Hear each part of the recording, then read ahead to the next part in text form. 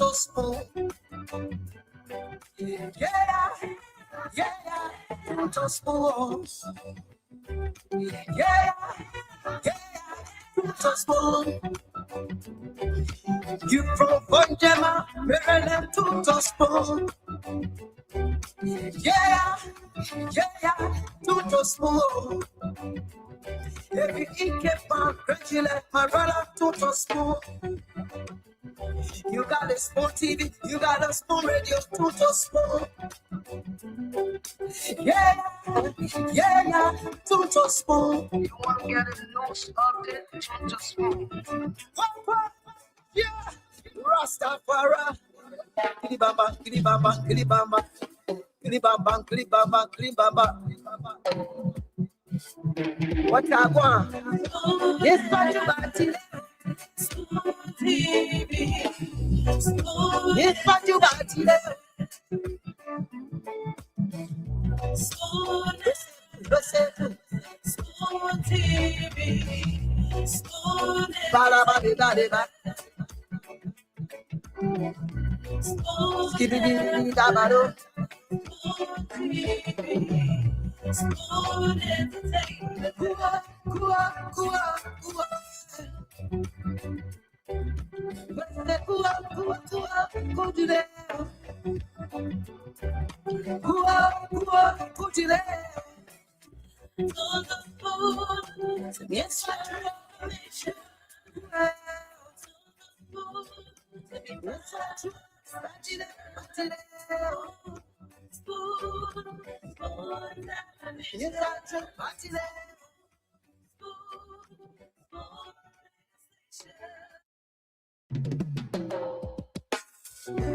Yes, I, a special one from the CEO, stand coming with the spoon.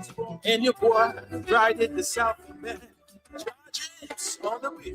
To the spoon to get your information. To the spoon to be part of the nation. Spoon, spoon, spoon television.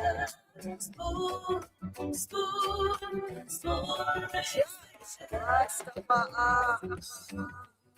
Spoon gonna tell you what is happening in Liberia.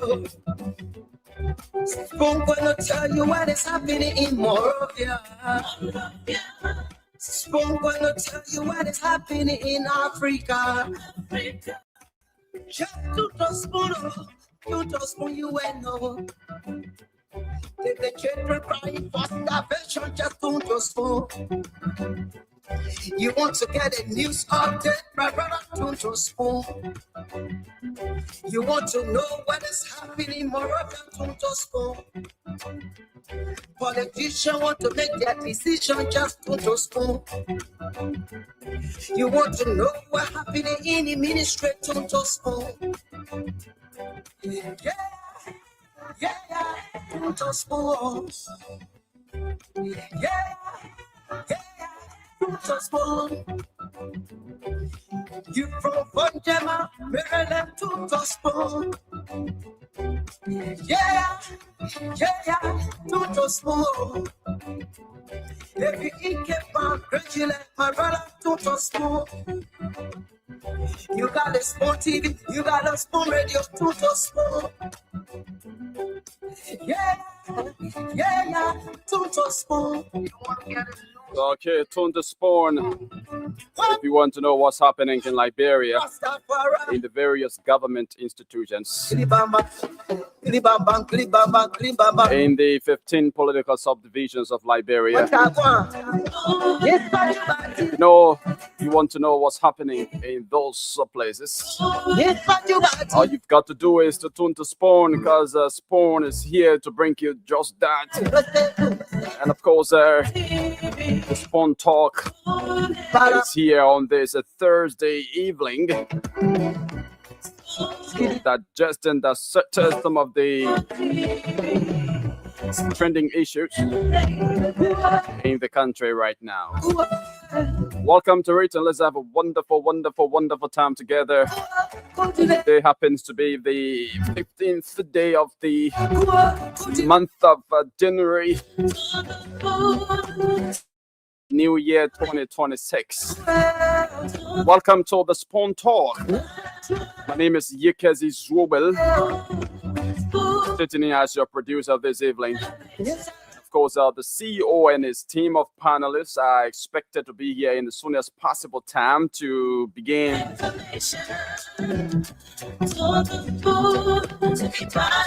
some of the tough discussions on the trending issues in the country. But in the meantime, between time, let's open the lines so that you can call in and make your contributions. What's on your minds? I'm gonna tell you what is happening in Liberia. What are those issues confronting you What is happening in in Moro. your various communities? I'm gonna tell you What are those trending issues you want to pan on? Well, the opportunity is yours now. Call us on 0555 101075, 0555 101075, 0777 Those are the numbers to put it through here on Spoon 107.5. The show is live on Super TV, Fabric TV, and Valor YouTube channel at Spoon Talk. We also live on Fabric 101.1 and Super 95.5. Catch us on any of these frequencies, and of course, you're going to get us loud and clear. So let's now go to the lines to hear from Liberians as to what they think about some of the trending issues in the country and what are some of those issues confronting them within their various communities. Let's begin with this line. Hello, your name and where you join us from. Good evening. Good evening, your name and where you join us from. Yeah. Good evening. Good evening, you are live on the show. Let's hear you, please. Yeah, this Oscar is calling from Gompa, Selenima County. Oscar Zigben from Gompa, welcome. Let's hear you out.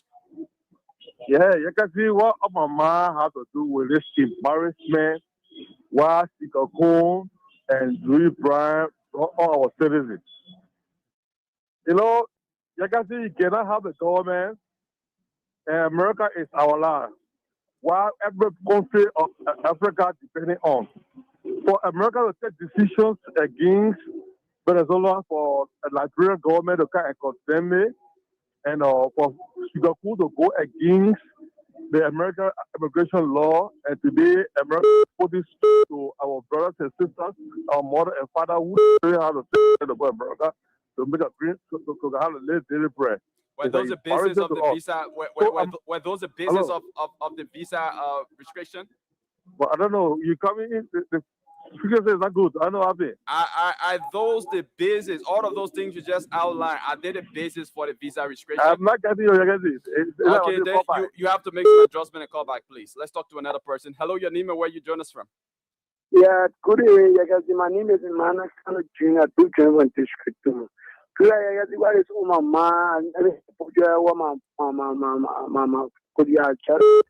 It's just embarrassing what people go and look abroad into making our own money, our partner, who are trying to send for them to go to America. And today, it's because we are stopped off for Google, allowing our parents to go to America because we allow himself to marry his own sister and to get green card. What Louis Brian speak against what America has paid to the country. Then up to now, then the information ministry want to design it to Chicago and that what happened at America thing. And let me tell you, my name, Chicago and our it the cause why America has there. Thank you. Okay, thanks for expressing your view here. Thanks for making your input. Yeah, that's what this segment of the show is for, to speak your minds, anything on your mind. It's just that there's a disclaimer that every opinion expressed here is not of the Spoon Network. Those expressing those opinions are responsible for them. But let's go back to the lines and speak to this person. Good evening, your name and where you join us from. Thank you very much for the opportunity you have afforded me to speak to my fellow Liberians already land. Good evening to Spoon FM family and good evening to my peace-loving people of the Republic of Liberia and good evening to you, Joe. Alfonso, please go to the point. Okay, Forget thank you for the recognition. Brother, what actually on my mind as your training issue is this. I'm speaking directly to the Unity Party-led government with their philosophy, manifesto, they came out with rescue Liberian people. Are they actually keen to rescue us to this country or they keen to pull us into calamity? What do I mean by this? I go by this. Look at the visa registration. The visa restriction now is very calamity for us. And it's very Louis Brown, you said the visa restriction is very what? The visa restriction is bad. It's bad. I heard a word there. That's what America is our strong ally. We cannot deviate the friendship for America. To do that, we are putting this country into a calamity. Ambassador Louis Brown, the statement for him is very unbecoming towards America as our strong ally. And also, Minister of State, Minister of Foreign Affairs, Madam Sarah Nyanti Bense, she is not doing well according to the diplomatic policy. And President Boakai, look at the kind of people you put there, entrusted them with our state powers. See the kind of thing they are doing to this country. You see how they are taking away our friendship with America, our long-standing bilateral friendship with America. We cannot start helping us. We cannot start helping us. Let's cannot things they can get on and see that. Thank you very much, Alfonso, calling and making your contribution here this evening. Good evening, your name and where you join us from. Good evening, Yagazi. This is Adama Kana Joseph Wagai for son CK Joseph Wagai speaking. Memory Limited Party Intellectual Bureau. Now Johnny Fontala. Adama, let's hear you. Alfonso, pray God, let me get my quality. I will rescue you. By the grace of God, when I get my quality, I will rescue you. I'm planning to rescue you. No, but that whole callers issue, I think I told you something, right? To do it and get back to me. But since then, you haven't gotten back to me. Yeah, I sent it to you. I sent everything on your WhatsApp. I went to the show, the main read everything. Oh, okay. I sent it to you on your WhatsApp. You got to resend it now.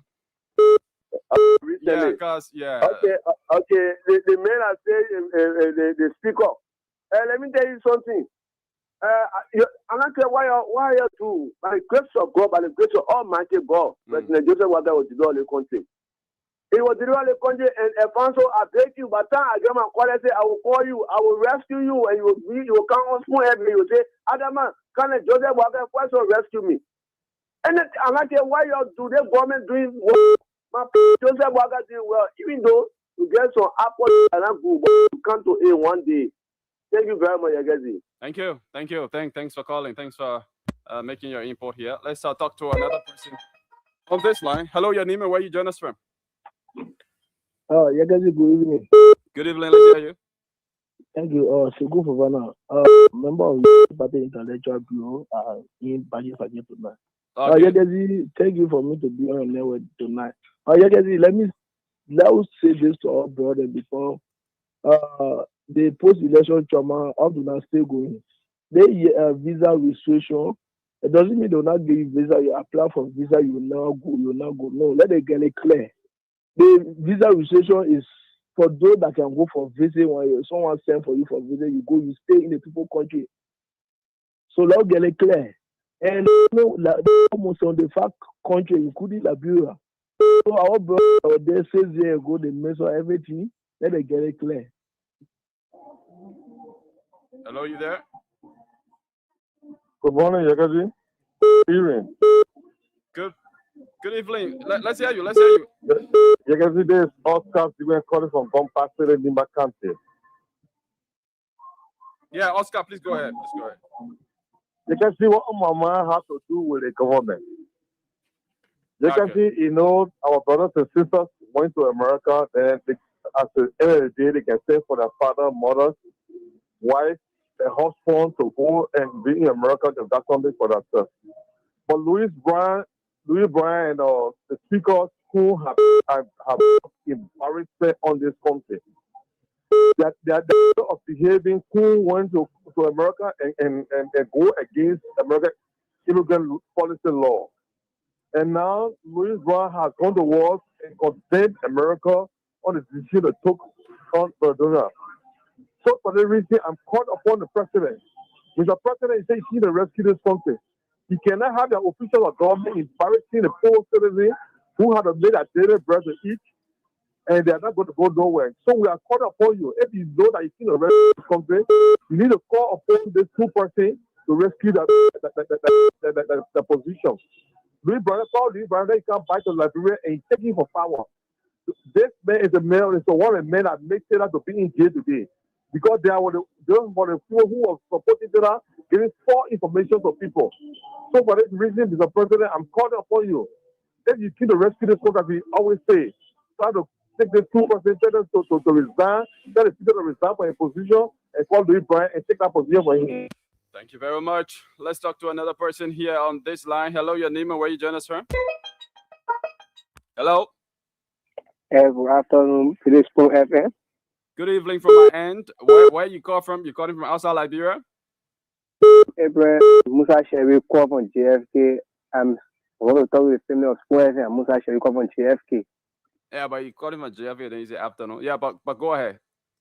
Yeah, bro, you guys is an SOF call, please, to the nation, also to our families from the diaspora, so please come to my mother ill. We came from grandkids, man, she had been made at the hospital from JFK. She about to go on surgery, but the people say that there is no partner that should be going on surgery this coming Saturday. And please to the public that if you please come to my mother ill. Also, publish it for me. Thank you. Thank you very much. Thanks for calling. Let's talk to another person. Hello, your name and where you join us from? Good evening. Good evening. Good evening. How are you? I'm doing great. My name is Anthony Sale.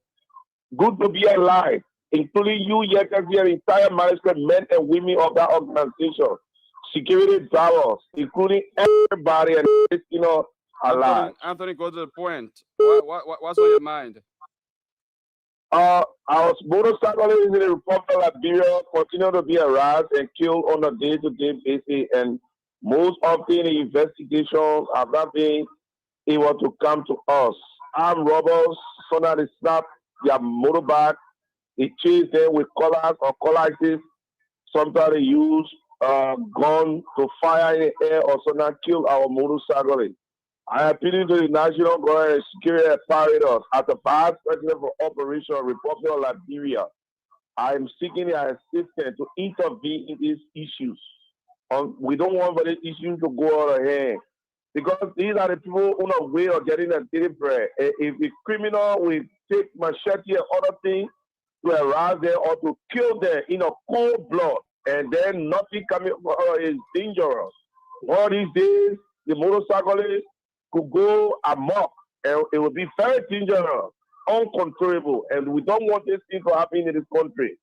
So I appeal to the national government and all many organizations in Liberia to intervene. Our cyclists have been killed on a day-to-day basis by people that carry guns at night, even at the afternoon time, even at the daytime, even on the interior road, and even hotmen, and all kinds of people. They just kill our people and that's going good.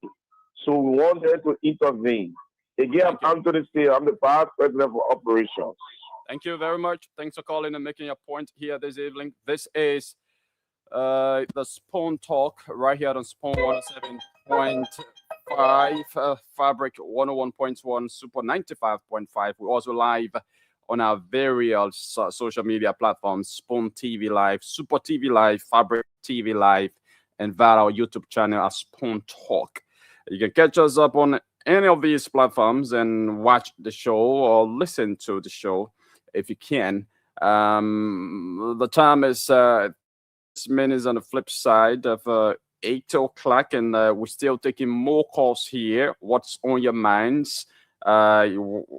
What are those issues confronting you in your various communities, and what are those trending issues you want to speak to here this evening on the show? Call us on 0555 101075, 0555 101075, 777-777-1075 are the numbers to put it through for those of you watching the show outside Liberia. The number is rolling down the screen there. Just call us on that WhatsApp number, and that number is only for those that are watching the show outside Liberia. And let's speak to this international caller. Hello, your name and where you join us from. Hello, how are you? Your name and where you join us from. Yeah, I can see. Good afternoon to you. Good evening from my end. Let's hear you out. Yeah, I can see. I'm happy to be on Spoon Talk tonight on the show. Yeah, can see. I'm too happy. I will also say thank you to the people of Liberia. Also, thank you to you also who always be on Spoon Talk to tell our Liberian people the truth and the rest of the world. You can see. I'm also happy to say thank you to the president of Liberia and the vice president Jeremiah Koo for the good works of our country. Now, also I appreciate that the continue, the man, the Papa talk. We are not even expecting CDC to come back, even though we have to come back in our country to destroy our country for the second time. And I appreciate the president to do the good work with people of Liberia, and to work with the Senate and the representatives to move our country forward. Thank you. Thank you. Thank you very much. Thanks for calling. Let's talk to another person. Hello, your name and where you join us from. Yeah, this is Martin calling from Logan Town. Martin, let's hear you from Logan Town. Yeah, Yagaji, what is on my mind is you see, some of us in Liberia or citizens of the country, we really need to tell the government the truth. Apart from politics and where I find myself, what happened is that we used to buy 25 kg bag of rice for 3,500 Jowiatan. And rice used to be in the market for $50 for cup and $40 for small cup. Now we're buying rice for 2,500. Why is it that rice is still $50 for cup and $40? Where are the combat ministry doing? Now transportation from Loki Town to Broad Street, Jowiatan gas was $900. It was $100. Today gas is $670. It's still $100. So where are the things? Sardine now used to be 100. Now sardine, you can no longer find sardine in the market or on the market for $100. Sardine is from 170, 200 up. So we still would need to come to the day school with fact. Waka had to really go back and recalibrate to call official and tell them what is happening. See, prices come down. We move taxes from things. But why is it like present still remain the same? Thank you. Thank you. Thank you for making your point. I think that is unfair to the citizen. Okay, thank you very much for calling in and making your contribution. Let's talk to another person here on this line. Hello, your name and where you join us from? Hello, are you there? Good evening. Good evening. Your name and where you join us from? Yes, my name is Daniel City, and I call you from the Mosquito Lodge district number 10. Daniel, let's hear you. Yeah, tonight I want to speak on this issue about this visa cancellation or suspension from the U.S. government. You know, people are running with this as though, you know, the President Donald Trump, said that we are canceling, you know, visa, you know, for all those countries that were. But it's not like that. Liberian people, let me let you know, the people only reviewing because the immigrant visa, you know, people who want to go to live in America, who are living, they are those visas are the one that they are putting a few time ban on. But it's not like you're going for a visit, you know, to the United States or going for, so like EVV. Okay, thank you. We lost you, but let's talk to another person here. Hello, your name and where you join us from? Good evening. How are you? Good evening. Let's hear you out. Yeah, thank you. I'm Lawrence Spencer and I'm Johnson Go tonight. You know, let me say this, right? I mean, like Librarians, we love to joke with everything. We shouldn't joke with this whole visa restrictions issue because, like many of your caller has said, I mean, this has to do with the life of people. You get me? We got families over there that are trying to take their people out of here. So somebody talking about is only immigrants visa, not visiting visa. Are we killing? But I mean, why would we be putting our mouth in controversial international issues? Like people are then neutral in their case. I mean, not everything is spiritual. And that Louis Brandon said that small with it about Jimmy thing. I mean, the country is already struggling. We practically rely on America or allies. I mean, a lot of things. Look at today, I saw the NCC, delegation meeting with the Ministry of Finance today. The American money we're talking about, why have we benefited from Venezuela? Like you going to sit down to turn behalf. I mean, 3 countries, America will respect Venezuela and democratic integrity and blah, blah, blah. I mean, we know about Venezuela. How many Liberians you have over there? So why should we consider ourselves with these kind of nonsensical things? Okay, and somebody will say, Liberia on a Security Council, and so what? When you're on a Security Council, so every big thing and issues are happening, you should be talking about it, like, you know, how negative to go down on your diplomatic standing with the most powerful nation on planet Earth. I mean, we cannot do it in America. Let's start a blog. Oh, Liberia sovereignty, Liberia. So what we get for ourselves? All they want our news begging people. They say we want sovereignty. I mean, we got sovereignty. So yeah, I say now, I mean, Louis Brown, a diplomat, he can get a visa to sit down in New York. But what about the poor people who want to take their people out of this state to help them? So like, people, let's start a blog. We got nothing here. This country got absolutely nothing. We depend on these people. So when somebody comes to watch the national politics taking place, let's keep quiet. That was the play. That play neutrality. We just seen ourselves. Thank you. Thank you very much. Let's talk to another person. Hello, your name and where you join us from? Yeah, good afternoon. Yegesi. This is Man Benu Song calling from the state of California, United States. Okay, let's hear you, please. Yeah, so I just called to see if this the right phone number for Spoon Talk. Yeah, one of the numbers. Oh, okay. Thank you, sir. I appreciate that. Thank you. That's it. Okay. All right. Let's talk to this other person. Hello, your name and where you join us from? I'm Jonathan Down calling from Claratown. Yeah, let's hear you from Claratown. Thank you very much. You see, something that we are not understanding, Liberia as a member of United Nations now, coming out to condemn what happened with their president, with Venezuela president, I don't think it means that Liberia is distant from justice. People should get it right. You understand? That cannot spoil the friendship between America and Liberia. But people are not understanding this. Sometimes, because what goes around comes around. So, United Nations is quite different. I mean, their ethics is quite different from what America sometimes. You understand? So, I don't know in fact, what's going on with this visa registration, it has nothing to do with the speech that Louis Brown gave. So they then stopped carrying lies around about because of that is what if you read the restriction, I mean what brought about the restriction is far different from what happened in not only Liberia. So what about the balance on the 4 countries? Did they talk against America? No. We are not reading. Let us learn how to do. And people who say cup of rice is that true? There's no small cup again. The big cup of rice is $40. There is no small cup on the market. $40 for big cup. You can't find a cup in the market. Thank you.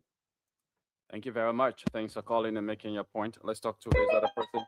Hello, your name and where you join us from?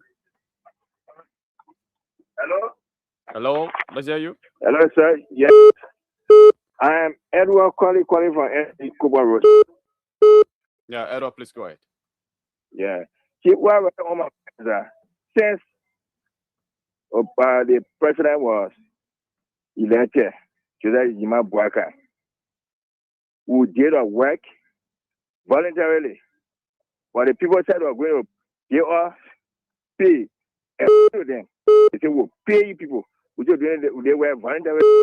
They said we'll pay you people for since December. $5 will not receive. We devote our time where a side of Yere Junction from Yere Junction straight to the Baby House. We sweep the whole street every day, no resting. Full set will not even get it. Up to now, our need is there. Nobody call us yet. Okay. Thank you. Thank you very much. Let's talk to this person. Hello, your name and where you join us from? Hello. Hello, your name and where you join us from? Yeah, good evening, Yagazi. Good evening. Yeah, man, you fear today coming in your way to make calling my PV. Yeah, Yagazi, let me get good as the greatest president of the president and public the only president that appear on here TV is sent to accept people to call and answer the question on the corner. So the only president that team like when people problem. Yagazi in that one we talk about they want to call bread and butter issue. The red press, the URA, EDC stable, multi jazz press. So now they senior badly like when people can enjoy the government that they put into and the developmental president, the developmental assistant president, going on, and now they connecting solar light in the zero community. And President Boga, I much appreciate the president. Send the president to at least Labua now today, red light, you can go red and any hour, say in long tour, you walk and land there, let all in red light now.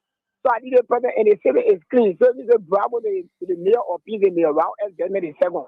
Thank you, mayor, for your hard work. Keep on your hard work. Thank you, Yagazi, and thank you for the time, thank you for the opportunity. Thanks for calling. Okay, so this is the Spoon Talk right here. We live on Spoon 107.5. The CEO is on. CEO, welcome. Hey, Yagazi, what's up? I'm okay. Yagazi, who's going for the final game? Which team? Pardon? Which team going for the final game, the counter meet? Oh, it's Nimba and Grand Crew. Like I told you the other day that Nimba. You didn't tell me about Grand Crew though. Yeah, I did tell you about Grand Crew. I told you about Grand Cape Mount. But surprisingly, Grand Crew is facing Nimba in the final. You said surprisingly, you didn't know that Grand Crew was that better. I didn't know. Even you didn't know because all along you never ever for Grand Cape Mount. No, I was just pretending. I just wanted to make Kula Fofana happy and Mo Ali. But I knew that Grand Cape Mount couldn't beat Grand Crew. You know that. Seriously, I knew that. You talk about football, then you talk about Cape Mount. Are you serious? You talk about soccer. You talk about Cape Mount. But Cape Mount did well though. But that's what I'm saying. The only thing you can give Cape Mount, they try. That's the only thing you can give them. The other team might give you try, right? Monserrato try, Grand Basel try. You put them in the trial bracket. They got a bracket called Day Web bracket. Try bracket. I mean, you can. You talk about soccer. You talk about football. Don't count Cape Mount. Don't count Cape Mount. But I can guarantee you though, Grand Crew gonna win this thing, right? Okay. Again, after guaranteeing that Grand Cape Mount would have been in the final, you are guaranteeing me that. Again, you gotta understand, I am not from Grand Cape Mount. I was just, trying to make few of my Cape Martinez brothers and sisters happy. But you know very well where my heart is. The Southeastern region got to take this one. And Lofa stood it the last time. Lofa not in the game. Jeremiah Kuhn will not take it this time around. And I see them celebrating too early. But I can say to you that 3-1, Grand Crew, 3-1. 3-1. That's my prediction, 3-1. And yeah. I give that same score in reverse for Nimba. Yeah, you gotta call your own. Don't say in reverse. Put on and say what they call in reverse. Yeah, it can be different ways. They seen 3-1 in favor of Nimba. He said 3-1 in favor of Grand Crew. I will say to you, believe it or not, the Liberian people hearing me right now, 3-1, nothing less than 3-1. By the end of the day, Grand Crew going to win. You gotta know where soccer coming from, where football ball coming from. The people from Nimba can play, right? And that Lucky Shango, they call it Lucky Shango. They can play. We can play, but we the highest carrier of the country sport league. I have that. Listen, we are talking about today. The past will always be our heritage. If you ever listen to it, the past is my heritage. The present is my responsibility. The future is my challenge. The Lord is the strength of my life. So everything that you are talking about there of the past. Mohamed Benete, I'm saying to you, Grand Crew going to win this thing. Angeline Smith, Grand Crew going to win this thing. Eric Kofa, you know we from Grand Crew Kofa. Yes, indeed. I'm not from Grand Crew, but there's some Easterner that where people from. The guy from Moserado / Sano County. I don't even know where I'm from. Yeah, can see. But that's okay. You right? Don't know why you I tell you you have a Moserado, the other day you from Sano, now you from Grand Crew. But no, but Grand Crew going to win this thing, though. Make no mistake, Grand Crew going to win. I think that. But you know what? I'm kind of too. That thing get hurt, my man. The team make Akara's Great sick. Akara's Great got sick. I mean, because they beat them like you know the door that can be in the market, that can be passing between the table. They call it market door. They beat them like market door. Yeah. You know the door that can be passing, the straight doors that can be passing between the table, right? Yeah, you know, and to tell you the truth, it is what it is. You can't talk about football, you talk about Neymar. Hey, you know, I'm sorry. Yeah. I mean, if you talk about GB, you talk about Neymar and hand. And you talk about eating grasshopper, you talk about Neymar and Lofa and hand. If you talk about Sunday. We look forward to Sunday. No. Indeed we do. But I would say to you that we're going to win this. No. That's my prediction. You don't have to repeat yourself. That's my prediction. Grand Crew going to win this thing. Once you say Grand Crew and Neymar, forget Neymar. You can even put Jeremiah in the middle of the field. They will still beat him and he'll go back. And you know what, though? And I bring out to know this, right? It's like the 2029 election. If President Bogata on the ticket, that George Manor we have from the southeastern region and that of Jeremiah Kuhn.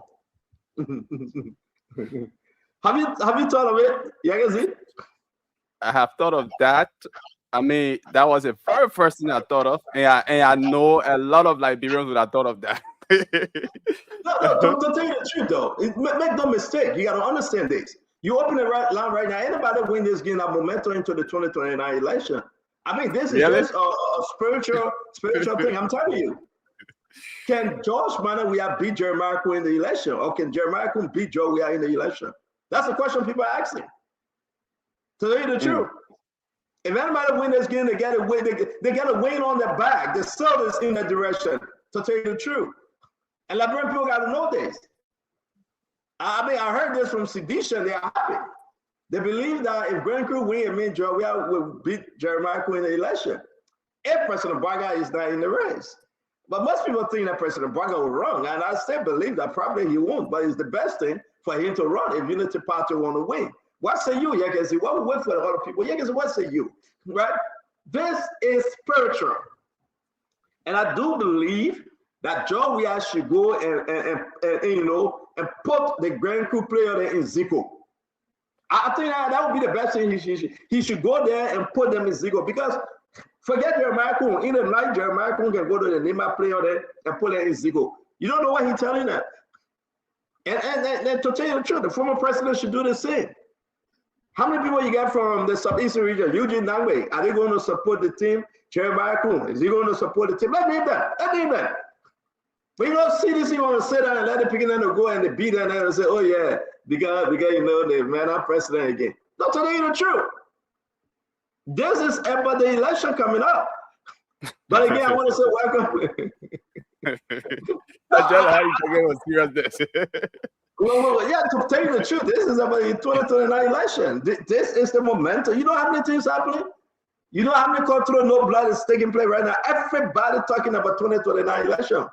Yombly cannot get the NPA, the post decentralization bill. Because the thing that she will get plenty of money, and therefore they want to silence Yombly. You know, that's one of our discussions. Look at what Sekou did today. He put 10, 15 people on the street to go protest. Can you imagine? Sekou protesting against his own government. Can you imagine? But give me Sekou Petra. Everything is about protest. Everything. Listen, I was watching it. I was tempted to call Sekou. I said, no, they got him at Chemley. I will not call him. But to tell you the truth, though, Sekou went out there, to tell people, say, you're going to protest. He gets some people from NTA in Moserado, put 10 or 15 and say, you're going to protest. Sekou is protesting against Joseph Boaga government. What's that? What's that? And we're discussing today. So if you are not satisfied, you put people on the street to protest against President Buhari. I thought we shouldn't be protesting. How can a rescue protest against rescue? Because the whole decentralization bill now, you know what? The politics now, some people don't want it to say it will empower Yombly. It will make Yombly strong. Yombly will get money for Grand Bassa. Yombly will bring in investors. Yombly will take the money and run against Joseph Boakai 2029. Listen to some of the reasons they are giving. And I remember they don't hear this. It's political now, though. Can't eat their own baby, the chicken coming home to roast. Yeah, my man said good. You were my man before you, my man, this time. Yeah, that's good right there. Yeah, I mean, find the protest picture. We're going to put it on. Yeah, I guess please do. And, you know, we got to record him, Mike Jabate intervene and tell people to go home. But can you imagine, to tell you all, Joe, what kind of thing when I see so? Because people say Yombly will be too powerful. They will, if you do this, you will empower her. She will get. So what about Bassanga family? What about the other representative? Una Yombly? Yeah, you know, Yombly not my friend. You know, she was my friend before, but she ain't my friend because I ain't get no friend. But can you imagine Una Yombly though? They say Yombly will get money. She will bring in investors. She will take care of the port. So say we go put 10, 11 people up. Let me count them. I think I get a picture here and I get it on video. You guys see you finding the video? Yeah, that's a video I'm checking. Yeah, I think I get some video here too. You know, and we're gonna ask them. Just imagine, they might say with a funny begin. So explain that funny man. You can't do that, Sekou. You are protesting against the government. You are stopping investors from coming to the country. You are making our country to look ugly if you put 10 or 15 people on the street to go protest. You can do that. I mean, this is bad. Who gave Sekou that advice? Maybe the man may advise Sekou. But that's foolishness. You can't do that. You just can't. Then we know when you say that, you say we'll pop. That's Sekou, hey, man. This thing about Sekou really want to run in Bomi County. I will deal with Sekou's point to that. Right? Everybody want to run. Amos want to run in District 15. Sekou want to run in Bomi County. I think more Ali want to run because you run here with Amway. So I'm putting more at the east side. Who else want to run again? Y'all go ahead and give us a name. But can you just imagine, though? These people that they take 2029 and they will just do anything to fight each other.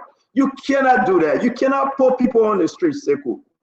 Look, how many people here? Besides the police put there, 11 of them. 11 of them. Sekou provide buses to take them, right? He gave them transportation. And listen, when I said this the other day, 2 days ago, I said Sekou will put people on the street. People said, no, CEO, we're not happy. There you go, you see it today. How can Sekou protest against the government that we suffer to bring in? I'm asking you guys, why would Sekou send people on the street? You know why it is when somebody protests?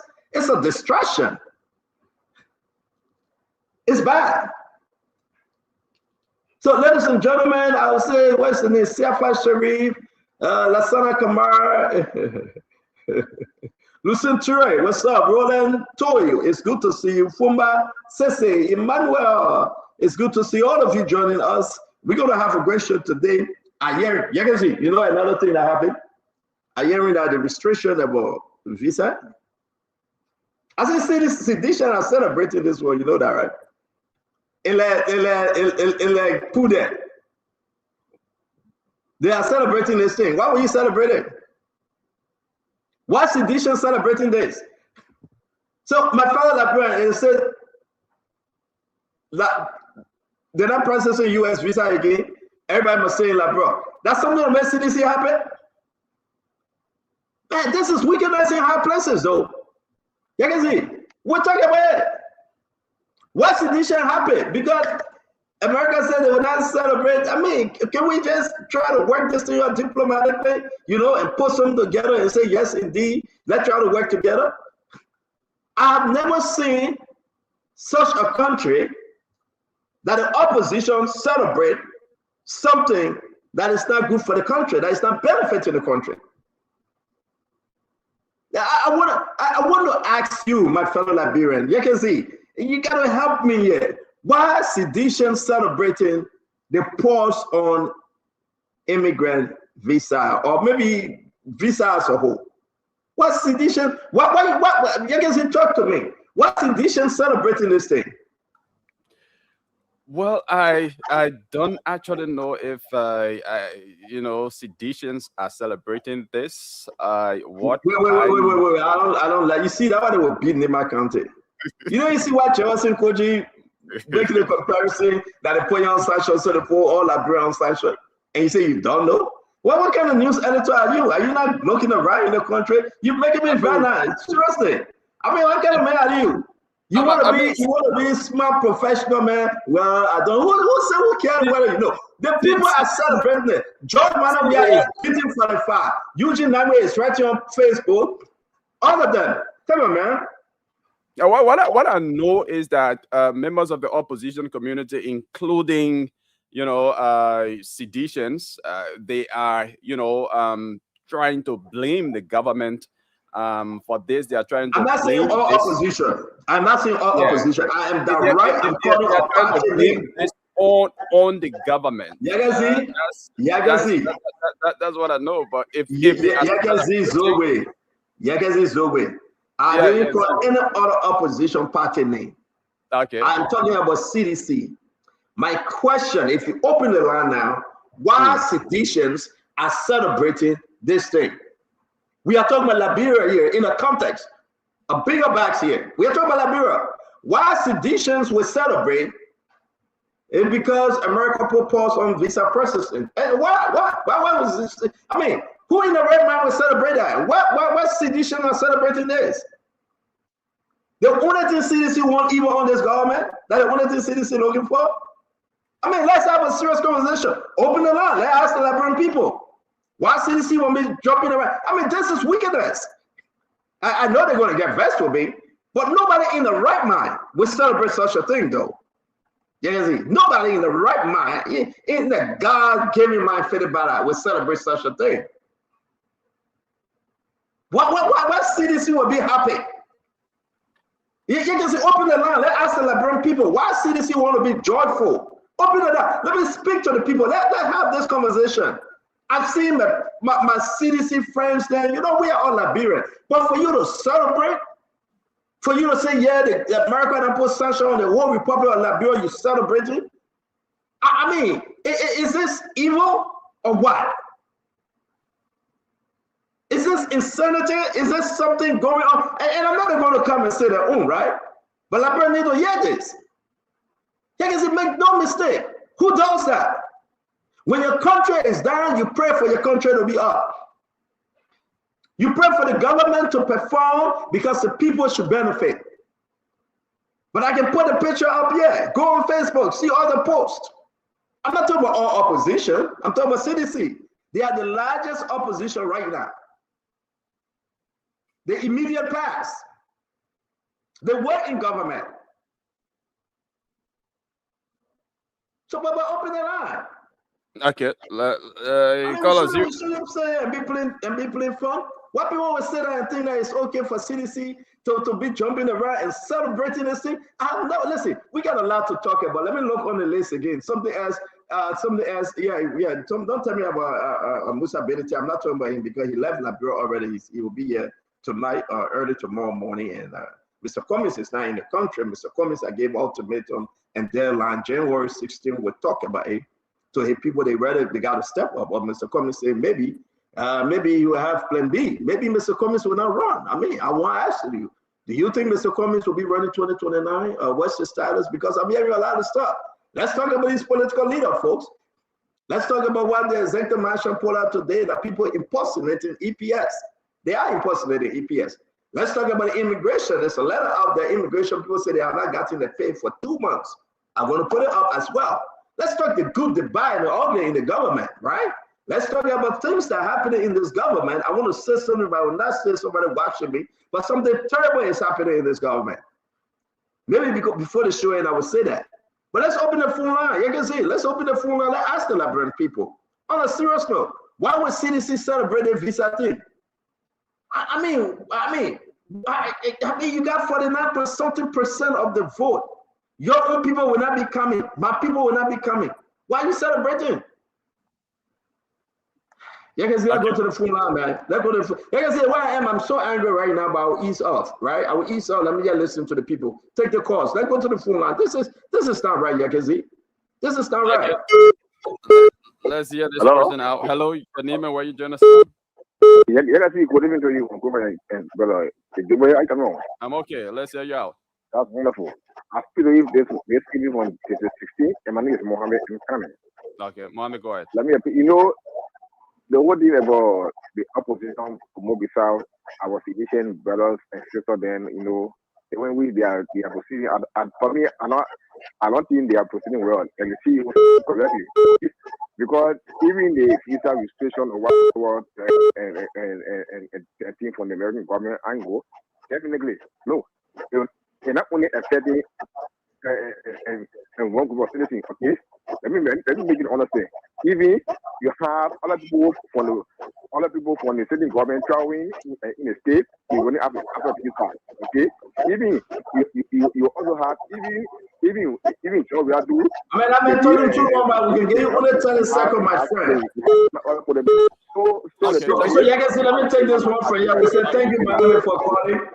Thank you. Your name and where you joining us from? Hey, sir. My name is Aaron. I'm calling from New Jersey. Talk to us.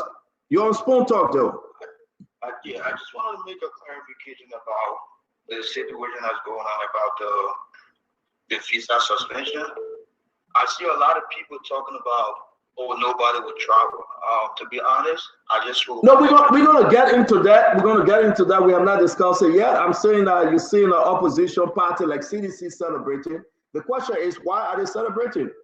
We just asked the question. If they are celebrating, I think it's wrong. That they should be able all Liberians. So I see no reason of CDC celebrating. I see.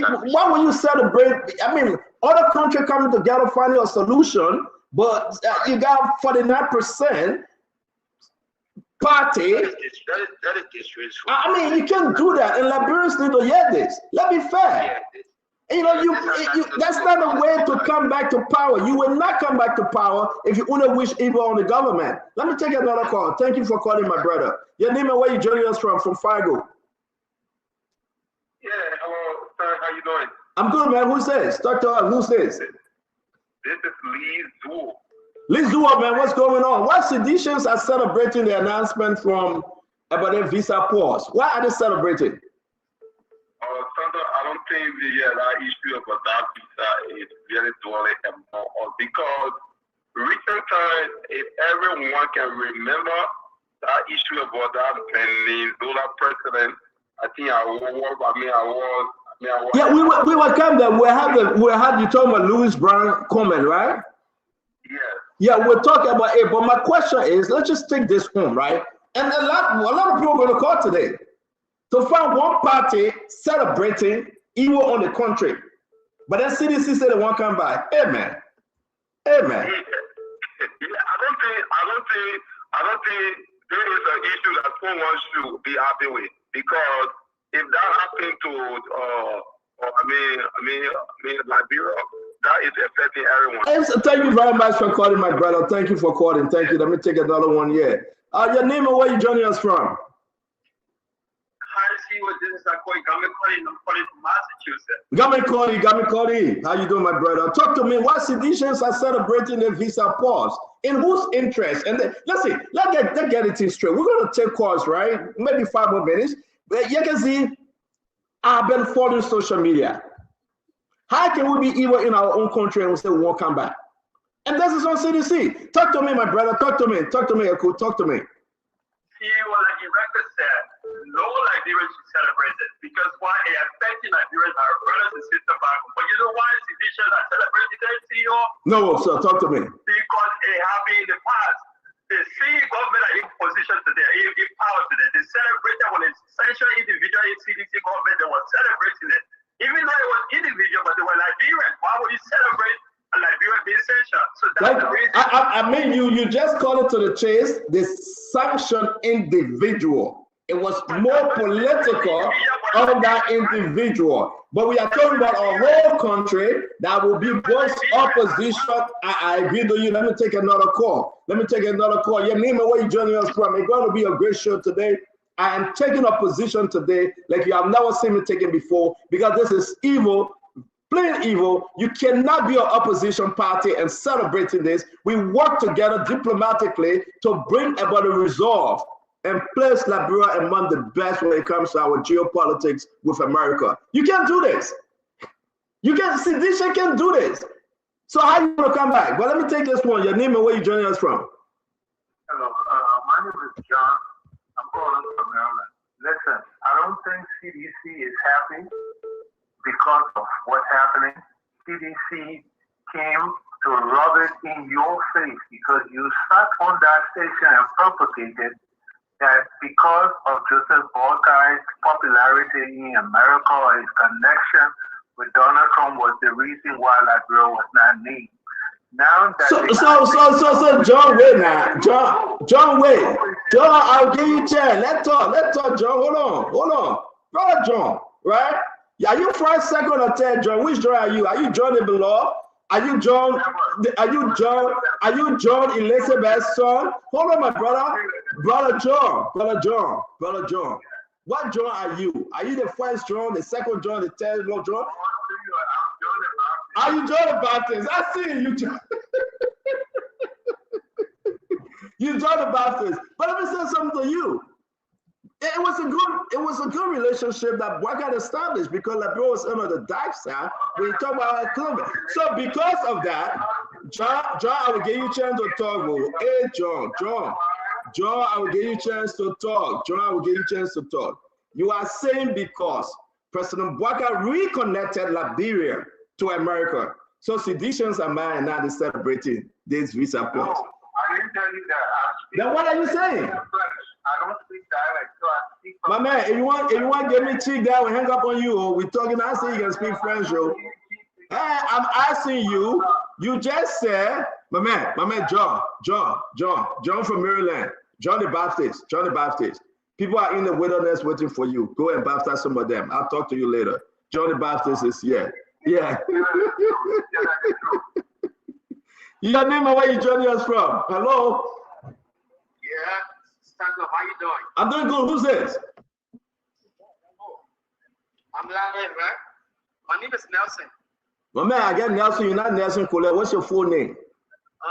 My name is Nelson Gaga, calling from Minnesota. Nelson Gaga, I pray that all is well with you and the family out there, man. Yeah, it's okay. But Good. this thing is actually it's affecting me directly. But Stanton, you're not supposed to say that. Why? Yeah, you are sitting on your radio over there, your network, you send out over there, and you celebrated every little thing that happened to the CDC.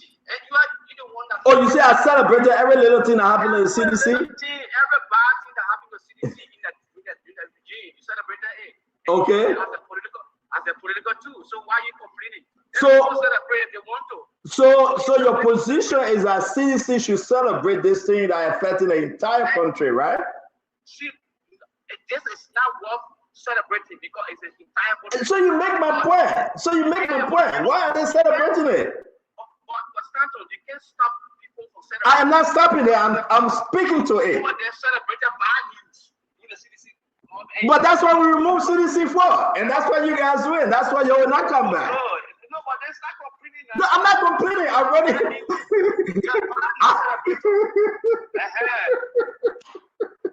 Oh man, share the show, man. Share the show. Thank you, man. Share the show. Your name and where you joining us from?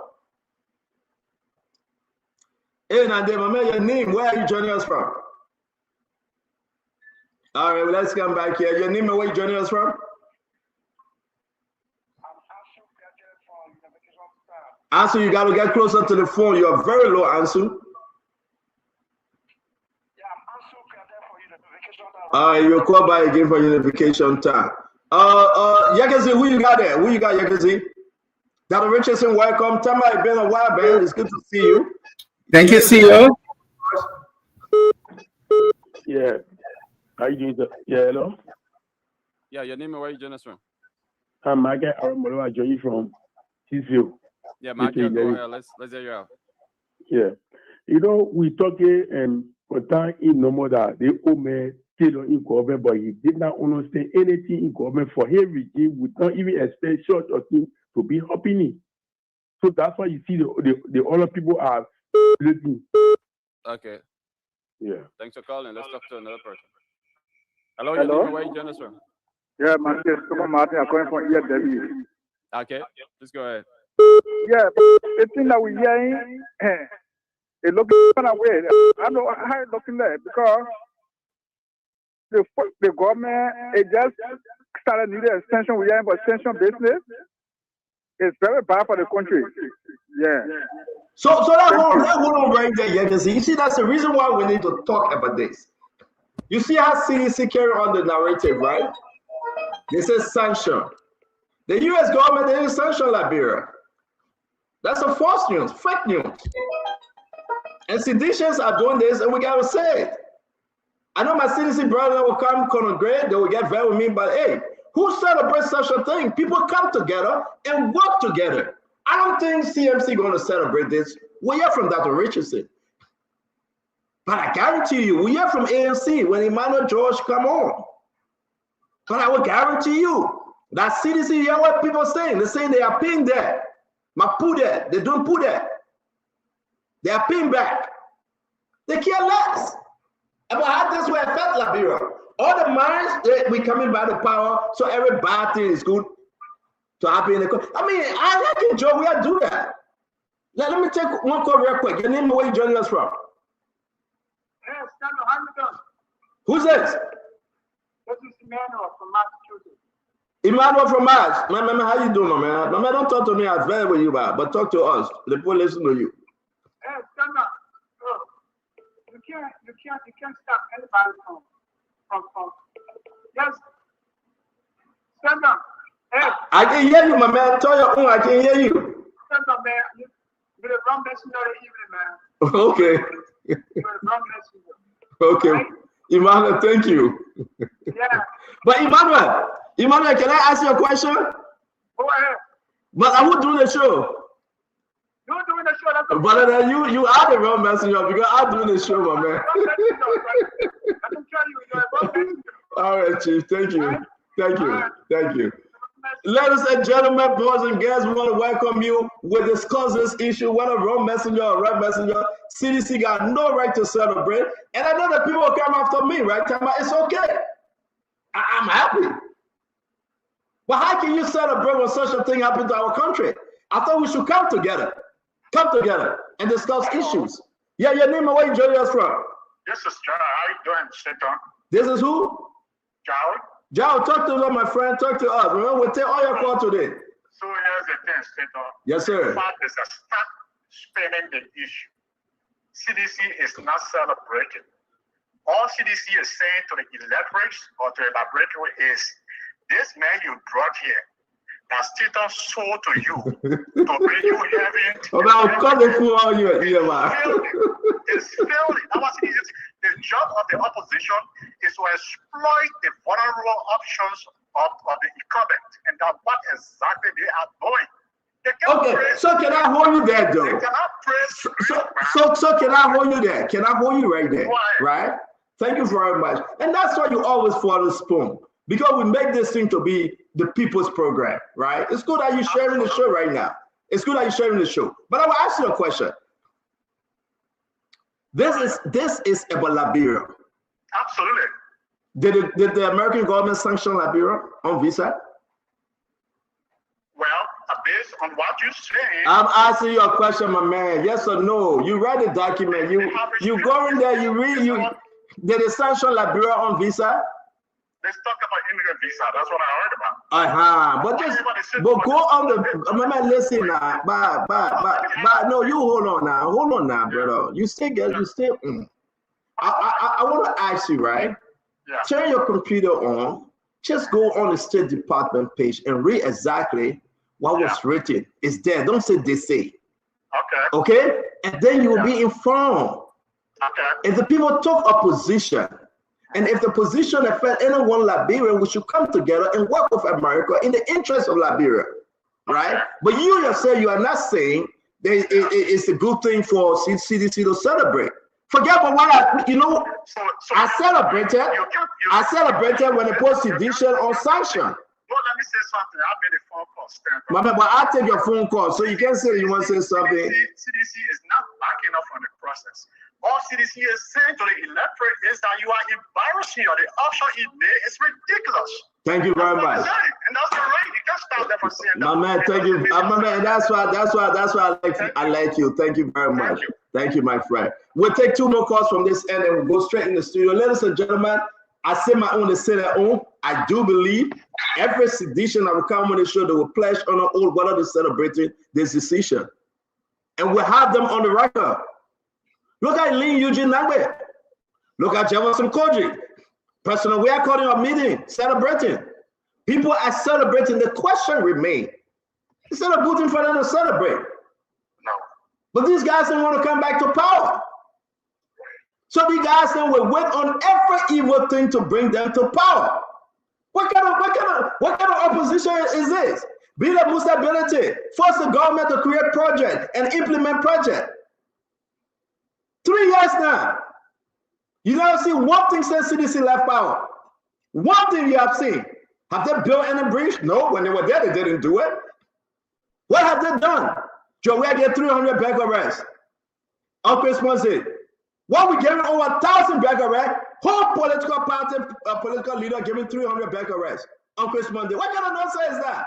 But then they are celebrating because America is taking a position in the geopolitics and the international security interest, something Joseph Boakai welcomed. And yes, indeed, they will work on it. They are celebrating. What kind of government say they are government waiting? I mean, these people are going to get very mean. I don't care. They're going to get very mean. But you know what? I take the last call from my end. Your name and where you joining us from, my brother? This is Emmanuel Willie, and I call from North Carolina. I call in respect to, the jubilation of CDC, the jubilating all over Liberia based on the things that are happening. Second, CDC is not a political party. CDC is a court. And it is headed by a man who believes in juju, to be honest. Because if you're a patriotic Liberian, you would never ever celebrate that kind of thing. But the CDC, when they were in power, they didn't do anything substantial for the country. They stole, they keep, they lie, they steal, and they kill. And I blame the government because they're not investigating the death of Mabudu Blanyipa, the death of Emmanuel Bata Yesa, the death of, how they call him, Agua Peter, Gifty Lama, George Kamboto, all you guys they kill. CDC is an evil political party. Thank you. I mean, I want to say to you, I stand with you. If they want to come back, listen, have you, okay, I know the studio is full, we got to go there, but let me ask you a quick question. Go ahead, sir. What have CDC done since leaving power? What have they done? CDC haven't done anything substantial. But how can they come back? How can they come back? And they're celebrating on evil. No, but this is nonsense. This is nonsense. Central, let me tell you how they're not going to come back. They got the innocent other than they kill, the blood is crying to God for justice. Judgment got to do what I want when you do it like Red Bull. Y'all leave us, you'll see. In the Bible, when King K ever went God, look, King K, your brother ever went God, ask him, why you kill your brother? Or ask him, where is your brother? He said, I'm my brother, keep up. The same thing happened in the days of what will happen. My name is Emmanuel Weather. I want you to mind. Emmanuel Weather, thank you. Share the show, my man. Go on Facebook and share the show. Listen. Yes, sir. Yes, sir. Let me say this to all of you. I missed the show yesterday because we have the counted meat situation. Morocco will play Nigeria. Let Akaris get. He called me and said, Stentor, I'm not coming on the show. Akaris can tell me, say, we will cancel the show. We cancel the show because the game ended after 10 p.m. Liberian time. But we here to let discuss the issue. I want to welcome the Dr. Man, how many data we have on today? We want to welcome the Dr. Friston Chini. Special Richardson. We're going to welcome Tamba Agelas. It's been a long time. I don't know where you're coming from, but it's good to see you. I hope you're okay. We're going to welcome the retired Colonel L. Reverend Gray. We're bringing Dr. Boplet to the show. We're going to talk to my brother UP man, the T. Wonokai. We will bring in our brother Chief Fubi Frank. Stop with the planet name Fubi Herman. Take Franklin for that. But we're bringing the Chief Fubi. Our producer tonight is Yekezi Zobe. Remember that Grandkid going to beat Nima County. We're not talking about Grandkid man yet because Akaris been feeling bad all day. They beat them like a market dog, like a stray dog. Don't talk about football when you're from Grandkid man. But yes, indeed, the boys from Grandkid did exactly what I asked them to do. They beat Grandkid man, and guess what happened? We were beat. Nima County. We'll take them home. I want to say thank you for bring us a video on the NPA and bring out everything about this visa pause. Thank you, Yegazi. We'll get to you. Ladies and gentlemen, welcome to the show. Let's share the show, folks. Go on Facebook. Let's share the show. Let's make progress. I'm going to take a position today. And I know you guys will get there because I hate people that are hypocrite. When the country is doing good, together we should celebrate. When the country is faced with a crisis, we should come together and find a solution. But for our current spirit to be celebrating, going on Facebook to write, can you imagine that? For our current spirit to be celebrating, for Eugene Lee, Nambe, Jefferson Koji, Janga Ko, former President George Manawia, Dimas Kemeya, for them to be celebrating, Nathaniel Fellow McGill to be celebrating. Are these the guys you want to come back to power? They only celebrate when something bad happened to the country. When will they celebrate the goodness of our country, Liberia? Our relationship building. When? You be the judge. This is where people come with different ideas and talk their own, and you talk your own when you decide. Welcome, ladies and gentlemen. Let's get into the conversation. We got 2 more minutes to talk Tabata. By 9:30, we get in Zico. The topic for today, one which is the number one main topic, is the visa restriction, immigrant visa restriction. Let's be exact. 2, we're going to talk about the Liberian immigration. As they said, they have not taken pay. They sent me a letter. I don't know what Gafran going to say about it if we have time. And also, they are selling Liberia ID. The immigration people that they are printing on Liberia ID and selling it to foreigners. We'll talk about that. I have the document. And again, Sekou Dukle protested today. He put people on the street, maybe 11, 15 of them, to protest against the government. We'll talk about it. And we're talking about Mr. Cummings. Is he ready coming back 2029? We are hearing different information. If we have time, we'll discuss it. These are the 4 major conversations we'll be discussing tonight. Dr. Richardson, let's hear you, my sister. I hear that your political leader left Liberia today. I got a picture from the airport. He will be in America tomorrow morning, and he'll be having his meeting tomorrow, I believe, the 16th. Yes, he'll be having a meeting on the 16th. But let's talk. Welcome to the show, Dr. Richardson. Yeah, it's good to be here. I would like to say hello to everyone, my fellow panelists, and all of those who are watching by way of radio or by way of social media. I want to thank you for joining the show. You have great topics lined up today. I'll be glad to offer my opinions if I have any on different topics. So thanks for the show. Dr. Richardson, thank you, man. It's good to see you.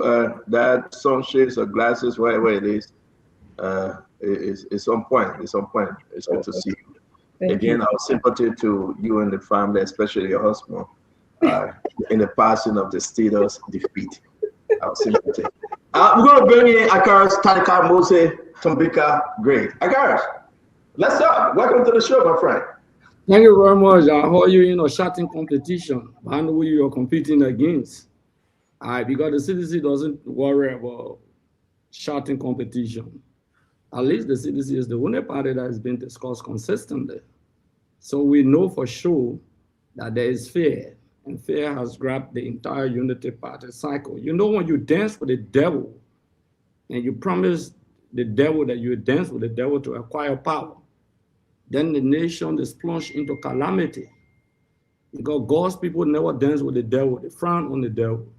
So for the fact that President Boyka promised to dance with the devil, even to lead this country, and what they did to the CDC-led administration, they are only getting a dose of it. You know, whether you like it or not, never in the history of this country had this country been placed on visa restrictions. Whether it's immigrant visa restriction or non-immigrant visa restriction, these are the calamities. The people in Raritan Market will make that determination, as I usually say. The people on the sidewalks of Liberia will make that determination. This country is poverty-stricken than ever. So when we say these things, we don't care for what Unity Party people say. They are only patriotic when it's in their favor. Thank you. We get it. We get it. That's your intro, I believe. Let's give all of the chance to do the quick intro. That's our main topic for tonight, is visa registration. Again, Dr. Boplek, Muslim Boplek, it's good to see you, my friend. Welcome to the show, sir. Thank you, Stanton. Good evening to all of my friends and to all who watch and listen. Stanton, I'm glad to be on tonight. And yeah, we're getting to the topics. You know, every time I come on, so at the risk of sounding like a broken record, I'll say it again. You know, my perspective is we deal with the issues. You take the issues, you try to deconstruct, you try to do an autopsy, if I may, on it, on problems. But the goal can't be just to regurgitate the problems or to expose it. The goal has to be so that it points us to a solution. When you do an autopsy on a body, you're looking for something so you can say something. And all of us as Liberians should be in that space. Nobody should celebrate that Liberians were restricted from X, Y, or Z. Anything that adverse to our country should not be celebrated by any of us, no matter your political persuasion. Because at the end of the day, it's just one country. So we got to be critical, but be constructive so that 4 years from now, we're better off. And we keep moving to get better, even as we deal with the challenges that are ours. So tonight, I'm glad to be here to add my voice. Dr. Bobla, it's good to see you on. And your voice will be added tonight because it's a straightforward conversation. We are digging deeper. We will not be one-sided. Everybody will come with their own mindset to discuss the issue. We're going to bring in the Chief, Fubi Henry. Chief Fubi, welcome to the show, my friend. Yeah, so good evening, everybody. It's been a long time. It's good that you're back on air. So, and we look forward to having a good show tonight and good topics. Especially the hottest of the hottest, the immigrant visa pause by the U.S. government. I put it this way: I said nobody feels okay with a guest in his house that will cause him to spend more money. And that has nothing to do with our international relation or diplomatic relation with the United States. It's a plan that Donald Trump had a long time ago. He's been preaching that from day one and he got into power. So we can't use that and say it's against the Liberian government have messed up and Trump is pushing that. It got nothing to do with Liberian relationship with America. Now, that's Trump policy and he's been pushing that. I think in 2016 or so, 2017 or 18, he even did a temporary ban on the DB, which affected all countries, which the Supreme Court struck down. Thank you. It's just a quick intro because I want us to get into this with all of our time given to us. Again, we want to say to our brother, Colonel Ed Remy Gray, it's good to see you, Colonel. Let's hear you. A lot of conversation coming up. We got to be fast. We got to push. Guys, go on your Facebook, go on your YouTube, share the show, invite others because they want to hear the message. And I want to speak to this seriously about a visa restriction. We don't celebrate Colonel Gray because you're not there. Colonel Gray. I mean, by the way, talk your own. I'm so passionate tonight, and I will explore it. Somebody didn't hold me down. Go ahead, Colonel Gray. Stanton, good day, everyone. I can guarantee anybody if Jesus Christ were president of Liberia, Donald Trump would have effected this satanic policy. I want people to take the piece of decision and read through it before you make, because I hear Liberians are happy about sending them back home. It sounds like asking Solomon to sever or divide the baby. That mindset is becoming more troubling, in my opinion. But anyway, we'll talk about it. But put Jesus Christ there, let alone Jawea, and see whether Trump will not affect his policy. So if people are jubilating, kudos to them. But I can tell you, regardless who was going to be there, 75 countries, Liberia being no exception, would have been sanctioned this way. But we'll talk about it. Yeah, we will. Thank you very much. Let me bring you in, T. For my intro, I just want to say to the boys from Nimba County, thank you for making us so happy. As it relates to the issue of visa restriction and things like that, I think it's affecting so many countries. African people for so many years have violated the requirement. And in this moment, Donald Trump, the United States government, has decided to take action. I hope that in this interim, we, the Liberian people, can do some things to set ourselves apart so that when they begin to lift the restriction, so that we can benefit from it. But in this moment, like Phoebe and Stan, you already said, I don't think that anybody should celebrate when something that is not in the interest of the Liberian people when it happens. I hope that we can get ourselves out of that column soon so that we can begin to enjoy the privileges that was once allowed to us. Thank you. Yeah, thank you very much. Thank you, T. Let's see you, my brother. Tamba, welcome back. It's good to see you.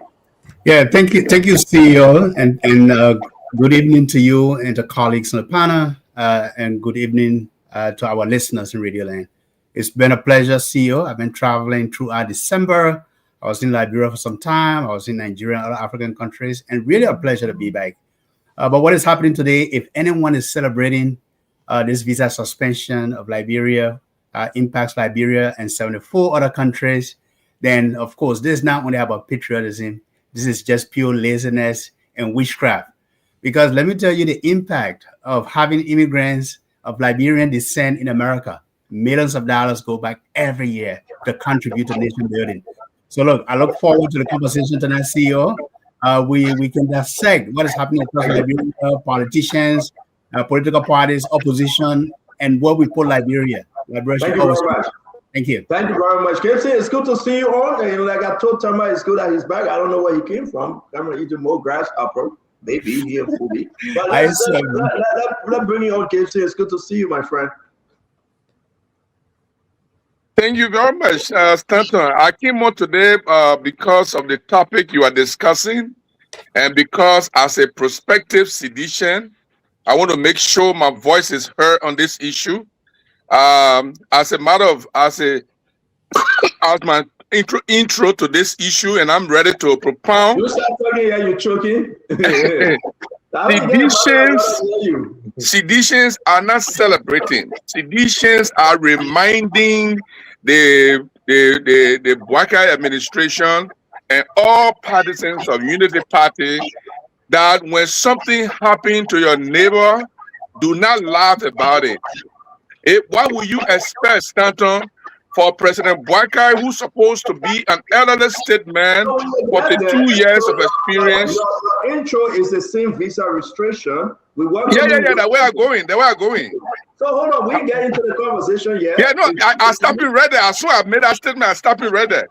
Why will you expect for a statesman with 42 years governmental experience will appoint someone who hands are stained with blood as a UN ambassador who goes to bomb up the United States government after the US government have passed over Liberia and sanctioned Sierra Leone and sanctioned Ghana and come back to condemn and side with narco terrorists? What will you expect, Stanton? We are here to talk about it.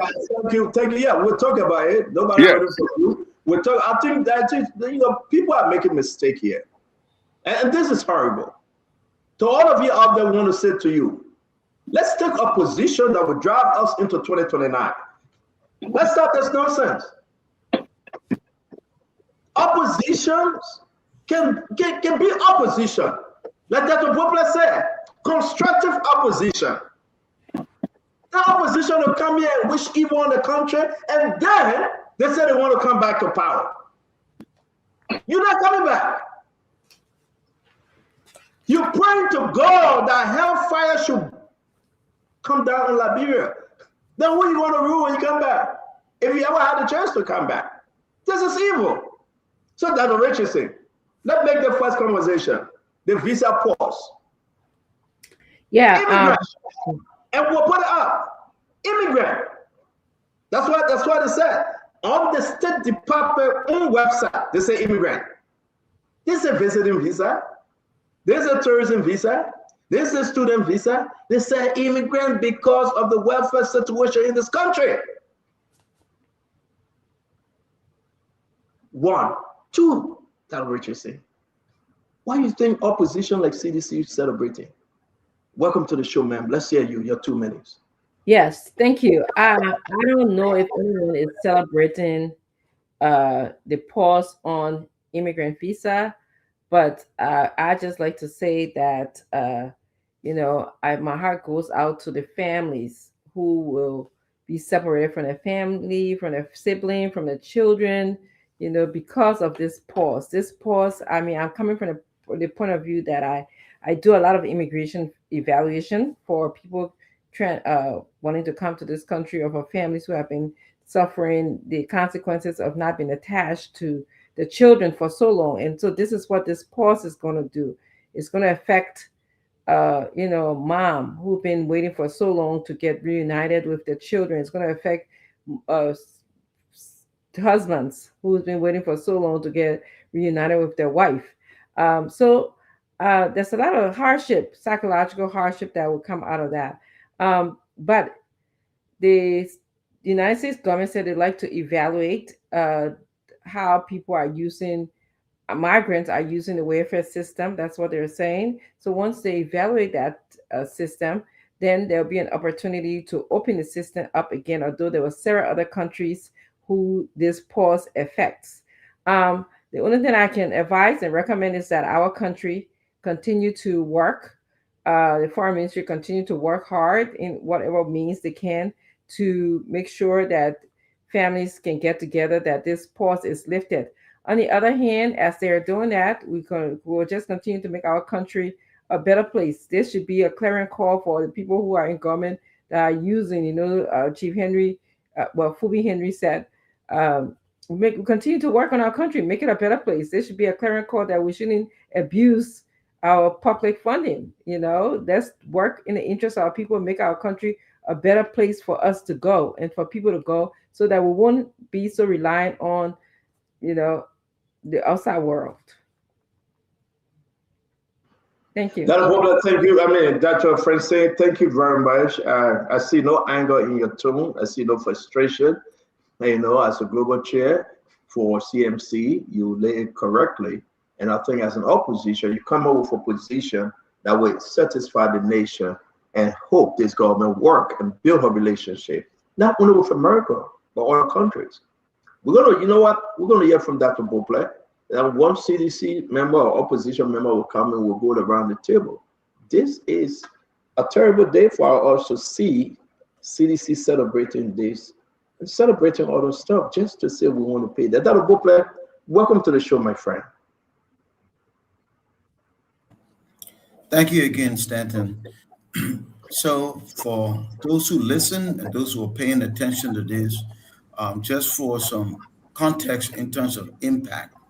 So yes, Liberians can get visa to go for short stay, to go for visit, tourism visa, those things.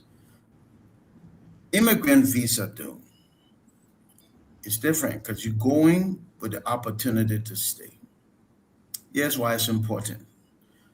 Because when Liberians go with status, they have the opportunity to use all the gifts and skills and immerse themselves in the American society, contribute meaningfully to the economy. And I will say that Liberians, for the most part, do just that. Liberians are value added to the American system. So all this talk about welfare is nonsense. For those of us who lived there many years and travel around the country and engage with Liberian organizations straight up to EULA, Liberians are value added. So you want them to have an opportunity to go and contribute. So it's a win-win. It's a win for America, and it's a win for Liberians, and it's a win for Liberia. Because most of us send our money back home. So here's the thing. So if the government did that, fine. We have to start thinking beyond these problems. And yes, what I mean. We can't keep putting ourselves standing in this position where now we're just going to try to deal with this for the next few months. Let's make our country better so we don't have to always want to go places. Look at how resource rich this country is, and look at our demographic. It is completely favorable because we're a small population with tremendous amount of resources. Stop wasting the people's money on non-productive sectors. put Liberians to work. We fix the hospital. We'll not fly to other people's place for treatment. We'll get treated right here. Let's take it as a moment not to get mad, but to get motivated and say, as Liberians, we can do better. And let's try to strengthen our own situation here so we don't have to worry too much. Look, everybody operate in their own national interest, and that is particularly true about the United States of America. Liberians need to be there. And I will drop this footnote, stand down, finish. You know, not everything that's lawful is beneficial. Sometimes we have to always keep our own strategic interest in front of us. Every situation at the UN does not require a response from everybody. Think on your own strategic interest. Let other people think past. You don't got to say nothing. Move because you're thinking about your country. You don't got to go show off and make statement when you know very well that you're hoping for X, Y, and Z. You got to be more strategic in our thinking. Thank you, sir. Thank you very much, Dr. Popley. I'm going to bring in Karis Gray. We heard from two folks on the other side. Representative Gray, let's hear you on this matter. The first one is a visa pause for visa restriction. Yeah, everything at the UN, you don't have to speak on it. Louis Brown spoke 2016, and Louis Brown spoke again 2026. That's what Dr. Popley is alluding to. It's not because he doesn't want to be direct. When you make reckless statement against people who help you, who sponsor you, there will be political reciprocity. And this government foreign fund, the front line, the foreign front line, is dabbling into mess. I can say that for sure. You got a speaker in the country who has admitted to immigrant fraud publicly by marrying her sister. And these are some of the concerns that Trump and his people are raising. Immigration fraud. But your government does not have the moral standing, charisma, the rectitude to ask and to say step aside. Because this is embarrassing, and these are concerns that are being raised, and legitimate concerns by the United States government. And people want to blame the opposition when you have presented to the Liberian people publicly that your foreign policy is superb. You are immune to any form of sanction, ranging from visa restrictions or whatsoever. That's the presentation. So let's elevate the debate, let's catapult the debate. These are the issues. What do you expect when you celebrate against other people and believing that you are so immune to U.S. restrictions and boasting, and then Sweden come out and tell you, say, we cut off aid to Liberia by 2026. Our embassy will be closing. Then the United States comes out and said there are restrictions on immigrants. Then you say, no, not only immigrant restriction, but not non-immigrant. Away from it, your foreign policy was so special, so secure, so protected as you presented it during the campaign. You said there will be manna all over the street of Liberia. There will be economic, social, political redemption for the people of this country. You will fight corruption maximum. So we get that, great. Let's stick with this thing. We got a lot to talk about, my man. You know, when you're having a conversation and you're jumping around, let me straight into the topic. Let me straight into the topic. Yeah, I think you are skipping the conversation. Let me straight into the topic. You're talking about visa restriction and pause. You come to a collective conversation tonight. Let me straight into the topic. Restrictions. Stand on, you have to hold on, because these are the momentum of hypocrisy presented even on the show against the CDC, accusing people of killing auditors that you can't even arrest them today. These are the fallacies and hypocrisy that we are discussing. So when we're discussing, you elevating as if to say the foreign policy of this government is superb or immaculate, and they cannot come under any restriction as a government and people. They are among the 75 countries. What happened to your foreign policy strategy that you boasted of? that you said you were immune to these things. Thank you. So let's come back to the Honorable Akaris Gray. The Butler has admitted to the fact that somebody should not be talking all the time at the United Nations. He has admitted that. We will get to the Louis Brown clip. We'll get to the Louis Brown clip. Thank you very much. Why are you interrupting? Honorable Gray, thank you very much. Let's bring in Why are you interrupting? Why Honorable Gray, your time is up. We gotta move on. Your time is up, brother. But you interrupt me, so you gotta give me 30 seconds to conclude. You I gave you 30 seconds. I gave you 30 seconds, then complete. Go ahead. I give you 30 seconds. This will not be the usual shouting competition. I gave you 30 seconds. Make your case, my friend. It will be about your government raising the hope and expectation of the Liberian people, and Amaral calling to you to lower your expectation. You raise the hope of the Liberian people that your government and people are untouchable when it comes to sanctions, when it comes to restrictions. Your foreign policy was superb and you are off target. Therefore, now you are being hit and you want to accuse the CDC or the opposition. Cry your own cry, my brother, and let cry our own cry. We are on the front line for the CDC and we no retreat, no surrender, fire for fire. Thank you. No, thank you very much, Colonel Gray. Thank you very much. This is the representative district number 8, Remy Gray. I mean, Colonel Akaris, General Akaris Gray. Sorry, he's not a colonel, he's a general. General Akaris Gray, a leaping general. Let me bring in the real colonel, the man that served in the AFL, the man that do have a military strategy and guidelines. The colonel, Remy Gray. Stanton, if people could take their time and just read the statement placed out there, this is a temporary action to be able to see exactly how they can tweak, people who are coming into this country. When we talk about people living on AIDS, on food stamp and so on and so forth, when you win the visa lottery and you come here, in fact, one of those policies, that could be one of the policies it will stop, because definitely when people come here, they need a beginning, and this government is bent on stopping anything that will burden Social Security, that will burden Medicaid, and so on and so forth. So be jubilating. The next thing you hear, there will be no visa lottery, because when people come here, they don't have the upper hand.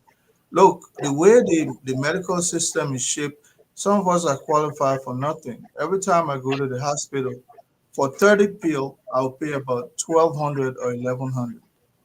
Before that, I could qualify. Now, no one qualifies. That's because of the regime we have today. So people can jubilate as much. Look, I can tell you, people were in heaven, and then eventually they fought to go to hell, simply because they say they gave them one restriction: that tree over there, don't touch it. So that issue started from heaven, let alone earth. People always jubilate for the downfall of other people, Stanton. But what I would tell people is, go back and read the policy, exactly what it says. It's a temporary stuff. And we're not the only country, 75 or more. So after the review, Liberia could stay or be removed from that list. But definitely, once you come here as an immigrant, they want to find a way when you come here, you be self-sufficient. They say no poor man will come here anymore. Then they're talking about the entire republic. So people can jubilate as much as they want, but go back and read the policy, what it says. You are affected. Thank you, Colonel Gray. Colonel Gray, thank you very much. It's so intentional. Everybody can see through it. It's nothing to hide. We all know exactly what Marco Rubio said. We all know exactly what came out from the State Department. We all know exactly the intention here. Few weeks back, Liberia was 48.9% on the welfare chart. We saw that, and I'll put it up, 48.9%. It's very clear. Our CDC must find something. I will from my time. This nonsense got to stop. It really got to stop. Find something constructive. Know what CMC doing? Building bridges. Engaging the government. They went to Buffalo County and said we're built, but government says don't build. See what happened? When you have one government that tested power for 6 years, the only thing that government do is to wow. Let's hear you. Everything they're doing now, one. Fubi, let's hear you. Yeah, so it's unfortunate that people even want to celebrate and try to tag this on Louis Brown's statement at the UN. 2020, April, Trump put a 60 days ban on immigrant visa and only restrict and only give exception to those in the military. He extended that from 60 days up to December 31st, 2020. So the whole world was affected, including Liberia. So this is Trump's agenda. So there is no way you can come and say that because Louis Brown spoke to the UN about that the reason why Trump issued immigrant visa ban. Stop that. The records are there. 2020, who are in power? CDC are running the country. And there was a visa ban for all immigrants, excluding families of the military. That's the only exception that Trump gave. So you can't sit here and say because Louis Brown spoke, so it's because of that Trump got vexed and added Liberia. It got nothing to do with Liberia's diplomatic relationship with America. This is Donald Trump's agenda from day one, pushing out immigrants and pushing out people that enter his country. And that has been his agenda, and he's still pursuing that. So it has nothing to do with your diplomatic relationship with America. It's not going to affect Liberia's diplomatic relationship with America. It's not going to stop Liberia and America from having whatever issues that they are doing. All the different plans that they have, it's not cutting them off. So if America has said we cut off all our programs with Liberia, then you can say yes, diplomatic relations have been sour. But it got nothing to do with that. That's Trump's agenda on immigrants. If you're talking about building fence around America because he didn't want people entering the country illegally, that's his agenda. It got nothing to do with speech at UN. So we should stop that. And also, like I said, on my favorite page, we must focus on improving our country, improving our economy, so we'll have less need for going to stay in America or playing DV. Thank you. Sir? Thank you very much, Fubi. Thank you. I'm going to bring in Gibson. Gibson, it's good to see you. It's going to be it is a very interesting show, folks. We're going to hear from our people back home and people outside of the country about this issue. But the position we're going to take, they will not like it because it's just, Gibson, I'm surprised at you. 47 years in this business, Gibson. Take a position. I understand that you deceive Mr. Tewan Gonglo, consider Gonglo, but I mean, take a position, yeah. Let's hear you, Gibson. Let's hear you. Thank you very much, Stanton. First of all, I got 2 minutes, so I will speak within the bounds of my 2 minutes. During the Doe administration, during the Samuel Doe administration, Ellen Johnson Sirleaf and the opposition politician went to the United States Congress and requested the United States government to put sanction on Samuel Doe. During the Weah administration, the UP and Costard and the COP, they lobbied. They sent people to America. They campaigned for the U.S. government to put sanction on the Weah administration. I think we have forgotten so fast. During the Weah administration, individuals were sanctioned by the U.S. government. They see this, the Unity Party use it as a campaign mantra. And everybody were jumping that the sanction on the individual was a referendum on George Weah. And so George Weah is not competent to lead because his ministers, his officials were sanctioned. Also, I want to also bring your attention. You see, when we are doing something, we don't think. Liberia was placed on yellow line during the first year of Joseph Boakai. Liberia was placed on yellow line. The rest of the other country were giving sanction, and Liberia was left off the hook, placed on yellow line so that they cannot be sanctioned. Sierra Leone was sanctioned for 15% of visa overstay. Ghana was sanctioned for 10% of visa overall stay. Liberia was left off the hook in 2025. Then Louis Brown appeared at the United Nations. Having known how the U.S. government diplomacy behaved, the Liberian government have voted with United States government more than any country in the world. But Louis Brown decided that he was going to side with the narco terrorists, with Venezuela President Maduro, and condemn the United States in the presence of the United States ambassador. And while other countries who are not even traditional friends of America were voting with America. And then Trump said, well, he's a reciprocity president. You poke my eye, I poke your eye. Now Liberia is sanctioned, and they are looking for scapegoats that we, the prospective seditions and opposition, are the ones that are rejoicing. If I had drum to beat, I would beat it. Because this government is the most reckless and irresponsible government I have ever seen. That you will send your ambassador to the United Nations, for the United Nations and for the ambassador who have blood on his hands during the MPFL years, who are responsible for 1992 autopause, to come to be your ambassador in the UN, who will degrade and disgrace the United States government, and you dance at home and think he had delivered a beautiful speech. They were all on Facebook praising him that he delivered a beautiful speech. And now they are looking for a scapegoat. The opposition are celebrating. From now on, anybody has a drum to beat because of this, call me, I will dance with you. This is the reciprocity action that the United States government have made against the Bouaké administration. You cannot be so reckless to know that you were on yellow line yesterday. They almost visa restricted you yesterday. You are still on the yellow line. And you look at it to condemn the US because you're so brave. Finally, 10 seconds. Dr. Brooklyn asked a question. He said something, and we are missing it. Does Louis Brown have to say anything at all? Does he have to say anything to condemn America? Can he not pass here and let this thing pass by him? Can he speak diplomatically? Can he evade the issue? Can you be evasive for once, but you want to poke the eyes of the bear, and the bear bite you? Then you say, why the other people are dancing? Because the bear bite you? Yes, because the bear bit us yesterday. The bear bit us yesterday. We gotta call you in order. We gotta call you in order. Don't put your frustration on us, okay?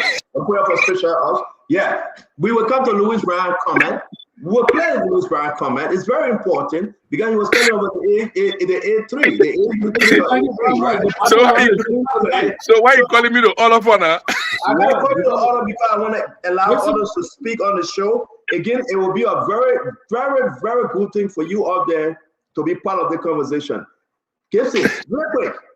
Even Louis Brown, if even Louis Brown said what he said, if even we poke the bear in the eye and the bear is retaliating, Gibson, must CDC celebrate?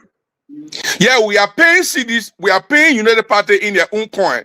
When they suspend that, when they sanction, we're talking about sanction an individual compared to saying not immigrant for the entire country. Which one have more weight?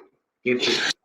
Both of them have weight. Oh, both of them have weight? Okay. Yes. So if the sanction, because the sanction Jefferson Koji, you happy now that they say no visa for immigrants? No.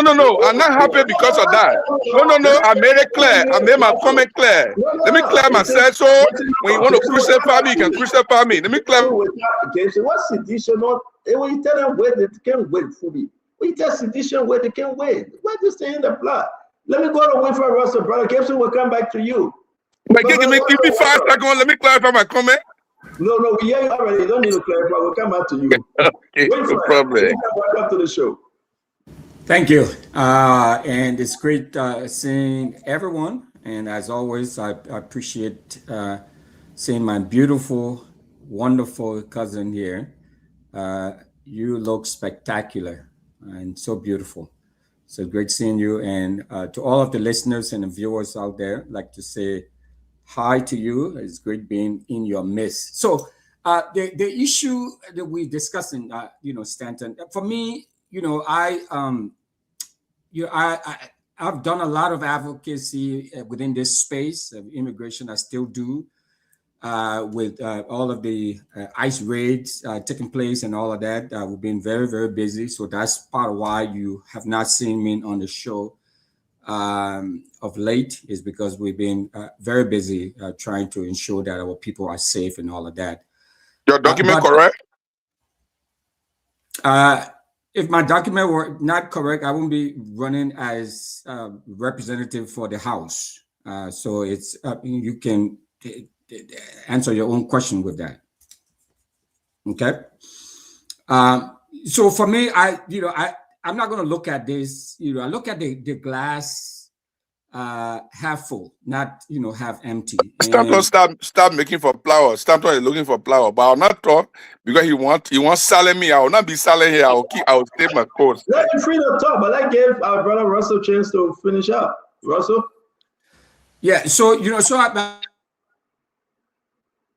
So why this the recent pause is going to cause major disruption for many families and individuals.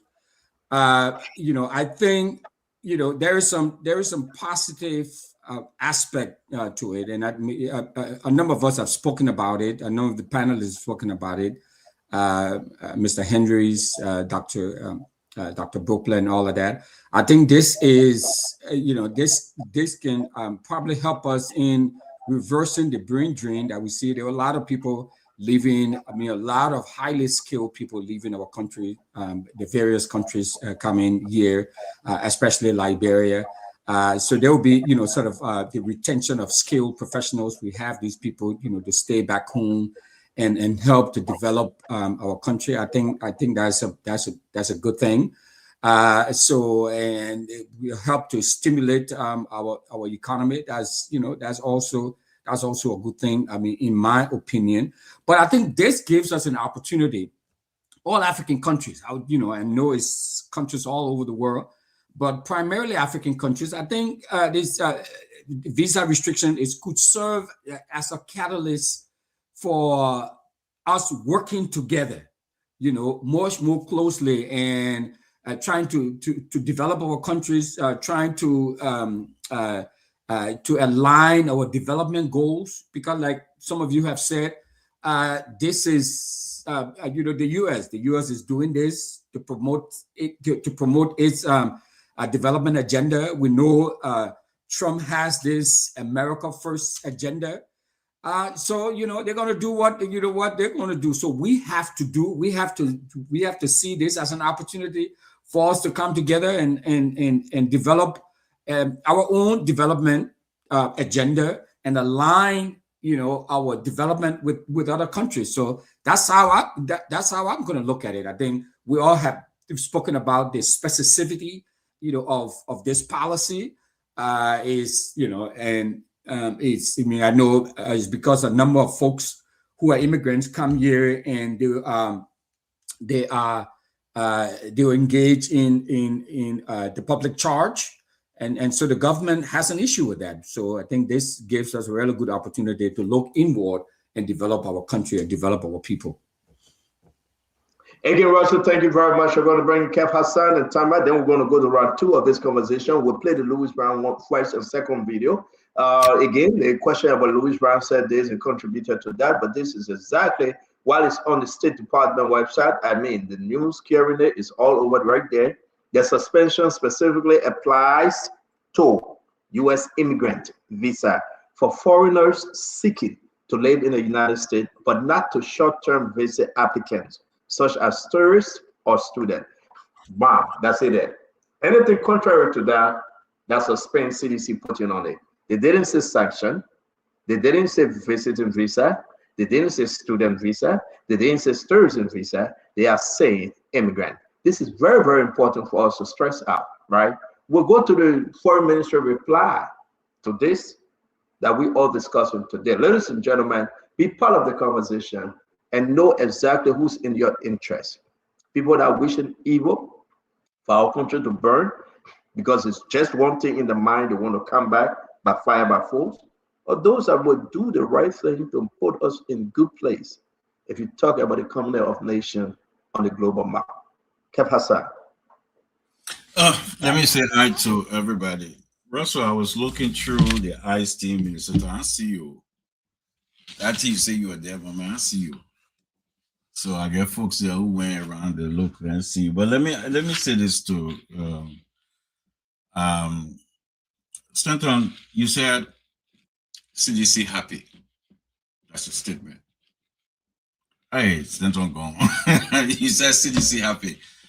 But my disappointment here today, it's not on Stanton, because I know Stanton doing his politics, right? I know that Dr. Richardson was not here that day. I'm sure not here. I don't think Russell were here. But Dr. Buple and the rest, I don't think Tamba was here. But and Fubi, all you guys, you sat on this show. You were on the show, well and alive. And I quote, Stanton said, if this was George Manuel Weah, they would sanction Liberia. That visa, I think. Stanton said it on the show. He opened the line. Dr. Buple, all the guys were celebrating that. Dr. Buple, my brother, you're a doctor.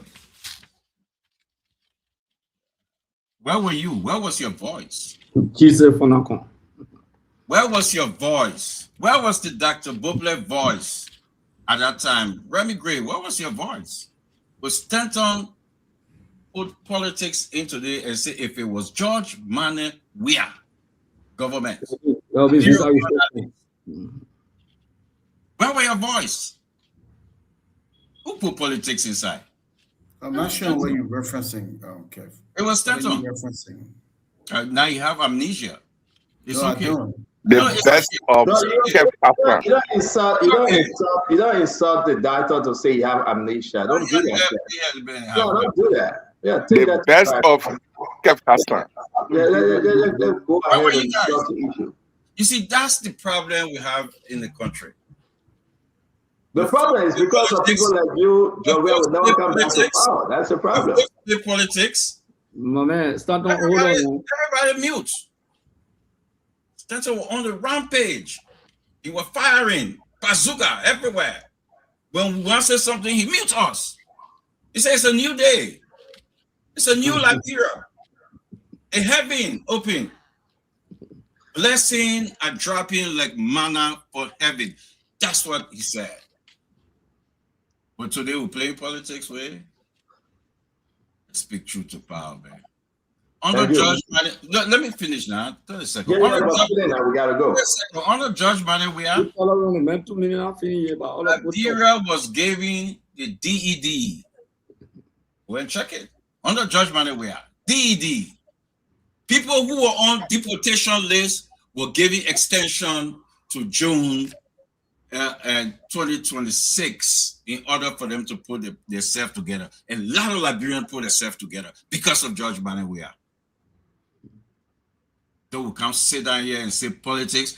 Even June not even reached, the country is on sanction. The folks want to say it's immigrant, it's this. If they can't give you the immigrant visa, which it take a longer time, but it's easy. Dr. Richardson, no, it's easy because if you file for your auntie, if you file for your mom, and you file for your dad, they sure will get the visa unless something happened. But most of their friend of mine, mother just came under that visitor visa. My Mary can get visitor visa.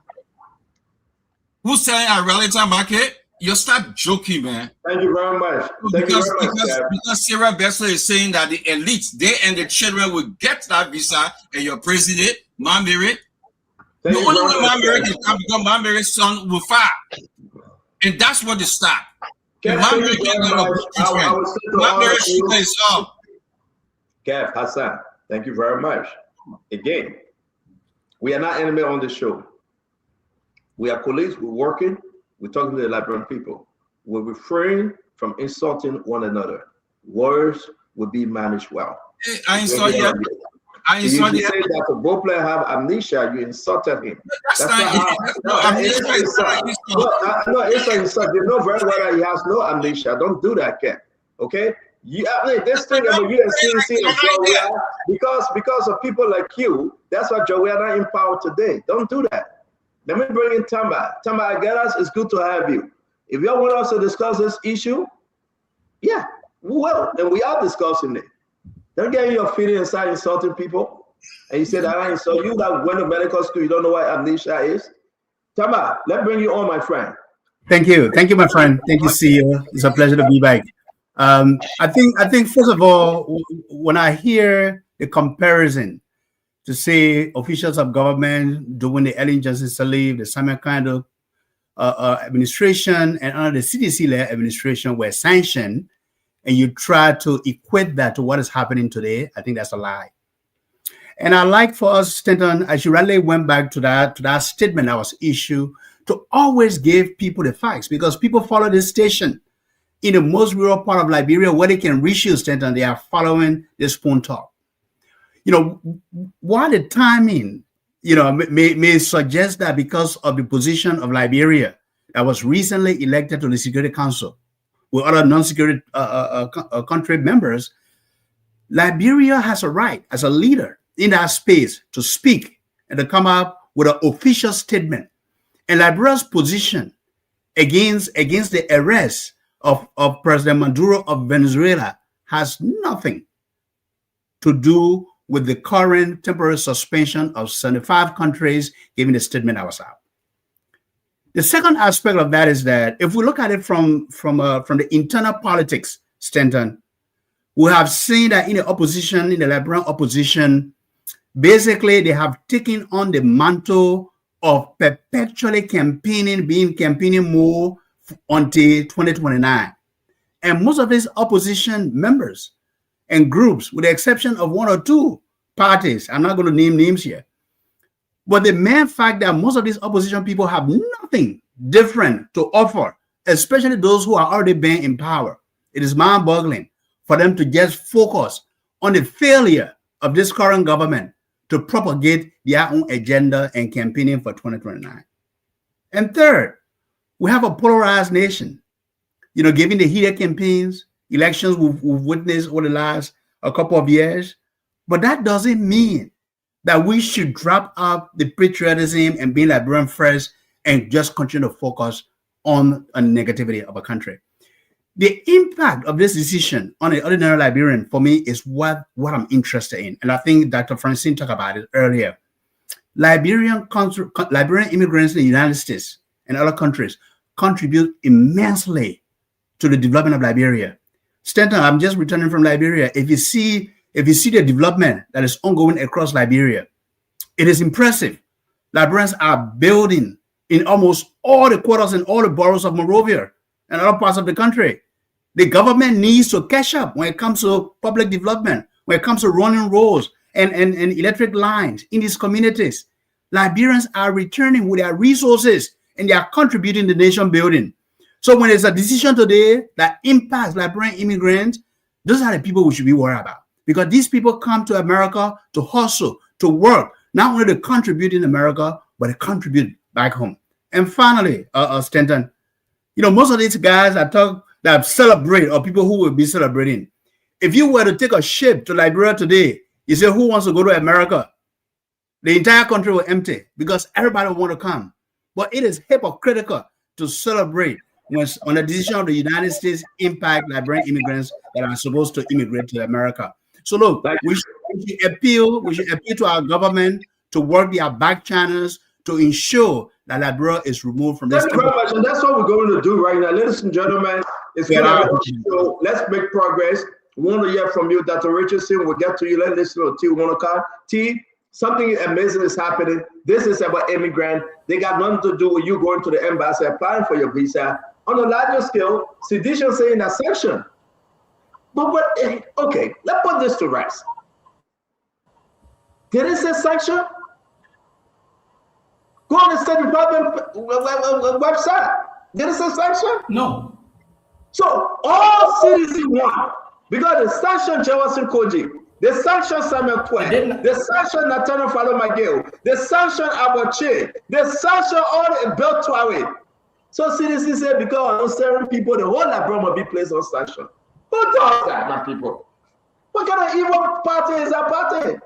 T, let's hear you. Let's hear you, T. Wow. It's on political fire tonight. Even the CEO cannot rescue. T, let's hear you. Great, it's my turn. Great, I got only 2 minutes. You already run into it again. I just want to say, first of all, to every member of the Unity Party that is listening to Spoon tonight, to the few of you who said to me some time ago that you got a little upset at Stan because he brought a lot of CDC guys on the show and they kept criticizing the government without basis, I want to say to you, focus on the fact that this show and the owner of this show, they have been very, very objective. There was a time where it seemed like Stan was going after the government for no reason. But in the last few weeks, we've seen that this man is objective. When Gray spoke tonight, not Gray, but when Gibson spoke, Gray was clapping.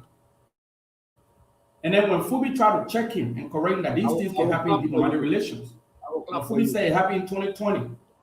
And you got to stop, you got to practice to stop, there are rudiments for intellectual discourse. I posted that to you in your personal, stop that. But anyway, let's get back to the point. The issue at hand is there's so many African countries who have had their citizens go to the United States and done things that the United States government don't consider to be in their best interest. They took this action and it's affecting 75 nations. Reassessment, public charge reassessment. And then they will check. Maybe after 20 days, 30 days, 40 days, 2 months, 3 months, they will come back and will drop some nations. In as much as it continues to affect our country, I do not think that it is to celebrate. It is not okay for any of us to celebrate because these things will affect real citizens. These things will affect somebody that you know. So to celebrate because you think that it gave you some political point, so that it pushes you one step closer to winning election in 2029, there has to come a time in this constitutional republic where we put patriotism and fairness, love for nation over everything. I do not remember officials of the Unity Party celebrating when that thing happened in 2020. Just like when Ebola came, when other pandemic came, we all came together. We were looking for ways to, people were reaching out to foreign partners on their own accord to be able to do whatever they could do to find help for this nation. In this moment, until Liberia's name can come off of that, somebody is being affected. So I think that's below the belt politics. I think it's dirty, and you can do so many good things to enhance your possibility of winning election, even though we know you're not winning in the next 6 to 9 to 12 years. But to increase your chances for 2035 or 30 something in the future, you got to be more patriotic. When something bad happened to this nation that is affecting real citizens on a daily basis, you got to stop celebrating.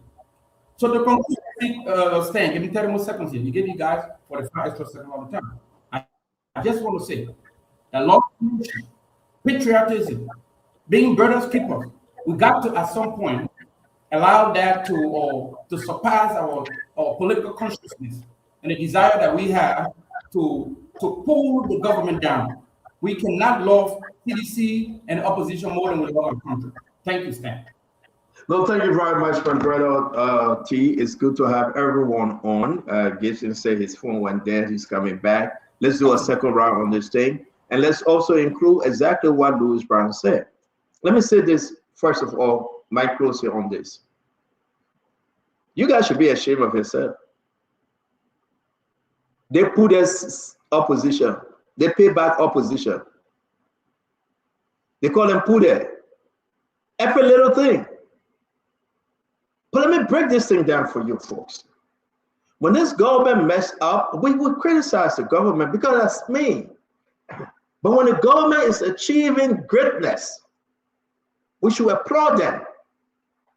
How can CDC sit here and say because it's sanctioned 5 to 7 members of CDC, so it's okay, even if that visa restriction sanction is okay for it to fall on the country? Hey, man, Fubi. Are you kidding me? You want to come back? Well, what kind of thinking is that? Just because they sanction somebody in your party, it's okay that they will restrict the whole Republic of Liberia. Okay, even your own sister and brother are causing that I want to come America, they can come, but it's okay for them. What kind of juju be that? That Nigerian juju? That Somalian juju? What kind of juju be that? And you guys happy and proud to call yourself sedition? A good opposition will do what Mr. Bennett doing. We get out there and talk about building schools and building roads and building bridges and engage in the community. Joe, we're out of power going to 3 years now. What have he done since he left power? The only thing Joe we would do, they say, let the government burn and go to hell because we want to come back. So the other people will just sit there and look at you coming back with evil plans. Go across Facebook. I saw my brother and friend Jefferson Tambakoji writing for me. Happy. Who does that, my people? The man is rejoicing. But amen. Amen. Liberia got social control. So when we do this, I don't even want to play the Louis Brown clip because the U.S. didn't say anything. They are reassessing the whole immigration policy. Why should I even play the Louis Brown clip? They're not Louis Brown, but people will come on Louis Brown. No! So let me bring in Dr. Richardson. Let's see you on this one. But can somebody be an opposition and wish the country well? How can you call yourself opposition and you wishing the country evil? Dr. Richardson, let's hear you. And now we'll go to the people and ask for the Liberian people whose side they're on. Dr. Richardson, let's hear you. I was hearing that the issue is that our geopolitics of the world is so uncertain. In the past, human rights, respecting human rights was primary. Countries used to value and respect, the dignity of another human being. But we've seen that things have changed. It's so uncertain. So I think that, people who are saying, if you at the United Nations representing Liberia, you have to read between the lines. You have to speak in diplomacy or be very diplomatic. That's all I heard people saying, that you kind of have to just advocate for Liberia and African unity. That's my recommendation. The second thing is that, even in the United States, the people said that we can't tell them how to run their policy here. They're looking at Americans first. We can't tell them what to do. All we can do is to continue to stay engaged as a country, as any other country would do, because I don't know to say as a friend or enemy, as a friend or enemy, you just want to stay engaged. My only thing that I'm concerned about is I hear the pain of women and husbands and people who want to get connected to their families. Like, there's a lot of women, there's a lot of people out there who for maybe 10, 15 years, they've been waiting to see their mothers, or they've been waiting to see their children, and they just have not done that yet. The impact of that, think about that. Think about you, who here for 10 years, 5 years, you have not seen your parents. You growing up in Liberia as a child, and your mother is in United States, or your brother or your cousin or your father, and you have not seen them. Imagine the anxiety or depression that might cause you. And that's what bothers me. That's all. But I'm sure in the long run, things will settle down. We'll focus on Liberia. We will focus on building our country. That is where we should look into. We should look at using our resources, okay? And I will say this, I'm not happy about, I spoke about this yesterday, about using government cover to build, something that costs $6 million, or more than $6 million, of building a peace conference center. When we could have used that $6 million to build maybe a cassava factory, a rice mill, employ people in the country, let Liberia work for Liberians. When we should stop corrupting, being corrupt. Stop corruption in our country. And that's what I wanted to just add to this conversation. But I don't see any correlation between what Louis Brown said, what he didn't say. You know, I don't see that. And I agree with you, Dr. Richardson. Let me ask you real quick, and I will ask everyone. Dr. Richardson, is this about what this? Let me exact. Is this a sanction on the entire Liberia? What exactly on the State Department website? What exactly it is? You know, according to what I read, and I read different accounts, it is a pause on immigrant visa. That's what the people said. They said that they did their history or research, and they found that people are coming here, you know, abusing their welfare system. So they want to do a reassessment. So as of January 21st, they're putting a pause on immigrant visa for all of the countries that listed. It wasn't Liberia alone. That's what it was not putting a sanction on the entire country. Now, if you're a student, if you come in on other kind of visa, like a tourism visa, and you can still come in, you can still go to the embassy and apply. But if you come in, you know, if your parents won lottery or DV, or if your parents are here and they're got a green card in the country and they want to file for you, when you come in on a immigrant visa, it will be an issue for you to come. But no, I did not hear the sanction on the entire country. And it's good to be very clear. So we're going to pause without argument. Let the Liberian people hear us. Dr. Beaupre, what have you read and what have you seen? What exactly the State Department put up there? Well, I don't think there's any ambiguity. They were clear. It's a pause on immigrant visa. So it's a pause. So there's work to be done. You know, the Minister of Foreign Affairs, those responsible for our diplomatic relationships, you know, you get behind the scenes and work. Listen, what we didn't hear is exactly the reasons that America gave for why Liberia was added to the list to make them 75. And I know we say there are many countries on the list, true, but truthfully, I don't care about other countries. I just care about Liberia.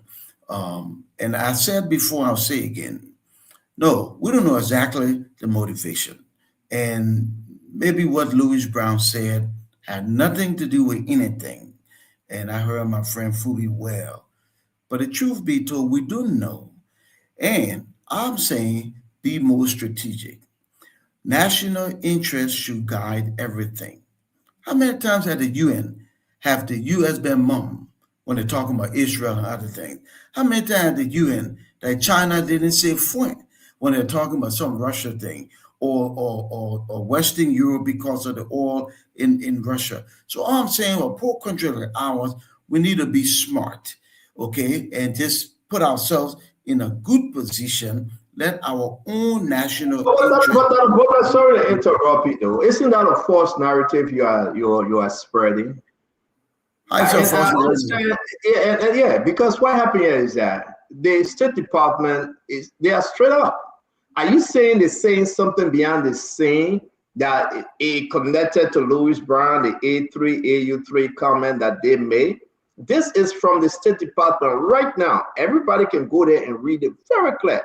This is from the State Department.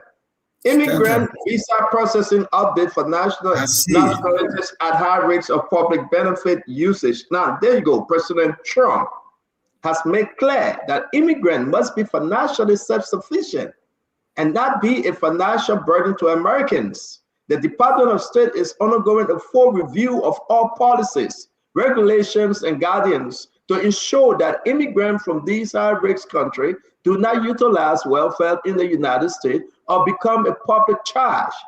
Therefore, effective January 21st, 2026, the Department of State is pausing all visa issuances to immigrant visa applicants who are nationals of the foreign countries. What does this mean? Let's bring this other thing very clear, very clear. State Department is suspending immigrant visa processing for nationals from 75 countries effective January 24, 2026, to reassess procedures under the public charge rule. But this post does not, there you go, it's very clear. Fubi, you seeing it? It does not affect non-immigrant visa like tourist or student visa as reported today. Dr. Bople, I don't think America said because Louis Brown spoke, therefore they put you on the list of 75. Let me be clear. We can have listen. But I think you are insinuating it, Dr. Bople. Listen, you want to be clear, then you look for the facts. Stand on. You're smarter than that. You think America would say, I put you there because of Ezra. I'm saying, I don't know. Okay, so but let me share.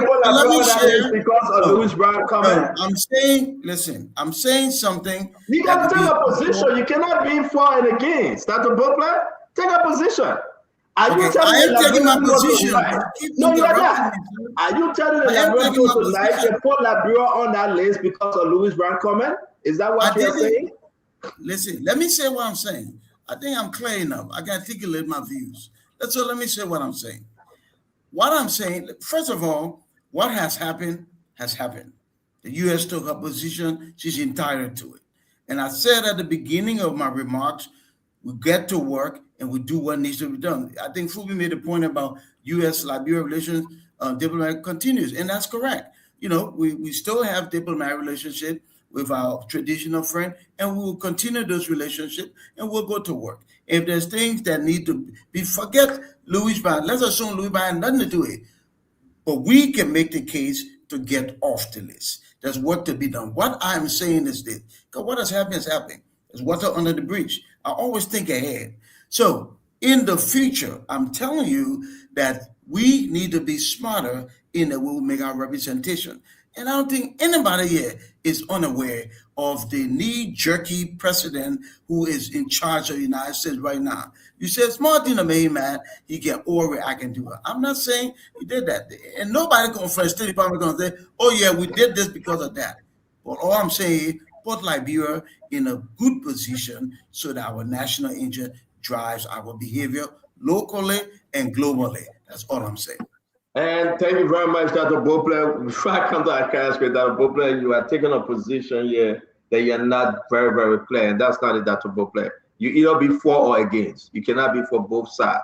Yeah? You cannot put it on Louis Brown. You insinuating there. You say maybe that's not what you're saying, but maybe they say this. We want to listen to Dr. Bople. You're not being clear tonight. Take a position like a carriage there. They wish the country to have sanctions. Take a position if you think this is about what Louis Brown said. Tell the Liberian people, you know. But we move. I'm going to bring in, unfortunately, there's a thing called process of elimination. We understand that. You will still take that position. We just still take that position. Let me bring in Akaris Mose Gray. Akaris. Mr. Stanton, what's up, man? You look good tonight. But I know, on a serious note, that a Boba flag or an essential issue that Stanton want to push under the carpet. 120 countries around the world were listed as depending on America as welfare. 120 countries. Out of the 120, 75. Great, your internet is not being good tonight, and you can ask everybody. You're going in and out. You getting me now? You're good now. You're good now. Hope we keep it like that. Yeah, thank you. And I pray that it continues, though. Go ahead. 120 countries in the world, United States government put them that they are welfare people in the American government. 120. Out of the 120, 75. They put restriction, which is a component of sanction. Visa restriction is a component of sanction.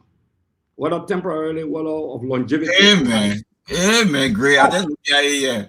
Kev, they're great talk. Listen to this. Liberia. Already. Don't call him. The argument about Liberia, they say Liberia is at 48.9%. Liberia. But guess what? The Dominican Republic is at 60.1%. She's now on restriction. The Marshall Islands is at 71.4%. They are now on restriction welfare. Samoa, the island, they are at 63.4%. Where over Liberia? You won't convince me, as a student of international studies, that only welfare billion is sanctioned Liberia because all the countries don't. So check 75 for 120, you will get a result. 75, including Liberia, is troubling. You go here when you come back, it's troubling. We came out of an argument. He put something in the chat room. And it gotta be fair. There were no comprehensive immigrant visa restriction placed on Liberia by Trump in 2020 or on the wall. Let me read the exceptions, if time will permit me. And there's the cross of the argument. I am to mislead the war. Listen to the exception. They say the proclamation does not block immigration for the following: 1, healthcare professionals, survivors of human rights trafficking, etc. So, girl, we don't believe that because you bring something that we don't have access to. Call it and let's put it up. I read that. Yeah, you can't read those kind of something that from your own. You put it in the chat room now. So I don't. You want me to send to you? U.S. citizens, spoils, no restriction on them. You can go on. They got more than 10. That there were no restriction. I will send it to you, and I will encourage you to put it up because people can just come with information. Say 2020 there were blanket immigrant restriction on the Republic of Liberia. I said go to the download and read. Is that just click on it, you'll see download. Why are you people lying to the public? Nobody understands what you're saying. When you talk about go to download, what download? I'm saying nobody understanding you. Okay, but now hold on. You know why you don't understand because you are discombobulated. No problem, but nobody understanding you. Understand. You no problem. What download you send it out to? Okay, the problem when I say it to you. Let's go to download. I send it to the public. That way I go to research and read. The man put until that they didn't read in depth into it. So leave that one. There were exceptions, and those exceptions did not include the comprehensive restriction that has been placed tonight. I mean, yesterday. What kind of embarrassment is this? Somebody say we are hypocrite. We're not celebrating. We're trying to tell you that you lie to the Liberian people that you are untouchable. And you press a foreign ministry that they are super special. They have an interpersonal relationship that it cannot be touched. You won't argue with me that only welfare issue, when other countries have higher rate of welfare in America than Liberia, and they were not placed on the restrictions or the sanction. Is that the argument we want to propound tonight? Is that declaration of failure? And I agree with that, above that, and other people. The position is clear. When you have a novice at the United Nations there representing your country that run with a dangerous human rights record, not only that, that challenged the Trump in 2017 and defies authority against in 2025 and read on behalf of the what you call the ATD or Cornwall or Somalia that America got problem with. And they come up with this blanket restriction on our people when it comes to immigrants. And somebody want to tell me that the opposition should not flag the issue. But let me close on this note. My friend Thomas said something important. Instead for them, they just focus on the failure of this government. What the opposition will focus on. Thomas, when he spoke the first time, said for them, quotation, and unquote, they just focus on the failure of this government. A government failure is what opposition capitalizes on. That's what they do. Thank you, Akaris. Against the CDC, you lie on us that will kill human beings in this country. You lie on us that $16 billion got missing. You lie, and today you cannot prosecute those you call criminals. Thank you, Akaris. You call Akaris killer, rogue, and they have no evidence in their unity partisan. Tonight, the battle line is joined. We are at thank you very much. Thank you. We're going to bring in. That start don't take your side, we take our side. No problem. We will ensure that we dismantle the intellectual of this government. government spokesperson. They have all escaped. My fellow Liberians. All the government spokesperson. All right, great. Thank you very much. Thank you. My fellow Liberians, let me say this to you. You decide, we bring it to you. It's very clear, no insinuation, right? The American government didn't say nothing about Louis Brown. Let's play what Louis Brown said, right? And we'll go to the rest of the team. Louis Brown spoke on behalf of the 3 countries that represent Africa on that non-permanent seat, right? And this is what Louis Brown said. This is one of his first comments. Our position underscores the importance of dialogue, the peaceful settlement of disputes, and respect for constitutional and institutional frameworks. Mr. President, the complex situation in Venezuela requires a comprehensive response that is both inclusive and nationally owned. We continue to hold that a sustainable and peaceful resolution can only be found through constructive dialogue among Venezuelans themselves, with genuine respect for the aspiration and rights of the Venezuelan people, and with the constructive support of the international community. The A3 expresses its solidarity with the people of Venezuela and reiterates the African Union's commitment to peace, stability, and mutual respect among nations and regions. It's important for all parties, both within Venezuela and in the broader international community, to exercise restraint and responsibility, upholding international law and avoiding any action that could escalate tension or threaten regional stability. The A3 stands ready to support all efforts within this council and in cooperation with regional partners to facilitate a peaceful, inclusive, and lasting resolution to the situation in Venezuela. I thank you. I thank the representative of Liberia. Wait, are we missing something? Are we missing something here? Do we have another clip to play? What's so bad about what he said? Why they didn't play before we talk? I beg you, Greg. Hold on. Let me bring in. Let me bring in Ed Remy. Ed, you know this is a problem. Even if you want to play politics, Ed, let's hear you. I mean, I'm enjoying the show. Then I'm ready to. I'm happy. I'm enjoying the show. Oh, challenge Donald Trump.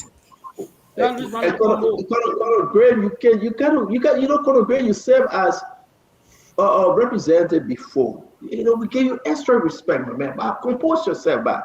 Let your friend talk more to back. Yeah, you saw that. Go ahead, let's hear you. You say the man insult. Eh? Yeah, but I said compose yourself. Compose yourself. You be ironic. Compose yourself. Compose yourself. Let other people talk. Conor Graham, go ahead. I always told you, won't moderate, you let us know we give you the whole day to moderate. You allow me to moderate, you will not tell your own show. Go ahead. Because you know you're not moderating. Go ahead. You know, Stanton, one would hope that Mr. The ambassador to the UN will not just make a declaration without consultation. We had that same confusion when Mr. Brown was recalled by the then President Weah, and they exchanged words, you know, pleasantries.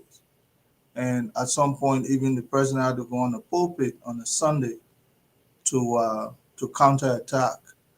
So it's one of those situations where you serve, you must make consultation back before you take a position. And I know Mr. Brown would not take any position without doing that exactly. But anyway, you can skew this data. The data that 75 countries were, placed on this immigrant restriction for. Now it's temporary. They have to go in house. Imagine Russia is there. Ukraine, I didn't see Ukraine on the list. Who depends on the United States more than Ukraine? You understand? Maybe I'm mistaken. Maybe I need to peruse the list further. But I didn't see Ukraine there, but Russia is there. All of the countries around Israel are there. All of the countries. So continue to look at the entire sub-Saharan Africa almost is there. So this number, Ethiopia is there. Ethiopia is one of the most vibrant economies. But the fact about the matter, certain things are temporary. You don't have to exclude anybody. It's true that majority of Liberians who come here, especially after playing the visa lottery or so, they have to depend on some government subsidy to move on. But the bulk of us here, we work, honestly, to put food on the table. And there are more Caucasian on that list who are local Americans than the entire Africa combined.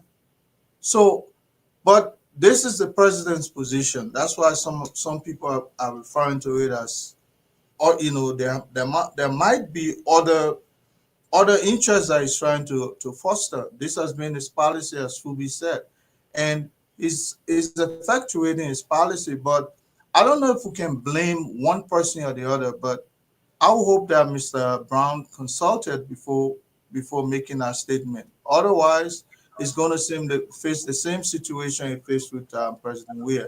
But I don't think that has to be that, because okay, so let me be serious for a second, right? And I think Dr. Bopler was afraid to run that side. But it's so interesting. Is this a pattern on Louis Brown? Does he have a different, thinking when it comes to America and American national interest? We got to let's discuss, because I'm listening to Louis Brown now on his position concerning Iran, and I want to play that also. Yeah. So, if you go back and look at Israel, I voted against the United States because Hamas attacked Israel and Israel retaliated. So one has to see exactly if this were a consultative decision. Otherwise, then we should hold Louis Brown as guilty equally. Okay. So Fubi, let's just take this away now from this immigrant visa pause, because we know that, Fubi. But let's talk about Louis Brown's position here. I'm not going to tie them two together. Let's talk about Louis Brown's position. We'll play the clip on Iran. We'll play the other side of this clip concerning the A3 position. Do you think that Louis Brown brings us back to that Georgia government that recalled him when he took a position against Israel? Because at that time it was under Donald Trump. If we all can remember, it was under Donald Trump, the first Trump. Fubi, what do you think? No, I disagree with the whole story about Louis Brown. I'm not going to link Louis Brown to this, because, like I said, in 2020, Donald Trump took similar action to ban. We passed this, and I'm very clear. We shouldn't link him to the visa pause. I am saying to you, let's talk about the Louis Brown or our foreign policy position when it comes to the national security interests of America. Louis Brown took a position under George Manuel Weah. They recalled him against Israel. Louis Brown's statement on January 3rd situation involving Venezuela and his position again on Iran. You think these positions are troubling for our relationship with America? So I have not listened to the Iran statement, so I will not speak to that. But for the one on Venezuela, I don't think there was anything damaging about that statement, because it was more cautious and calling on a peaceful resolution as opposed to all the harsh demand that people were making, return the president now, releasing now. Even the American people were calling on Trump to return the president. So it's not only other people from outside. Very people in America were saying it's the wrong policy. The Democrats were very strict with their stance on Trump for going to Venezuela. So Louis Brown's statement was not direct and saying this is the position, return President Maduro back to the country. No, it said we should find a peaceful, and the Venezuelan people should own their own situation because it was affecting them directly. And the international community just support them in a peaceful resolution that will not cause chaos. So there's nothing wrong with that statement. So we can't tie it to immigration only because this immigration stuff is Trump's policy year on year. Every time he speaks about immigration. Leave America, go back to your country. And that went from mandate from day one when he was running. He ran on that as a campaign message. He ran to put fence around America. He ran on deporting people, mass deportation. Now you see ISIS all over the place collecting people and beating some of them and sending them back home. So that's Trump's policy. 2020, Louis Brown didn't speak. Nobody in Liberia spoke about against American stuff. But Trump put a ban. Trump banned even the DV. It was the Supreme Court that lifted the ban in September. And so we can't be spinning there and saying it was because Louis Brown supposed to Liberia got on the list. The point that Gray was trying to say, look, the exception that was made, American citizen. So people that fire in for their family are not only American citizens. They're not only people that are in the healthcare because the pandemic issue with the coronavirus, so they need more health support. So the health workers were giving a lot of support in the states, so they gave them that leverage. The issue of the military, because the military also serves the country, so they gave them that leverage. So you say Louis Brown comment got nothing to do with our relationship here. That's your position, right? Absolutely nothing. So okay. the government of America has not terminated service and diplomatic relation with Liberia. They were being strict. Trump doesn't have a feeling. Trump speaks on his mind just as he sees it. He's not one of those that do backdoor diplomacy. He will put it in your face just as he sees it. The Louis Brown statement we're talking about is very important. We hear your side.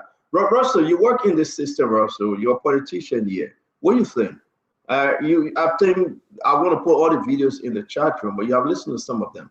Do you think Louis Brown statement and position in Liberia, is that Louis Brown position now? To be fair with Louis Brown, the Liberian position, because he must call Sarah Beslow, they have to discuss it, right? And make sure that Jose Iman Bwaka position likewise. Am I correct, Russell? Louis Brown cannot take an individual position on this national global issue, right? No, for sure. It's not an individual position that he's taking. When I was in Ganta, my teacher used to say, reading and comprehension, they were two different things. And in this case, listening and comprehension, they were just as diametrically opposed. What Louis Brown said in the clip that you just played has zilch, zero to do with the position that the U.S. government has taken on pausing visa and the whole new visa regime that is just released. It has absolutely nothing to do with it. We all listened to Louis Brown's statement. I think it was very measured. It was very straightforward. These things don't work that way. Granted, we have a leader that is very transactional, but Louis Brown did not say anything of the position of the Liberian government as articulated by Mr. Brown has absolutely zilch, nothing to do with the pausing of the visa. If anybody tries to make that correlation, they clearly has a serious problem with listening comprehension and reading comprehension. Yeah, but before you leave, though, I want to ask you, so the government position, because I'm not going to say Louis Brown, it's not Louis Brown position. We got to be fair. Louis Brown will take instruction from Sarah Beslow. Sarah Beslow take instruction from the president. It will not be, and the government have its own foreign advisor to the president. Am I correct, Fubi? The president have foreign advisors around him. They meet and discuss this issue. But so the government position on Iran, on Venezuela, on Israel, you think it puts you into a bad place with America, Russell? Forget about this visa pause now. We have all talked about it. But our position now as a nation, you think it's putting us into a bad place? Well, you have to look at the position in its totality, Stanton. So it depends on what you said, but at least from what you've played and what I've heard, I don't think it has or has had any bearing on the position that the U.S. government has taken towards Liberia. Absolutely not. You're muted. Thank you. We're going to pause and we'll play Louis Brown's first video on this Venezuela issue and on Iran. It's good to play all of it. But let's see while we close on this. I'm done with this visa restriction pause because I understand that it's on immigrant. You can spin it in a way. But I want us to talk about Liberian position with the United States on what Louis Brown is selling to the global partners out there. Kev, let me hear you though. Then we'll bring in our brother Tama. It's good to see you as you do. You joining us. I'm uploading it. Great. You gotta upload it. I'm uploading those clips. Go ahead. Great. The problem is, I wish my brother Russell, you look carefully how Liberia foreign policy before, and now don't listen to people like Phoebe because he just talking something that he probably know, but he pretending. I just want you to know that, Russell, because when our government came to power, we met a note that Louis Brown should not be there from the United States government who took over. Our government gave him a chance. And he voted against America. He put us in a bad book. Louis Brown, it's not his first time having issue. He is telling America, the U.S. ambassador just watching. I actually screenshot it, I'll put it so Stanley can put it, just watching. He is telling America to respect other sovereignty towards the Iran and Venezuela. That's why he's telling America. He going against what America is saying. But again, what I would agree with you, Stanton, this rampage that Louis Brown is going on, this attack that Louis Brown is going on the United States government, it coming from the mansion. Remember, and I posted today, the president is the chief architect of our foreign policy. What he say to Louis Brown and what he's telling Louis Brown is what Louis Brown doing. Louis Brown is getting it. When Louis Brown does something contrary to us, we recall him. Immediately, we recall him. So long this president is keeping Louis Brown there, the president is in the know of everything Louis Brown is doing. So we cannot just say that it's not for Louis Brown. Russia is on that list. So Russia, the entire Russian on food stamp here too.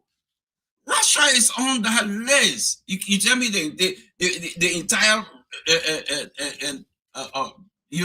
country of Russia is on that. No, but it's what you do at the UN. So if everybody say what Louis Brown is saying, it ain't got nothing to do because they just want to play politics. It's not his first time, Russell. It's not his first time. He was recalled by our government because of the same act. So if this person don't recall him, then we know that this person is in support of what he is doing. Telling America to respect other sovereignty. He said it. Center will play that team. And you will see what the American ambassador at the UN turned to him with a fist. And we all know, Russell, you're in the country, you know these people, man. When they look at you and the message you're sending, you know the body language. You've been here, you work among them. You know. But when you see it, you will see exactly what happened. But Liberia is in the bad shape at this moment. At this moment, it's in the bad shape because of Louis Brown. And again, what I agree with Stanton is from the president. This is what the president wants. That is the foreign policy that he sanctioned, that he won that. So guys, thank you. And we're going to play the first video, right, Dr. Boble. Now, Boble, I didn't push you because I think it's completely two different things. The visa restriction was a whole thing. Maybe your insinuation was right. But Louis Brown's position here, or the government position, is put not in a bad spot, right?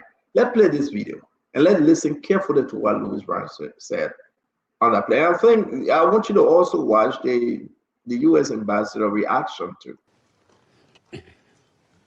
Thank you, Mr. President. I have the honor to deliver this statement on behalf of the A3 members, namely the Democratic Republic of Congo, Somalia, and my own country, Liberia. We thank the presidency for promptly convening this important meeting. We congratulate Somalia on assuming the presidency of the Security Council this month and warmly welcome all new members. The A3 appreciates USG DiCarlo's comprehensive briefing and listened carefully to the remarks offered by civil society representatives. We also welcome the representative of Venezuela and the representatives of the region to this meeting. Mr. President, the A3 aligns itself with the recent communique of the African Union on the situation in the Bolivarian Republic of Venezuela and continues to monitor developments there with deep concerns. In particular, we note reports regarding the detention of President Nicolas Maduro and his wife and incidents involving Venezuelan institutions. Such developments present serious challenges not only to Venezuela's internal stability, but also underscore the imperative to safeguard the broader peace and security of the region. The A3 remains steadfast in its commitment to the fundamental principles of international law, including the full respect for the sovereignty and territorial integrity of states as enshrined in the Charter of the United Nations in the interest of regional stability and international peace.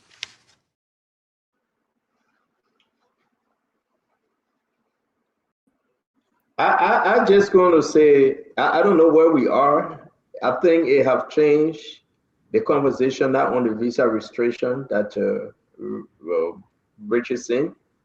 I think to side with Congo and Somalia against the United States, I think we went one step further. That wasn't in our interest, national security interest and relationship to America. Again, I would say to all Liberians tonight, let's just put this visa restriction aside. I think we have satisfied that conversation. Let's talk about Liberia position. I'll come back, and then we'll go around. I think we are changing our position here when we try to meddle in the national security issues when it comes to America. Though, what say you? If you listen to this, this was the first clip. The one I played previously was the second one. Now we understand that we side with Congo, Democratic Republic of Congo, and we side with Somalia, which is the A3, to take opposition against America. Is that what you heard on this clip? Yeah, thank you, Stanton. I think for the record, it should show that Liberia, Somalia, and Congo were recently elected to the non-permanent seat of the United Nations, of the Security Council. That should be clear. So when Louis Brown made that statement, he did say we, representing those three countries, which means those are the three countries today that represent the rest of Africa on the UN Security Council. The second point I'm going to make is that I think someone already touched on this. In foreign policy, whenever your ambassador or your representative to the UN, the United Nations, takes a position and makes a public statement, it is known that that statement has been endorsed and approved by the foreign ministry and by the presidency. It becomes the statement and the position of the country. In Kev's contribution, he did say that Louis Brown was recalled during the CDC government because Louis Brown voted against the instruction of the presidency and the foreign affairs at the time. If that was the case, then which media was no control at that level. And that's why he was recalled. You may hate Louis Brown's personal politics. You may not be a fan of Louis Brown. He may not be the right messenger in this case, but he is a representative of Liberia. So the position statement he read was that is the government of Liberia and Africa represented on the Security Council. Now, some may say this is directly correlated with the decision today of the United States government to put a pause, including 75 countries, including Liberia rather, on the visa restriction. I don't think it is correlated because today Liberia is benefiting. Yeah, but we're fiddling with that visa restriction now. Yes. Let's talk about this. The reason why we're separating them two, right? I don't believe it led to this. Some people believe that. But let's talk about the position Liberia has taken here. Yes. That Louis Brown siding with Somalia and Congo, Democratic Republic of Congo, right? And how troubling this is for, because Liberians home and abroad listening though, this position is totally against the national security interests of America. Don't you think so? Look, you could say that, right? But in that statement, Stanton, I think the statement is talking about international law, a rules-based society, and bringing peace, working through peaceful means to resolve a problem between any countries, including the United States and Venezuela. And I don't think a special relationship under Donald Trump. That special relationship, we should protect it though. We should play a role to continue this relationship for the next 3 years. Why should we take a position that can damage this relationship? One, Donald Trump called Jose Yima Bwaka to the White House, gave him the red carpet welcome. Under these conditions, Donald Trump, Michael Rubio, called directly Sarah Besloyanti, building that relationship that you can't find anywhere in West Africa today. Must we take a side against Donald Trump government? No, I think we should be serious here now, separating the two, right? And okay, I hear your side, the Liberian people will decide, but I think we if you listen to this comment though, and I see people going back and listening to it, I think it's a dangerous position Liberia have taken against Donald Trump government. Okay, let me make a conclusion on this topic. Look, in my view, in international relations, Stanton, and especially Liberia now, given the fact that we have been elected on the Security Council and we are playing a leadership role in Africa and in the world, it is incumbent upon us as a nation to make a statement or to make a public statement and take a position when it comes to international rules-based system. And that's what is happening today. And I know some people will say, "Oh, why is it that position mess your individual relationship?" No, but I don't know whether this position was typically against America per se. I don't think so. Did you listen to what I just played? That's my view. I don't think it was. Did you listen to what I just played? I did, Stanton. Okay, thank you very much. Thank you. And I think it's calling for a rules-based society where the United States, as the most powerful nation of the world, is not using its might. Somalia in Donald Trump eyes as a country he doesn't want to talk to, other country up there. You take a position with them based on the non-permanent seat. You got to be very careful. And I don't disagree. I think T. Wanoka were in the back. I said, welcome to the show. Sorry that you came late. We'll move past that pause visa restriction. We are talking about liberal position now at the non-permanent seat position that was taken. I think it leading. Talk to us. Welcome to the show, Isaac. Yeah, thank you, Stanton. So, like you said, I know you've gone past the issue of visa pause, but talking on Liberia's recent positions, since in fact took a seat at the Security Council, I think it is important for us to connect the dot and to correct the misinformation, because when we speak on here, we speak to too many people. It will be a good thing for us to back our statements by real facts. And that's why the people depend on us to take something from what needs to be known. So let's first take out the very misinformation that the issue of welfare will be the primary reason why the U.S. placed certain country on visa pause. Let me tell you that with the report that came up, shared by President Trump himself, that listed citizens of other countries on welfare, some of the highest welfare recipients countries are not on visa pause. I gave you an example. Marshall Islands. We passed that. Great Phoenix telling us that. Grace Great moved on that. Grace listed already. We passed it, Isaac. Right. You say what Grace already said, though. Right. So I just wanted to connect the dot. Like I said, it's good. It will be a good thing for our people to understand the entire picture. That's what I wanted to connect the dot from my end and then go and on exactly what you asked me. And so, like I was saying, Marshall Islands, Samoa, Honduras, other countries that whose citizens are the highest recipient of welfare in the U.S. are not on the visa pause. So to argue that the visa pause is because of some welfare thing, it means you are clueless on it. That's not true. It's absolutely different from the reality.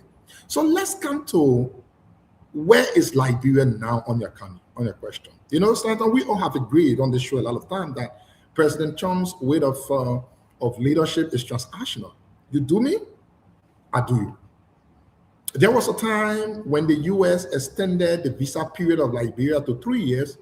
People came on the show and said the government of Liberia was doing something good. That's what happened.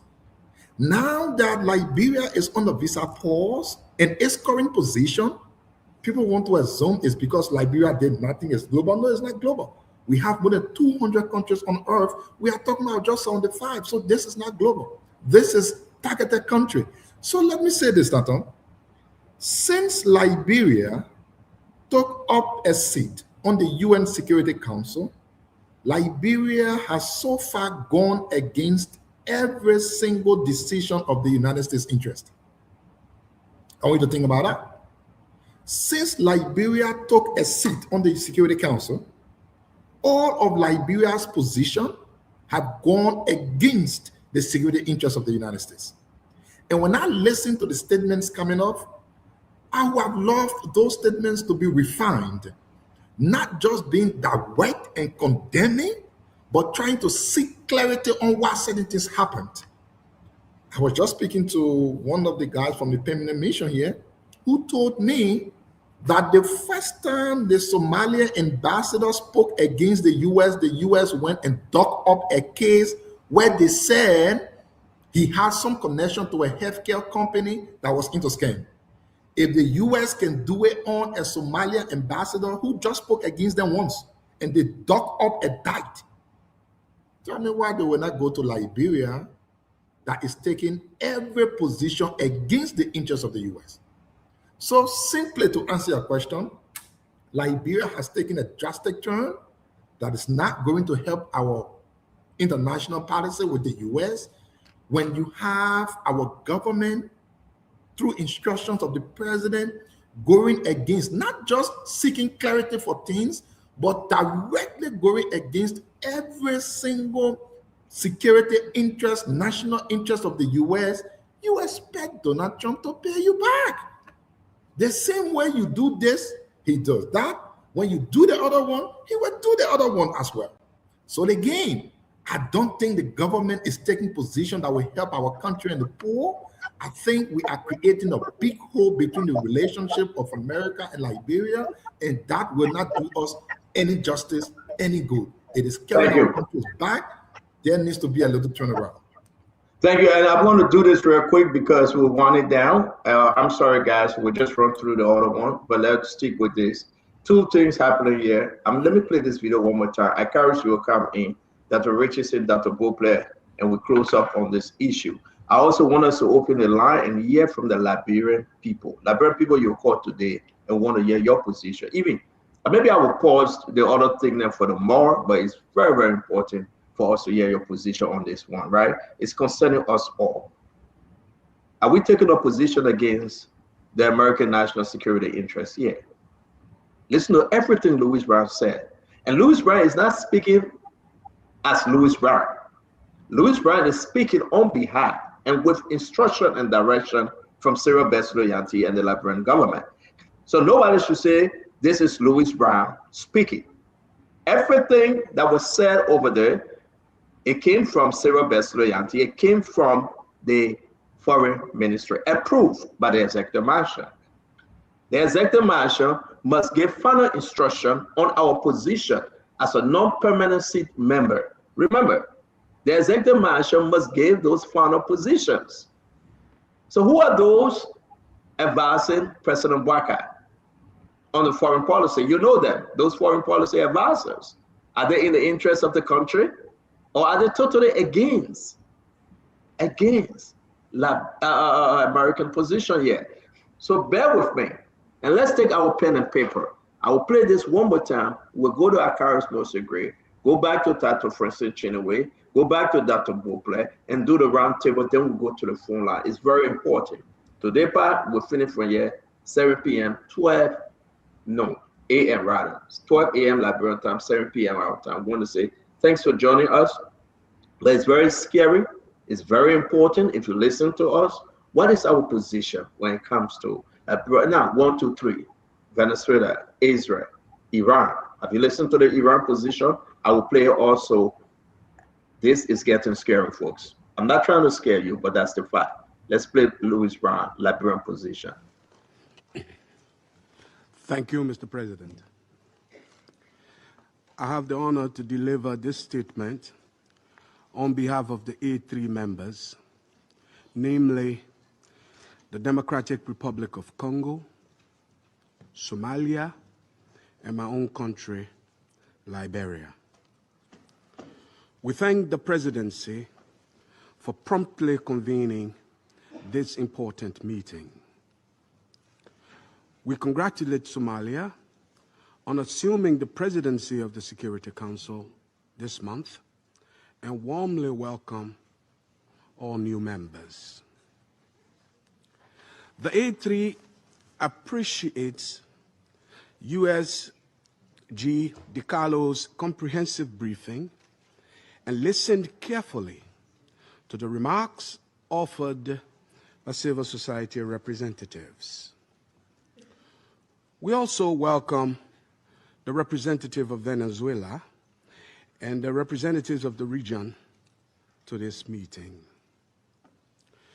Mr. President, the A3 aligns itself with the recent communique of the African Union on the situation in the Bolivarian Republic of Venezuela and continues to monitor developments there with deep concerns. In particular, we note reports regarding the detention of President Nicolas Maduro and his wife and incidents involving Venezuelan institutions. Such developments present serious challenges not only to Venezuela's internal stability, but also underscore the imperative to safeguard the broader peace and security of the region.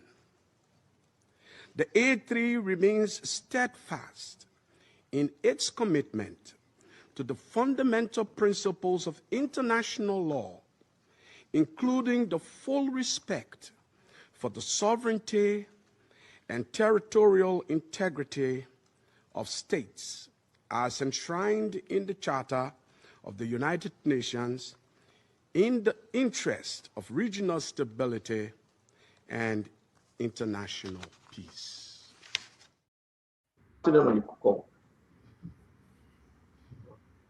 All right. All right. Where is Dr. Richardson? Probably one. That could come to you at Carisbury. Let's hear you on this topic. Listen to Louis Brown. What he accused America of. Listen to him very well. He said, listen to what he said, the commitment to the fundamental principles of international law. America is not committed to the fundamental principle of international law, including respect for sovereignty. They don't respect sovereignty. They went into Venezuela. Their territorial integrity. America doesn't respect the people's territorial integrity. Okay.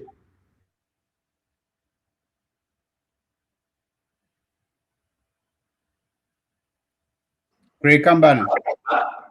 I think Greg got internet problem. Okay, let me bring you on, Dr. Beauplan. Dr. Beauplan, let's hear you. Just that, Abrela, and I'm glad we got to this part of the conversation. Dr. Beauplan, please, 1 minute. Let allow Greg to finish.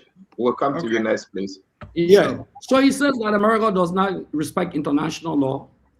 They don't respect the territorial integrity and sovereignty of Venezuela. He comes in a conclusion to say to stand by the people of Venezuela,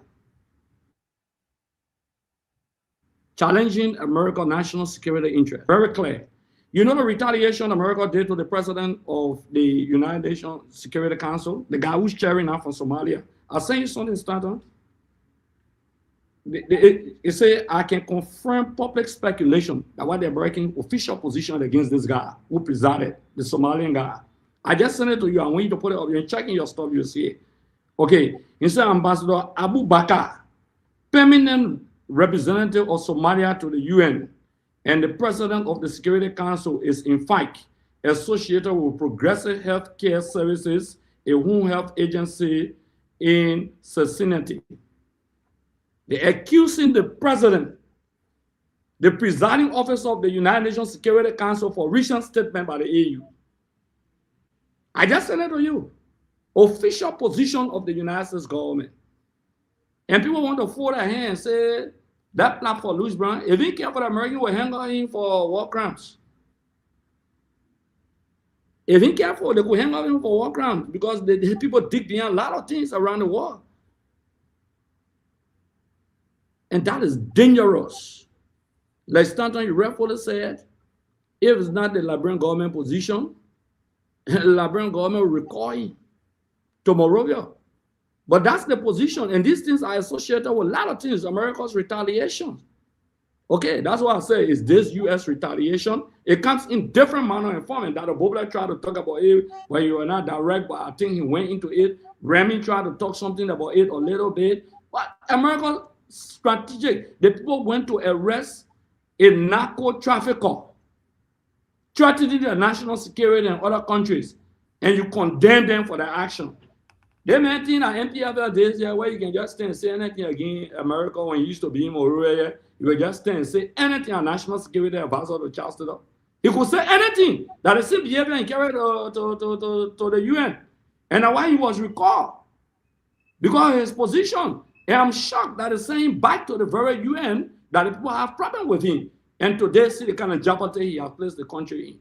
And everybody say we should clap for it. But my brother Thomas says something very important. The pitfalls of the administration will pick on it and will run with it. He said that, that's my responsibility, Thomas. And I salute you for that statement, my brother and friend. I rather salute you for it. That's my job. Tell me nothing more than that as an opposition. And that's what makes me. But it doesn't mean that you become the picture of brother and friend. Brother and friend, man. Brother and friend, that's my job. Don't say that thing. Tell the woman how. Gentlemen, I got to run up, man. I beg you. Thank you very much, Greg. Dr. Bopler, let's hear you. It's very important for us. So close on this because I need to open the phone line. Dr. Bopler, let's hear you. Stanton, the question to ask, you know, I like where we are because now my position has come full circle. The question to ask is simple. Did Louis Brown's statement help U.S.-Liberia relationship?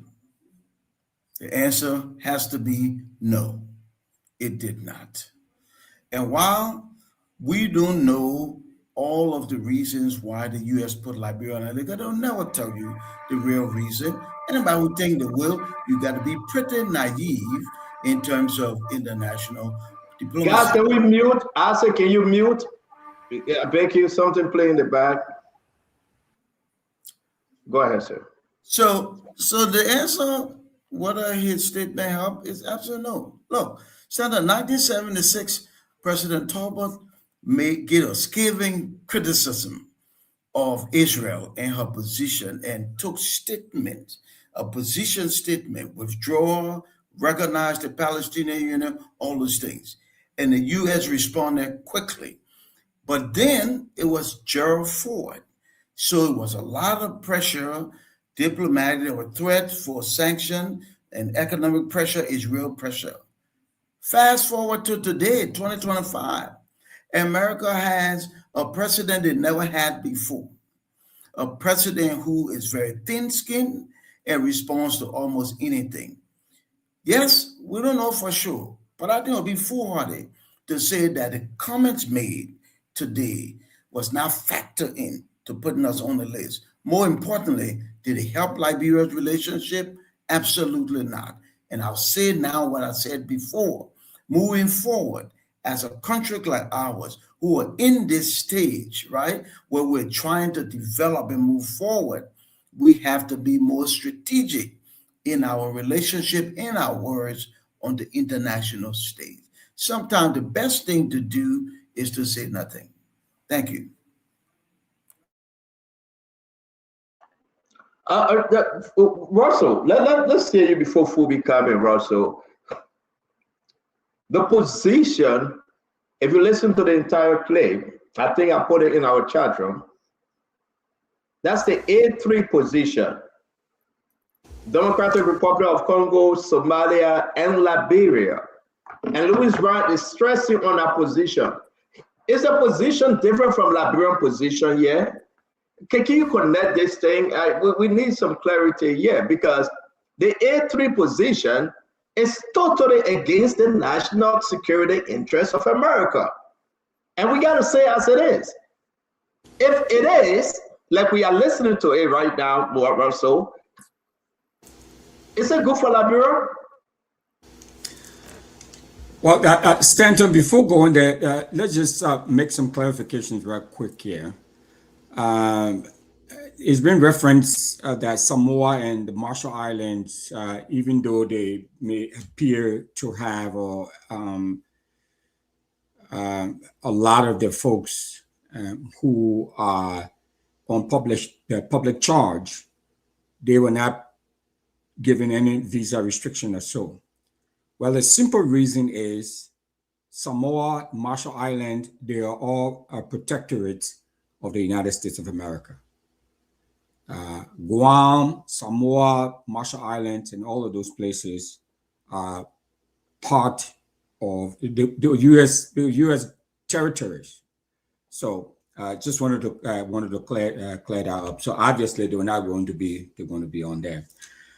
Now the question you ask, I think it shows Liberia leadership. I do agree with most of what Dr. Bopler had to say in totality.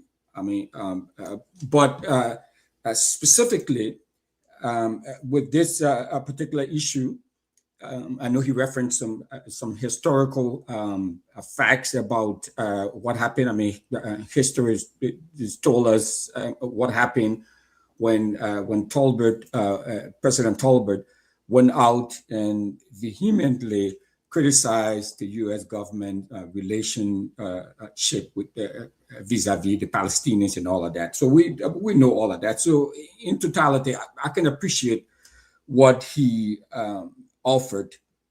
But I think in this particular case, Stanton, as you asked, I think Mr. Brown, Ambassador Brown, was speaking on behalf of the A3, and he was showing Liberia's leadership here in this space. Liberia is the second oldest Black republic in the world. And I mean, yes, it has a great relationship. I would be hard pressed to think that what Mr. Brown had to say, or Ambassador Brown had to say, had any bearing on, or will have any bearing on a relationship with the U.S. Congo, as if we all remember, President Trump was just negotiating or brokering a peace deal between M23 rebels that backed by Rwanda and the Congolese government forces. They were at the White House, So this is a country that President Trump has been trying to bring peace to. So I don't think that Congo has any sort of adversarial relationship against President Trump. President Trump has tried 2 times.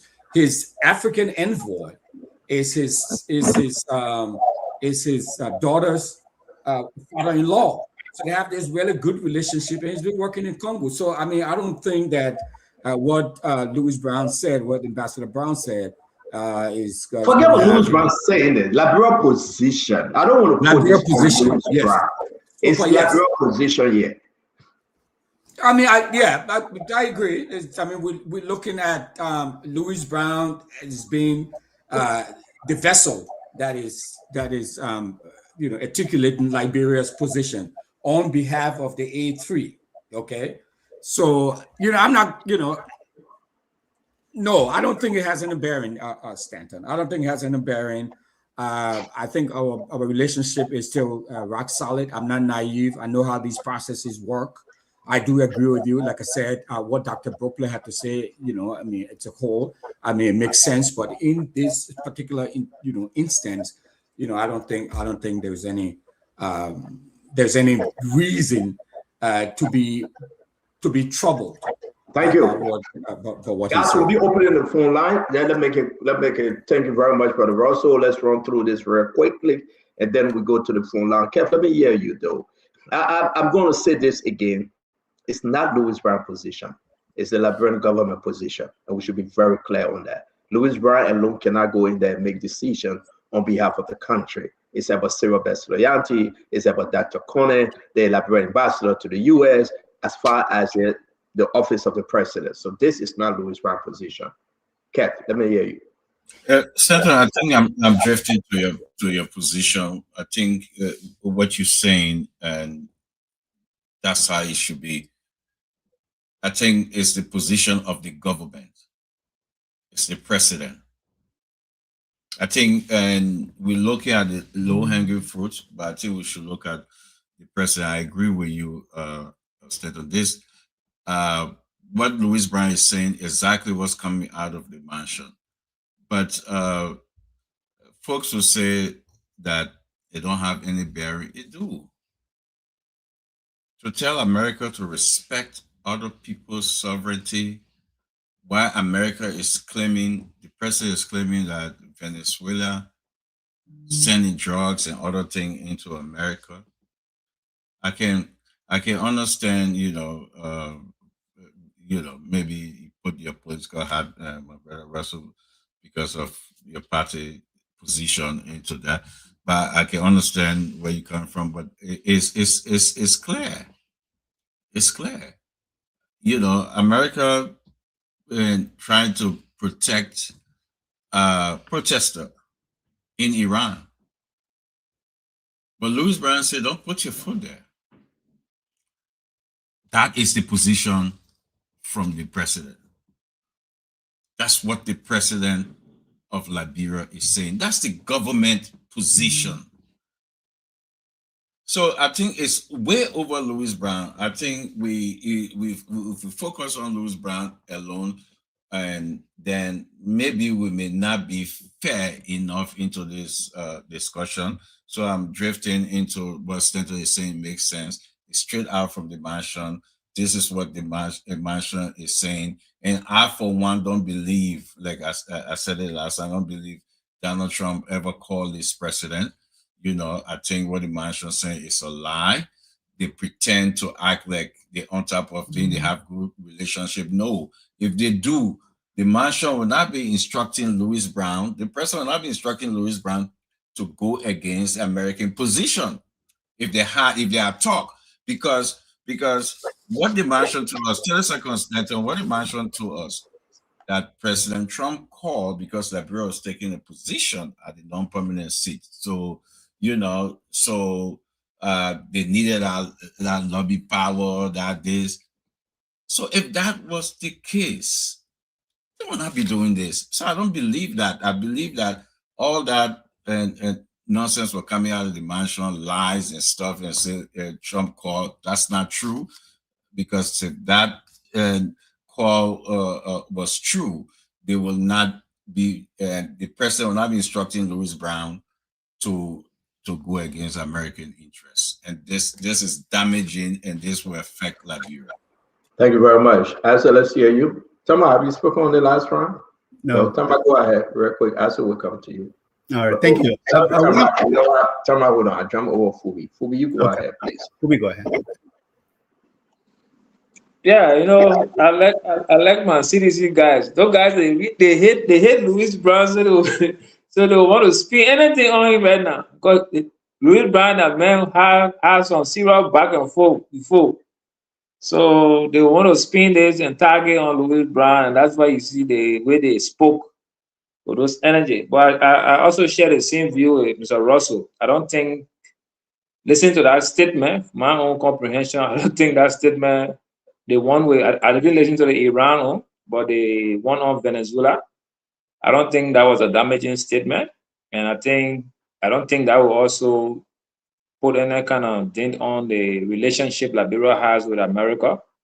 And America is strict. You know, the current president is not a diplomatic type that hides his hand to do something.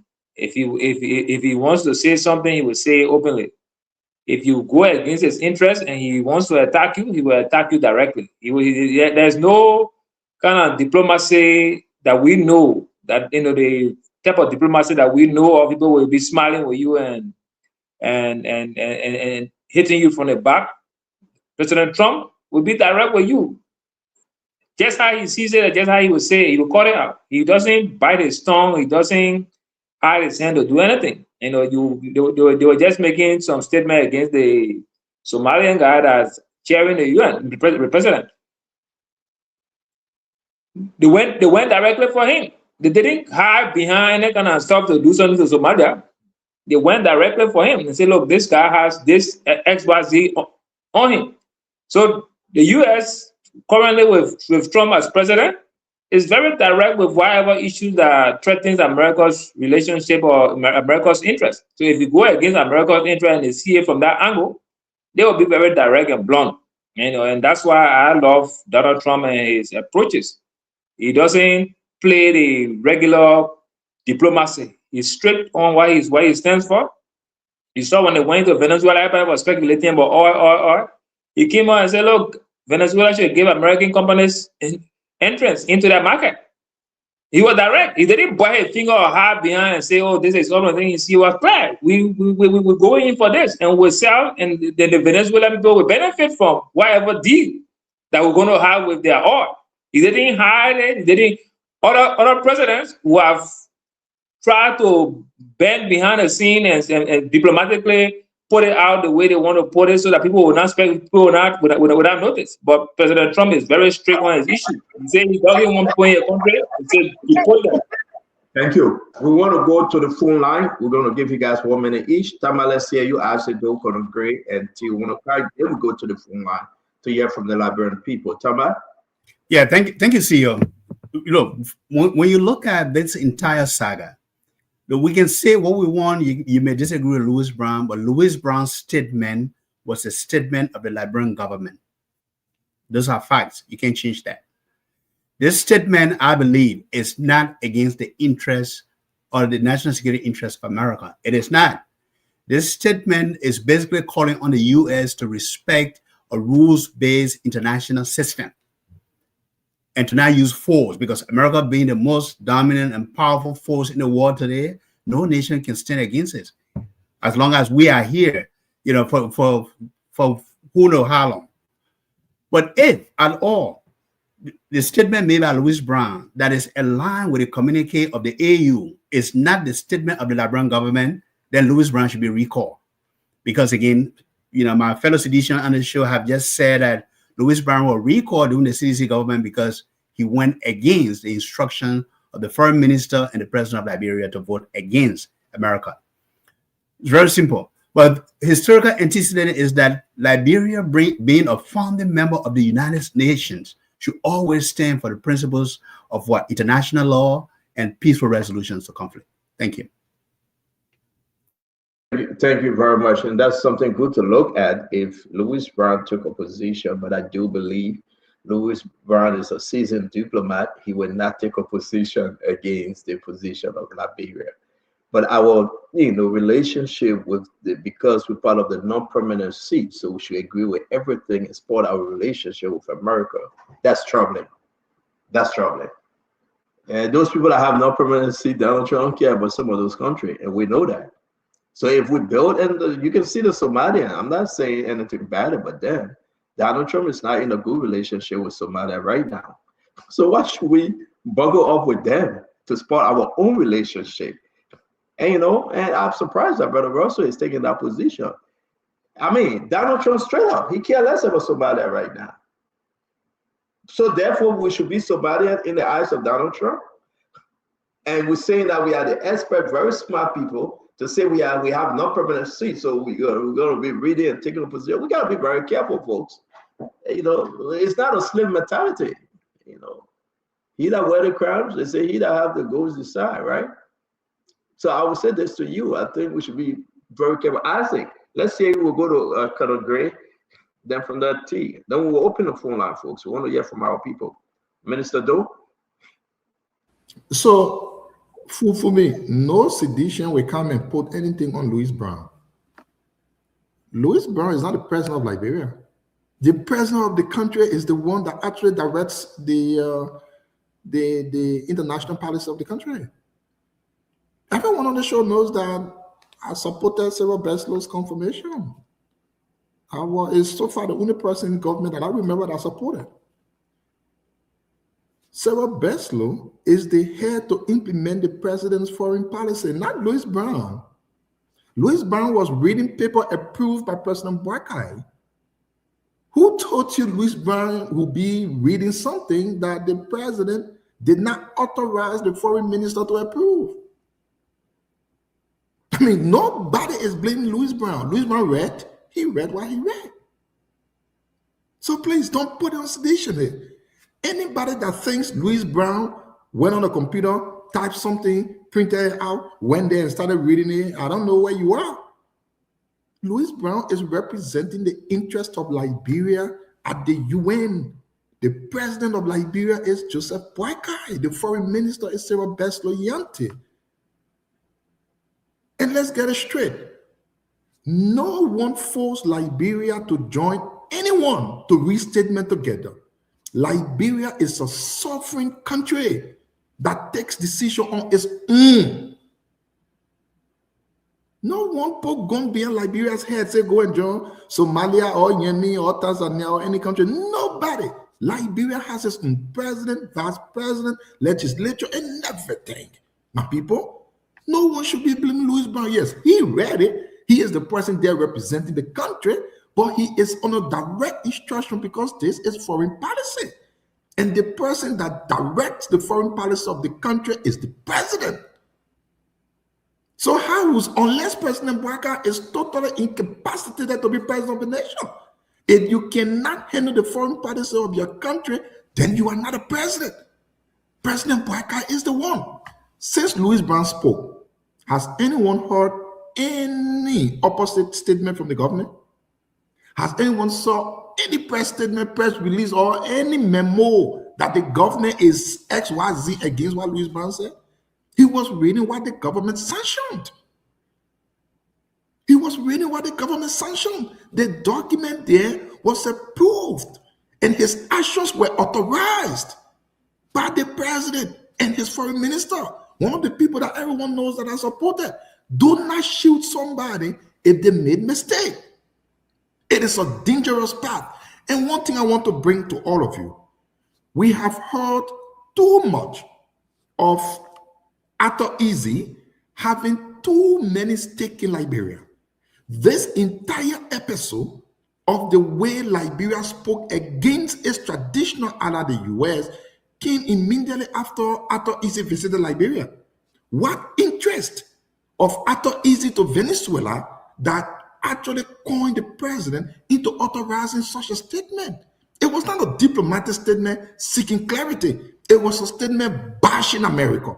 And then you have you guys are so amazing. Don't mess our conversation up. After Easy running our foreign mission. I don't know who you can talk to. I don't know who you can talk to, but again, as you were calling me, I was on the phone trying to really get something. Let me bring it. Look at it this way. We gotta go to the full. I said we gotta go, brother. Right. No, but this is. I mean, you can take it. Let's go down. We'll do our one thing I know, Santo, let me just. And one thing I know, everything we have said on the show came to pass. When the visa business came up for 3 years, we said there would be no scrutiny, and it came to pass. This one, and I'm telling you. Let me hold you right there. When you said everything you said on the show, you actually came to pass.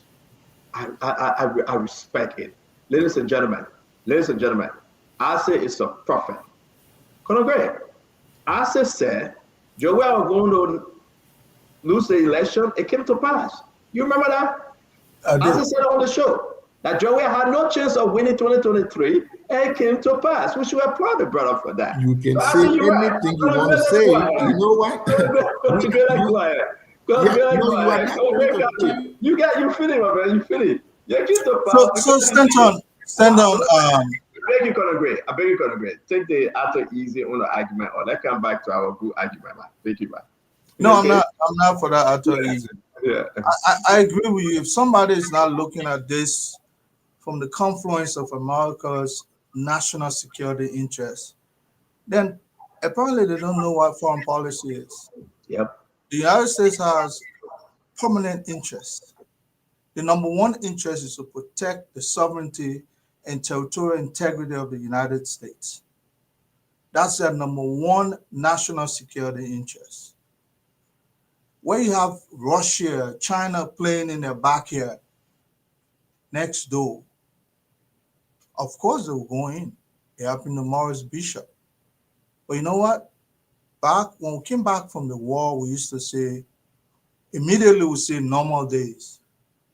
In the United States, don't consider this normal days. So national security interest comes first. People will remember Liberia taking a position against the national interest of the United States because Liberia read the statement. I would have passed it on to somebody else because already there's a euphoria in Africa that us Liberians will always side with the US. That is our foreign policy position. It has helped us, and whenever we've gone contrary, it has come to hurt us. You may not like it. On the one side, they said Mr. Brown went there, he took a position against Mr. Weir. And then on this side, they said the president is aware of it because Mr. Brown will not do this and do that. But they want us to believe that Brown took his own position when Weir was there. How likely it will not be the same here? But if I were Brown's responsibility is to advise the president on anything that has to do with foreign policy simulation. Don't take this role. This will hurt us. I would not have read that statement. I would have passed it on to the Congolese who speaks broken English, or pass it on to the president of Somalia, wherever it is. My friend, I support you, but people listen for sound bites. And why Labro took a position and they the one spoke on behalf of the three countries? Yeah. My brother, right.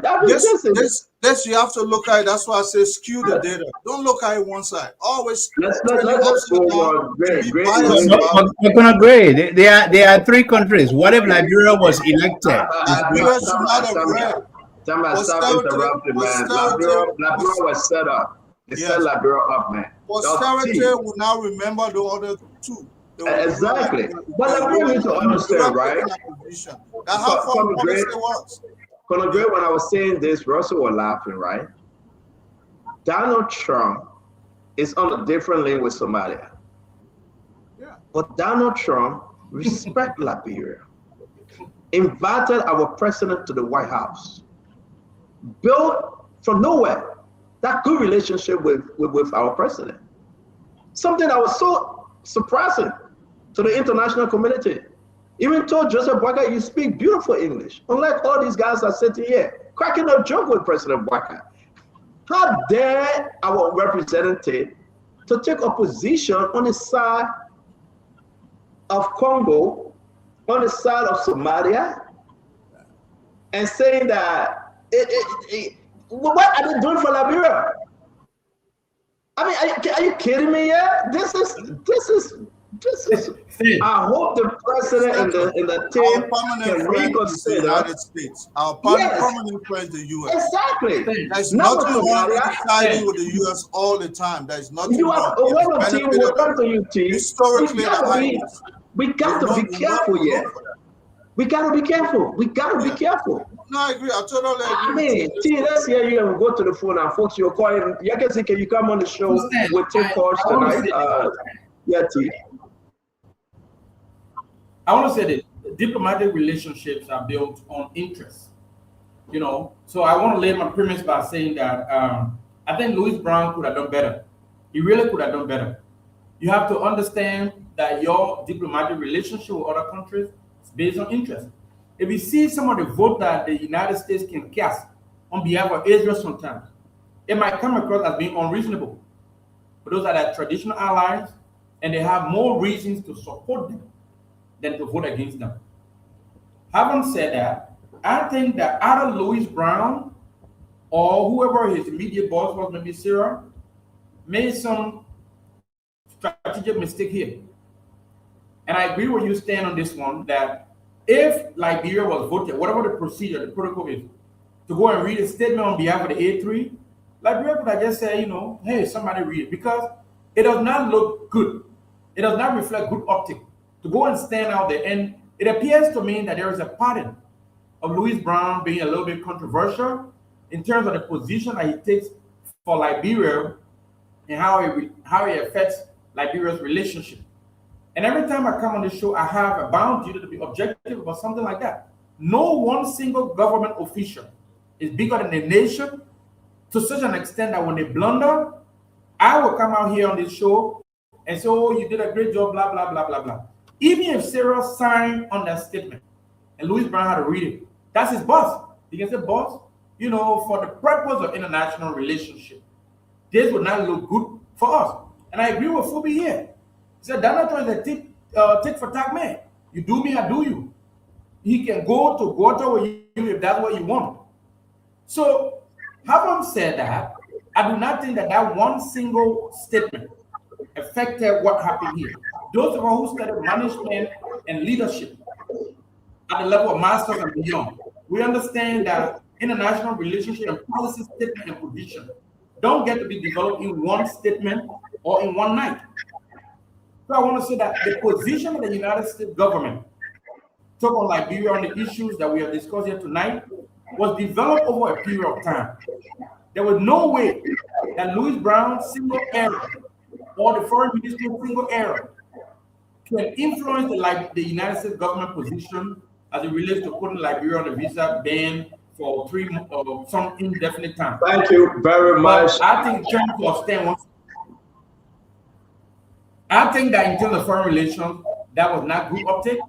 He could have passed it on, but it did not affect the United States position in terms of what it just did. That's what I feel. Again, I want to say thanks to all of you. A beautiful show today, and we couldn't get to the NPA Sekou Doucouré protest. We couldn't get to the Liberia immigration not being paid for 2 months. They have not paid, and we can't get to that. We couldn't get to Mr. Cummings, whether he's running 2029. We'll discuss those things tomorrow. Just understand very, very clear, my friend. We are in a serious place here. What's your position, my fellow Liberians? I want to say thanks to you, Winfred Russell, took off your time. A very, very busy schedule you have to join us. Winfred, am I still seeing you this weekend? Yes, most definitely. We have to be in there to usher in. Thank you. So I'm seeing Winfred this weekend. We're going to meet at the TGIF Friday. We're going to eat some ribs and baby back ribs. And I want to say, yes, indeed, it will be a wonderful meeting with all the people. We're going to be happily celebrating. I'm celebrating Winfred. He's engaging my sister. So that's what we'll be discussing on. But again, I want to say to all of you, a beautiful show. Let's go to the phone line. Yeah, you can join. Kev is not invited, Stanton. I hope you know that. I'll leave that between you and Kev. Yeah. I'll leave it between you and Kev. And Fangalo, all of them are invited. Our peeps. Thank you. I want to say to all of you again, a beautiful topic on this thing, Liberia position at the UN, the non-permanent seat. What's your take? Talk to us. Let's open the phone line. And listen, if you get any of the guys on the show number, you want to call them, we'll bring them in. I have only 3 cell phones. In studio, we have only 1. So therefore, we want to take as many calls as we can. This is your time to contribute. Thank you for following Spoon. The number is 609-649-4260. The next number is 609-649-9690. And you have 609-929-4938. Now, Yakasi, can you read the station number, please? Yeah, the number is 055-101075, 055-101075. We ask you, please, if you call, once you get just mute your radio and listen to the phone, please. It will be better. We gave you exactly 1 minute to make your quick statement of 30 seconds. The first caller from the United States, I believe, will take 10 from this end, and you can see 10 from your end before we close the show. Let's see the best 10. Your name and where you joining us from? Hey, Stan, this is Kessley from Minnesota. How you doing? Kessley, you get to the point quickly, please. When it comes to the issue of Ambassador Louis Brown's statement, I want everyone to understand that it has serious risks and consequences on our nation. For the fact that if you look at the impact, it has impact on our international aid and security cooperation with Liberia. The U.S. is the godfather of all nations, you know. So are you troubled? The question here is, are you troubled with Louis Brown? Not Louis Brown. Let's take Louis Brown out of it. Are you troubled with the government position here? I am deeply troubled with it. Thank you. Thank you very much. Thank you. I will take the next caller real quick. Your name and where you joining us from? From DC here. Gigi, talk to us, my friend. Yes. All right. Let me go straight to the point, man. Yeah, talk to us, Gigi. Yeah, you can blame Louis Brown. Louis Brown's statement wasn't just for Liberia, but for the whole Africa. The 3 A's. And I mean, I've seen that people try to put it to side. Is that statement different from Liberia position, sir? But no, I mean, in one group, did not separate it to say Liberia bring a statement and Somalia or all African countries rather. They gave that statement. So you think that statement is in Liberia's best interest with a relationship to America? Yes, because we are independent country. Thank you very much, my friend. Thank you, Gigi. Secondly, yes. took this position before even that statement. So it wasn't anything that because of what Louis Brown said. It was just something that he said, and Trump were getting ready. Thank you. Just put that on Liberia. Thank you, Gigi. Thanks for following Spoon tonight. We do appreciate you. Thank you. Thank you. Yes, sir. Your name and where you joining us from on the 4206 line. Thank you, Stanton. I step up this on the 2 o'clock, but I want to really make my comment on this issue. Where are you joining us from? I'm calling from Paris. My name is Frank Gibson. You go ahead, Mr. I want to Gibson. first commend Louis Brown for condemning the terrorist act Donald Trump committed against the people of Venezuela. That was a terrorist act. Donald Trump went to Venezuela to abduct the president of Venezuela. That was terroristic and it's condemned. The illegal president, though. Yeah, but Donald Trump also, what he did, it is not lawful. It is a terroristic act. It's in the interest, the national security interest of America, Gibson. Well, yeah. And this is within the region of the United States. When you talk about South and North America. Yeah, the action is also terroristic. We should stress that. Okay, so you think Liberia position is not Louis Brown's position? You think Liberia position was unique to go against American interests? The position of Louis Brown, I want to commend that Liberia should first condemn the actions in the UN Security Agency. Thank you very much, Gibson. Terroristic act against Venezuela. Thank you very much, Gibson. Thank you for joining us from Paris recording, but I totally disagree that it was a terroristic act. Thank you. All right, who's next? On the 4938 number, your name and where you joining us from? On the 4938 number, your name and where you joining us from? Hey, our people, you don't hold the line. Okay, let me take this one. Your name and where you joining us from, please? My name is Edward calling from Massachusetts. Ed, talk to us, my friend. So the whole thing here is not about Louis Brown's statement.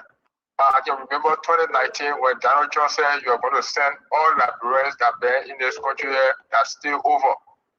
That's still more than. No, we are not talking about the visa restrictions, sir. We are talking about the statement made by Louis Brown on the position of Iran and Venezuela. It has nothing to do with Liberia. The man spoke on behalf of the government. Other people been speaking against America about the attitude. The reason America went to Venezuela is because Maduro is not in the interest of America. We that do public transportation in America, we interact with so many people all the time. So the Liberia position to you, Liberia position through Louis Brown was a unique one? Yeah, the man spoke. You think it's going to bring conflict between Liberia and America? Nothing, absolutely nothing. The Thank you. on behalf of the country. Thank you very much for calling. Your name and where you joining us from? Your name and where you joining us from? My friend, you got to speak into the phone. If not, then we'll hang up on you. Your name and where you joining us from, please. All right. Your name and where you joining us from? When you call, please speak into the phone. The line is busy. Your name and where you joining us from? Yes, Stanton, how you doing? This is Mr. Tia calling from Massachusetts. Mr. Tia, talk to us, my friend. Yeah, I want us to retrospect a bit. You remember one of our Independence Day celebration? The orator spoke against the U.S. government, and the ambassador walked out of that celebration. Today is Louis Brown's statement. So we need to be cognizant of these things when we are speaking. And Fubi said, Louis Brown made statement against the U.S. government. We have called him, he was recalled. It was not because of wrath, it was because of responsible government. When Louis Brown made that statement, we recalled him to punish him. Today, he made similar statement, he still retaining a post. Then why do you think America would consider that the statement? Do you think Louis Brown statement that he made on behalf of the government of Liberia, I mean, are you concerned? It is concerning. Yes. It is concerning because you cannot step on the tail of the tiger and he can go free. Thank you very much. Right. Thank you for contributing. Thank you, my friend. Okay, let me bring you in. Your name and where you joining us from? Stan, this is Cyrus McGee. I'm calling from Minneapolis area, Minnesota. Sarah McGee, talk to us, my friend. Yeah, great show. Thanks to you and your panelists. Let me go strictly to the issue, Stanton. I see people talking about Louis Brown's position as the Liberian government position. How did we get into this A3? That's the first question we should ask ourselves. What are those countries that we are in the A3 with? What are the relationship of the United States? Right now, Donald Trump don't even want to hear anything about Somalia. How do we get in line with that? How do we even become spokesperson or spokesnation for these three countries? Those are the questions. If I was Ambassador Louis Brown, a very smart person who suffered the burn from the U.S. government, you would know that you have to take a step. You're just going back to the United Nations. Why can't you look around, look at your surrounding before taking a position? How did we get to become spokesperson? To suffer like do you think the position Labero took, is this position against American national security interests? Well, I'm not talking about American national security. I'm asking you a question.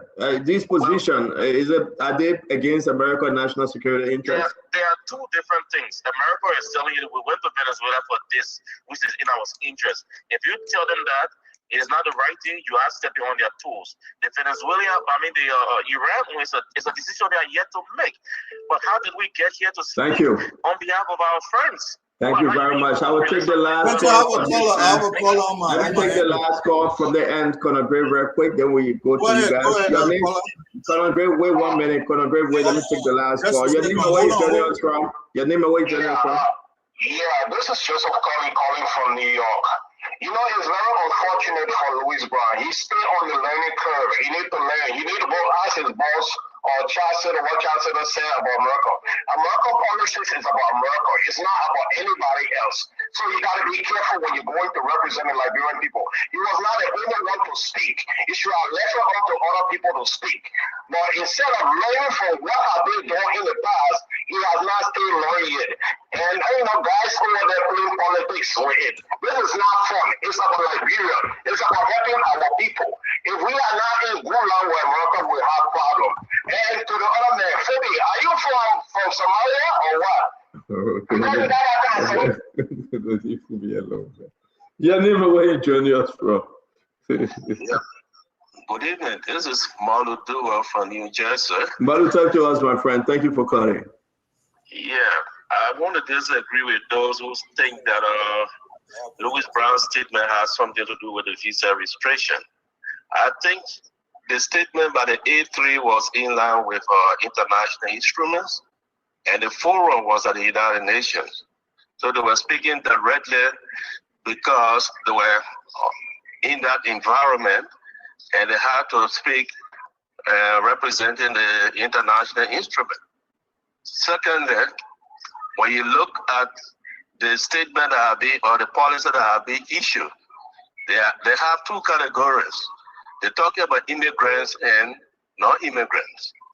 Non-immigrant visas are still allowed. So we want to make this clear that Louis Brown's statement had nothing to do. Yeah, but we agree. Majority of the set agree that Louis Brown's statement has no contribution to the State Department decision. But we are saying the statement that was given by Louis Brown on behalf of the non-permanent member, the A3 countries, right? Do you think you put Liberia in a bad relationship with America? I think no, because Donald Trump is straight up. If it has happened that way, we're going to deny completely from everything. That's all I have to say. Thank you very much, my friend. We appreciate you. Bring that person on and we'll go to Yakasi. Go ahead. Make it quick, caller. Yeah, man, this is John from Pinkham, Maryland. Look, hello. Look, y'all got to be careful out there. Look at Charles Taylor. When what happened with Charles Taylor, Trump would say Charles Taylor will leave. Charles Taylor left.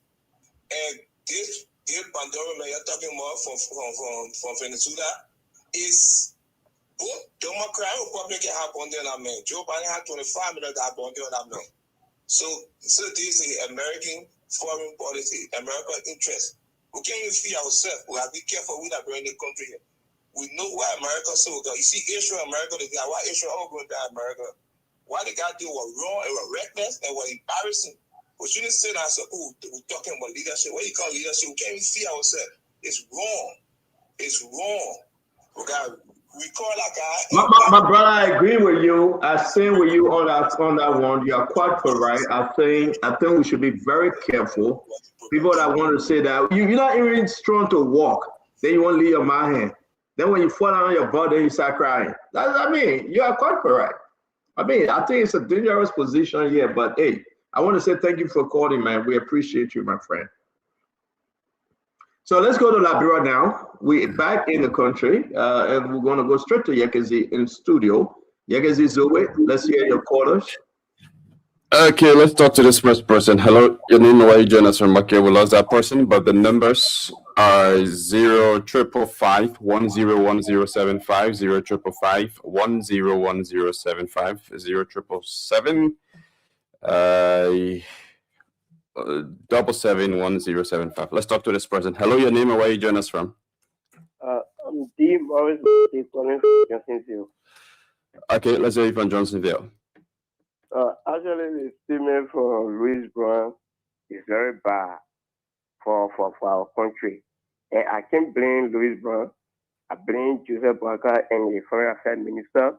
But Louis Brown he did it before and he recording, so he has no reason to even set that level to go and represent Liberia. So he always going whenever you go out to represent our country. So this will cause serious problem for our country. Thank you. Okay, thanks for calling. Let's talk to another person here. Hello, your name and where you join us from. Hello? Hello? Yeah, my name is Choko. I'm calling from EW. Okay, Chokon, welcome, but you've got to be audible.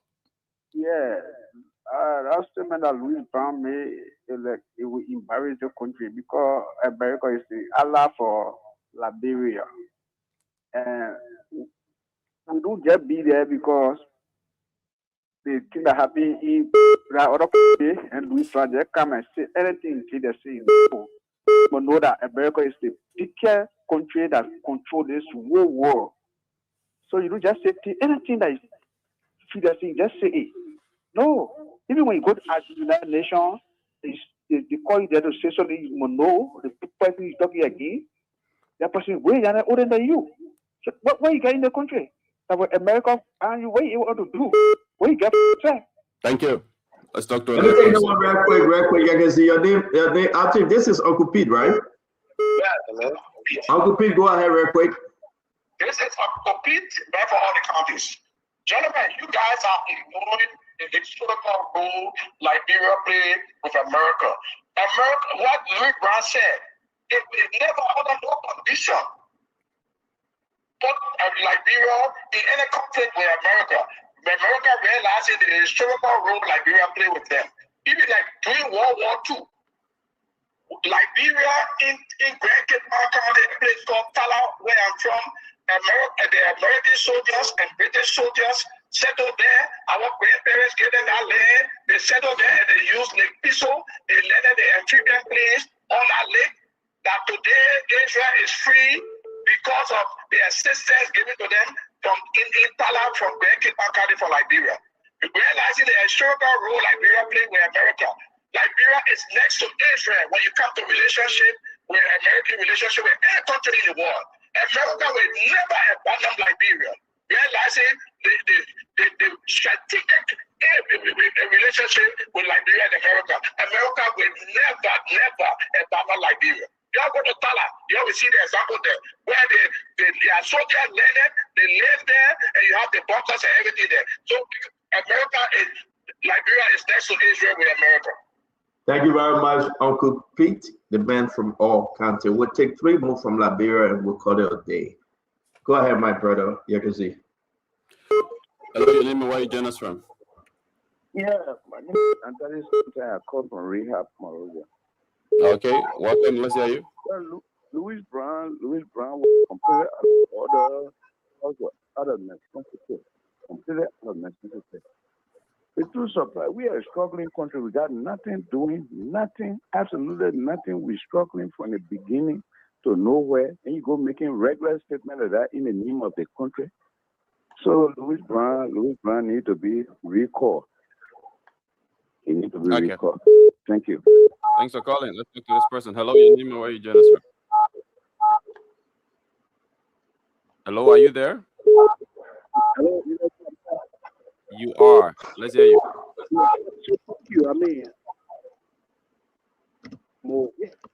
hello. Yeah, hello.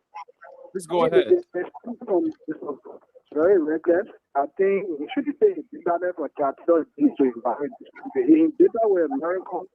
I mean, he resigned last year. That is really like and then he comes and say data to America. Not being in a country like this. It's not fair. So keep saying, I mean, how can Venezuela help us? As we spoke, Venezuela over America is nonsensical. It would not affect it. It's in America. It's the people not denied from groundwater. To reunite with their family and what have you. So thank you. What he needs to support it immediately. We try to that way, why would we to himself? We cannot thank you. Thank the you. last one, Legacy, the last one. Thank you very much, folks. Thank you. Hello, you're in this room. This is Marty Stevens calling from Connellsville. Stevens, let's hear you. Yeah, the issue of this brand, well, he spoke, but it was not just in the interest of Liberia, but I don't think his statement will actually affect Liberia because Liberia has a blood relationship with America. It's just like father and son. I don't care what your son, how he has feelings, he's still your son, you will still cater to him because it's like a responsibility. You still have that love for him because you don't want born him. So America and Liberia is just a father and son. So, thank you. Legacy, thank you very much. We want to say thanks. That's it, right? Yes, that's it. That's it. Okay, thank you, Legacy. Thanks to all of you. Sorry, folks, we got to stop the phone call this far about faith. We want to say thanks to all of your beautiful conversation. This issue about Liberia getting on visa restriction, immigrant visa restriction, the issue about the Louis Brown, the government position, guys, it's not Louis Brown position, it's the government position. We got to say this very clearly. It's the government position that was approved by Cyril Yanti, the foreign minister, approved by the ambassadors, those, advisor to the president, Jose Yema Bouaka. The government position that was even approved and it was noted by the Liberian ambassador here to the United States. Again, you got to understand, it's the government position. Louis Brown was just a conduit to read. He was just a vessel that presented the statement. So you cannot beat on Louis Brown. Now you got to understand, right, Colonel Gray? It's the government position. Is this position, put us in a bad place right now with the USA? And you can go read it, my folks. What my business with Venezuela? What I brought business with Venezuela? What have Venezuela given you? You always want to have a good relationship with the United States. The entire world. Listen, when Donald Trump sneezes right now, people are running. He's the president of the United States. He called Jose Yema Bouaka to the White House. People celebrated. Oh, good thing. He recognized Liberia. But today we want to take a position against the interests of the United States. My friend, we got to be very careful. I think it's wrong. And I think what I'm hearing, this government is doing everything now to patch that relationship and apologize for the position. But let's go back to the history. Colonel Gray, why do people pour in front of to even give that statement? They know exactly why they did that, though. They all play Liberia. We're going to end the show. We're going to close. I want to say thank you for joining us. Come back again tomorrow. It's Friday. Come back. Again, it will be a wonderful show tomorrow. I want to appreciate all of you. Good things happening in our country. Yes, indeed, we'll say good things happening in our country. And I would love to talk about the good thing also. Asala Mittal, they have been sent to the, to the lawmakers. And it's going to pass because we need that 200 million others. We'll talk about it tomorrow. Nobody will put finger on it. We need that 200 million. It will pass. And again, I want to say to you, a lot of other stuff happening. We got an update on East International. We got an update with the immigration setting our own document in our country. Liberia immigration is a bad place. We want to talk about the, the bill, the NPA put bill, decentralization of the port. How far it have turned to be a political thing now. It's no more about the country. It's about people fighting Yombi fighting back, and all this yama. We'll talk about it tomorrow. I want to say it's good having the conversation with you today. God bless you. God keep you. Let's go quickly. 1 minute each. My brother Winfrey Russell, thank you. Let's get your closing, sir. Thank you. Thanks a lot, Stanton. And to all of our listeners and all of our viewers out there, I'd like to say thanks for joining us, for allowing us into your private spaces. So we really, really appreciate that. Just want to invite all of my folks in Minnesota. We know what is going on now in our state. There's a lot of attention here. There are a lot of anxiety in the community.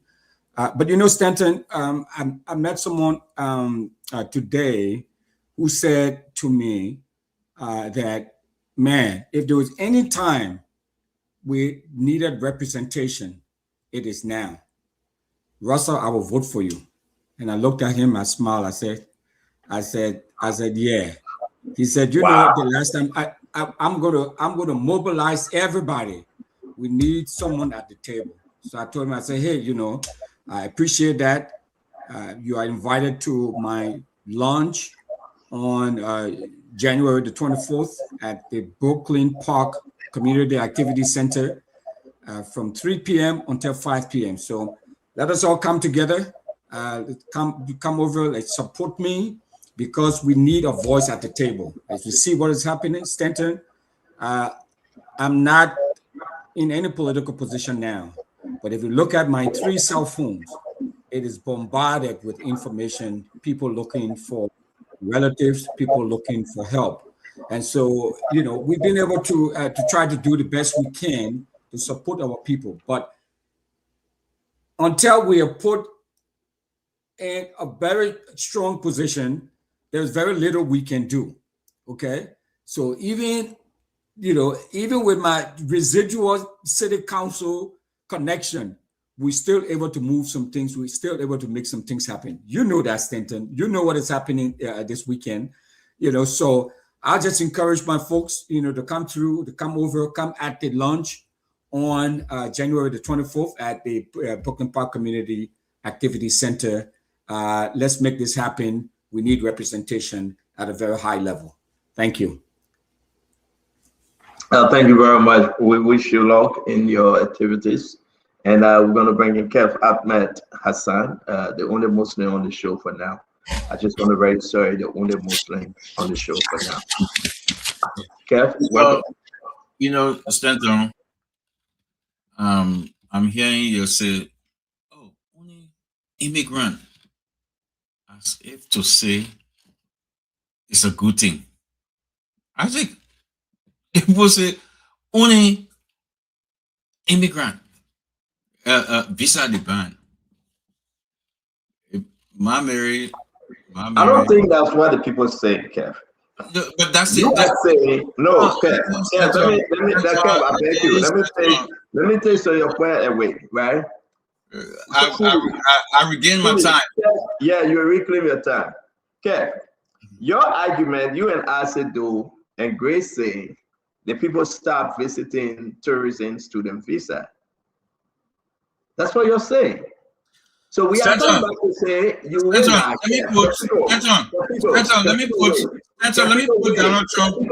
Donald Trump. You say you reclaim your time, though. Fubi, Kev, when Fubi, you see what Kev can do, right? You don't want to lie and say they put student on visa restriction. And we're saying no. The document is very clear. It's saying immigrant. Not that we are saying is good for them to put immigrant on visa pause. That's not what we are saying. But we are correcting you that want to include the student, the tourists, and all other people. That's what we say. No, Kev, you are wrong. Okay, let me put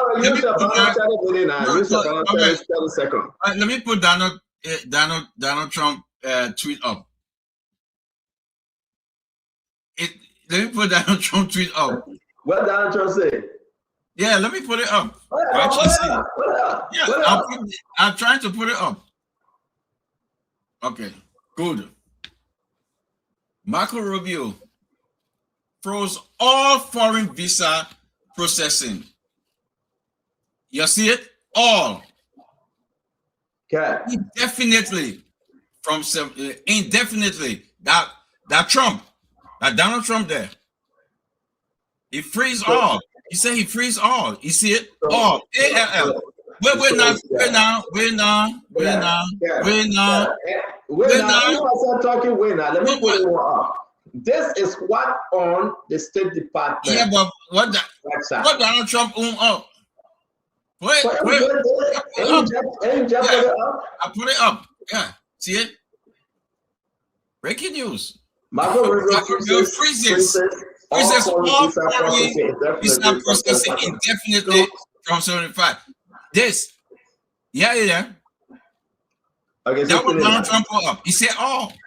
Okay, finish. So let me say this. So when people going around and saying this, Donald Trump clear. He clear. He said all. So maybe your own all is different from what, but it's that. You see, so when folks come, oh, it's only immigrant, it's only. Listen, guys, we all on this show besides Fubi, who in Kosovo, but we all on this show, right? We're in America, and we know immigrant visa. A lot of people will send for their mother, their father, just to come see them, see the grandchildren, live with them. Just help them. Just stop. Imagine that single mother who got to go to work and take their child 6 a.m. cold Minnesota weather to babysitter. 5-year-old boy, go. Sending for her mother. Because of the policy of the president of Liberia. You remember, he mocked Liberia way back in diaspora Liberia. You say, y'all with Donald Trump coming for y'all. If y'all remember, he mocked. You say, y'all with Donald Trump coming for y'all. And he used that for that single mother will not get help. We know how it is. We got children. We've been through that. Remy Gray been through that. Winfred Russell been through that. Isaac Doe, Stanton. We don't know those things. We're talking about under the blazer. You driving with your child, and you need that mother. It will not happen. Thank you very much. So let's go now. Let me bring in Tamba. Tamba, let's bring you in. Sorry, not Tamba, Chifubi. Let's tell us we gotta go. You know it's after 12 a.m. Fubi, let's bring you in, my man. Bye, thank you, bye. You there talking at 1, 2, oh, you say, you man. He's there with the single mother driving under that. Go back to your country, improve your economy, and live a decent life in your country. For me, that's the word for me. And I always say, President Trump's policy on immigration and all this stuff is to strengthen, is to encourage other countries to look within and improve their own living conditions instead of running to America always, because the American people have their own challenges and they want to be in their own country. Like I said for the intro, nobody wants somebody in a country that will give them extra burden. Like somebody come to your house to spend time and you spending all your money to feed them, to do this, to do that. You get tired with a person, you do anything for that time, that spending time, days to finish quick so the person can go back. So President Trump said in a country, the best we can do for ourselves is to improve our countries, hold our governments accountable so that we can have better and vibrant economy, so that we don't have to be depending on the government for every little thing. You won't get a job, you want government job. If the private sector is okay, people can live decent life and they will just go to America for a visit and go back home. They're not trying to go there on political asylum or waiting for somebody to file for them, or go there when you go down visiting visa, you hire your friend's house and try to find different means to stay there, overstay your visa, all of those stuff. Let's improve our countries. I think that's the message that we also start championing now and start knocking on our government. Improve our economy, cut down the corruption, invest, push the private sector, small and medium enterprises, the agricultural sector, fix our roads, fix our hospitals. We don't have improve our schools. Before, people went to Liberia for all these things we're talking about. Today, we don't want to run into Ghana for healthcare. We run to Ghana to go to school. Before, they were all running to Liberia to have all these different stuff. We're exporting basic commodities across: eggs, pepper, palm kernel oil, crayfish, all this stuff like bro exporting them. Today is the other way around. So we can go back and be even better than those days. So we've got to hold the government accountable to improve the private sector. That's my message for the country. Thank you. Thank you, Phoebe, and thank you, Stanton. It's a pleasure to be back on the show. And all of you, it's always a pleasure to be a part of this panel to discuss trending issues about Liberia. The topics today, Stanton, to be honest with you, I think would test the limit of our foreign policy. And I did read a statement from the Minister of Foreign Affairs, wherein they said that they are working through back channels, to try to see how they can resolve, hopefully remove the pause on the processing of these visas for Liberia. And I hope they do that. That's something that they need to do. But when you have a foreign policy agenda and you come to Washington and you come to New York to represent Liberia, Louis Brown, I believe whatever statement he read or he's going to read must be aligned with the foreign policy of the Minister of Foreign Affairs and the President of Liberia, Joseph Boakai. In this case, I'm sure this statement was endorsed, aligning with the three African countries currently elected on the non-permanent seat of the Security Council of the UN. Liberia, being a founding member of the United Nations, took a position based on international law and a rules-based society. That's how I read through the statement. And that statement has nothing to do with this visa pause. However, if it is proven, and I say if, that Louis Brown read a statement that was approved by the foreign ministry or the president, then he should be recalled and he should not come back to the UN. And finally, what I'm going to say tonight is that we can blame the United States all we want for their own international foreign policy decisions that they are making, but it has nothing to do with Liberia, because America First policy under President Donald Trump will always put America first, and he will always make those decisions based on American interest first. And as Phoebe and a good doctor earlier, I think Liberia, we have to do some soul searching. How do we continue to improve our local economies? How do we continue to find opportunities to create jobs so that even, when there's a pause in visas, because immigrants do contribute immensely to Liberia, in terms of the remittances, the money they send back, the development projects they are undertaking. And Liberia, if you see the import from diaspora-based Liberian, is immense. It's helping the economy. But those are things we need to talk about Liberia and how we can move our country forward. It's always been a pleasure. And when I come on this show, I always come to contribute to talk about things that matter about Liberia. And thank you, Stanton, for having me. It's good to be back.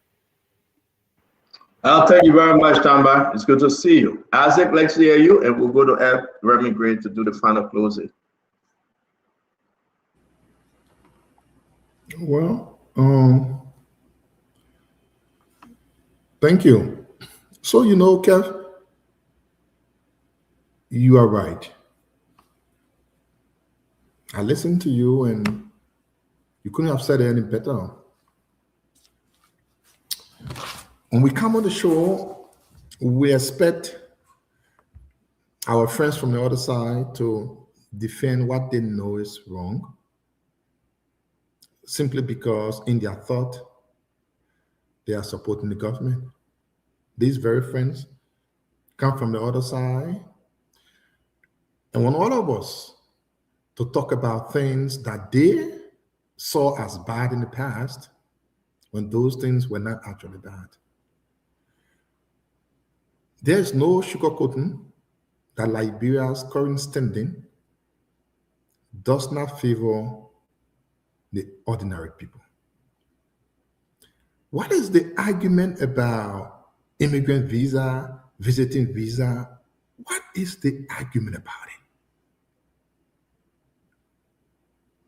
it? If you are a manager taking a decision, if you are a public sector manager, what are the factors you look at before you take a decision? You always want to look at the effect of the decision on the majority of the people versus the cost, what it will cost you to take that decision. In this case, more benefit to the ordinary people of the country comes from the immigrant visa. That's the DV, your man sending for you, your past sending for you. People come here, relocate, and start their lives over. My people, the ordinary poor Liberians can almost never be qualified to get a visiting visa. There are criteria that makes it smooth for you to get a visiting visa. One, get a job that pays you something good. The common poor people don't have that. Two, mostly be married or get some kind of a property, something that will convince the embassy that you have ties to your country that will make you return. The immigrant visa, you don't need all of those. You only need a record on a record that shows how you are coming to resettle. Your man sent for you, your past sent for you. So what is the argument on this immigrant visiting visa?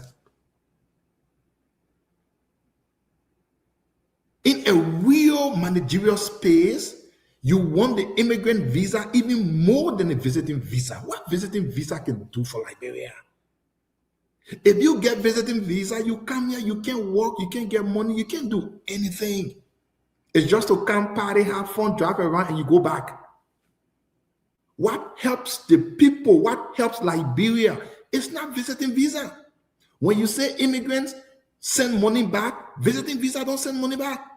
Immigrant visa does. So what is the argument? Oh, we thank God they didn't suspend visiting visa, but they suspend immigrant visa. That's the argument? What kind of argument can that be? What kind of argument can that be?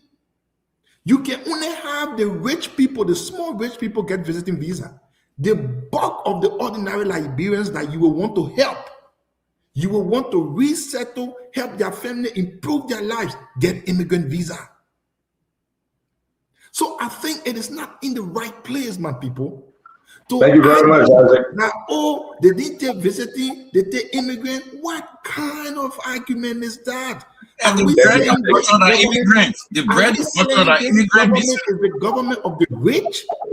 You want for the poor people to be denied coming to the US, but the small rich people should have the opportunity. I said, thank you very much. Let me bring in, we gotta go. Let me bring in Conor Gray. I said, thank you very much. Now, ladies and gentlemen, you know, in court, Fubi, when you go to court, right, and the witness is saying something, and the judge can tell the jury, so you don't listen, you don't take it down, you don't listen to it. Okay, ignore what that witness is saying. It is not admissible. I think that's the word, right? Right, Conor Gray? It would not be admissible. It would not be part of the, you know, about this discussion today. So what Asa is saying is intentionally saying something wrong. The immigrant visa is important, and that's why this government begin to negotiate and find a way for America to reconsider. But do not lie. Do not lie. Just because of politics, so say no. They put student visa there. They put tourism visa there. And that's our argument. Let's stick to exactly what this document is saying. And this document is very, very clear. Very, very clear. The document saying immigrant visa processing update. It didn't say student, it didn't say tourist, and we will hold them to this. That's why they are celebrating. But you saying Donald Trump lied? That's why they are celebrating. What are you talking today. about? You know why? They are celebrating because they say, you know what? You put Koji on sanction, so it's sweet for Liberia. They put Maggie on sanction, so it's sweet for Liberia. They put 712 on sanction. How evil can you be? That they put 7 on your political leader on sanction, so therefore the whole Liberian people should be on sanction because you know what? You are satisfied now. Amen. But Conor Gray, let's hear you. That one will not pass. Will be your honor, my man. It will not pass. Colonel Gray, let's hear you. Well, Standard, you know, anything that benefits Liberia under this regime, the other side will be against it. So I've gotten used to that. I don't know. But the deliberate spinning of the fact probably is what we should be addressing, which is what you're addressing. And that's why I brought the distinction between immigrant and other classes of visa.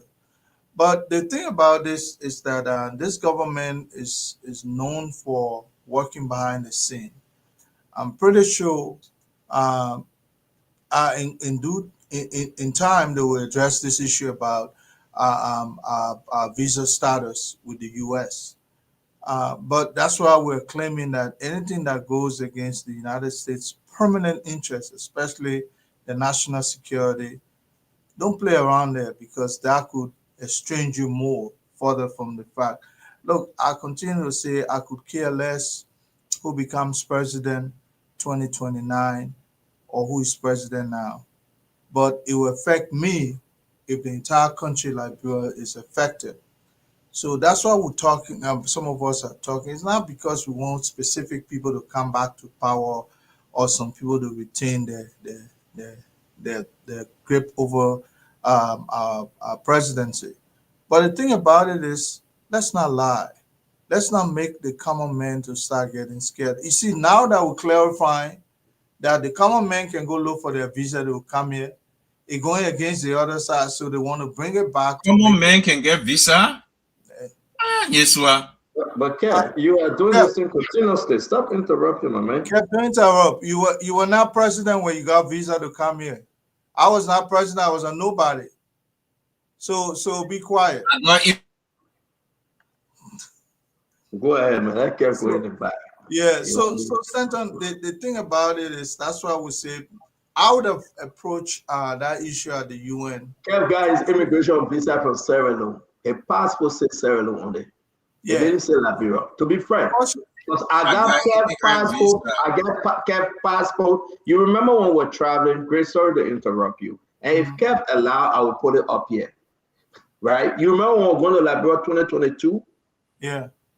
And in Paris, because Kev knew what Kev Ahmed Hassan, the immigration over there, Winfred Russell, put Kev aside and told Kev they took his passport. And on Kev American passport, they say born, which country? Sierra Leone. That's why on Kev American passport. With that Kev 40 is Kev Ahmed Hassan. Benjamin Sembi and I, let Kev here. We had to go up there and speak with the immigration people. The man was speaking French. And I told the guy, I don't speak French. The only thing I said, bonjour, ça va bien, merci. And the guy started laughing. And I said, but we are together as a group traveling to Liberia. Then he said, mon ami. He talked to me. He said, mon ami. I said, oui.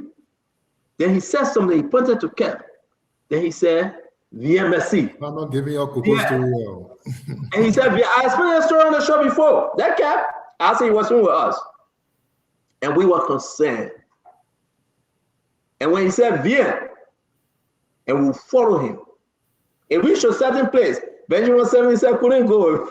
Ben said, man, I'm coming with you. I don't know where they keep that guy. Like that? For me, seriously.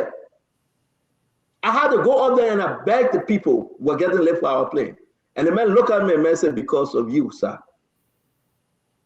And he gave Kev his passport. And we came back into the terminal.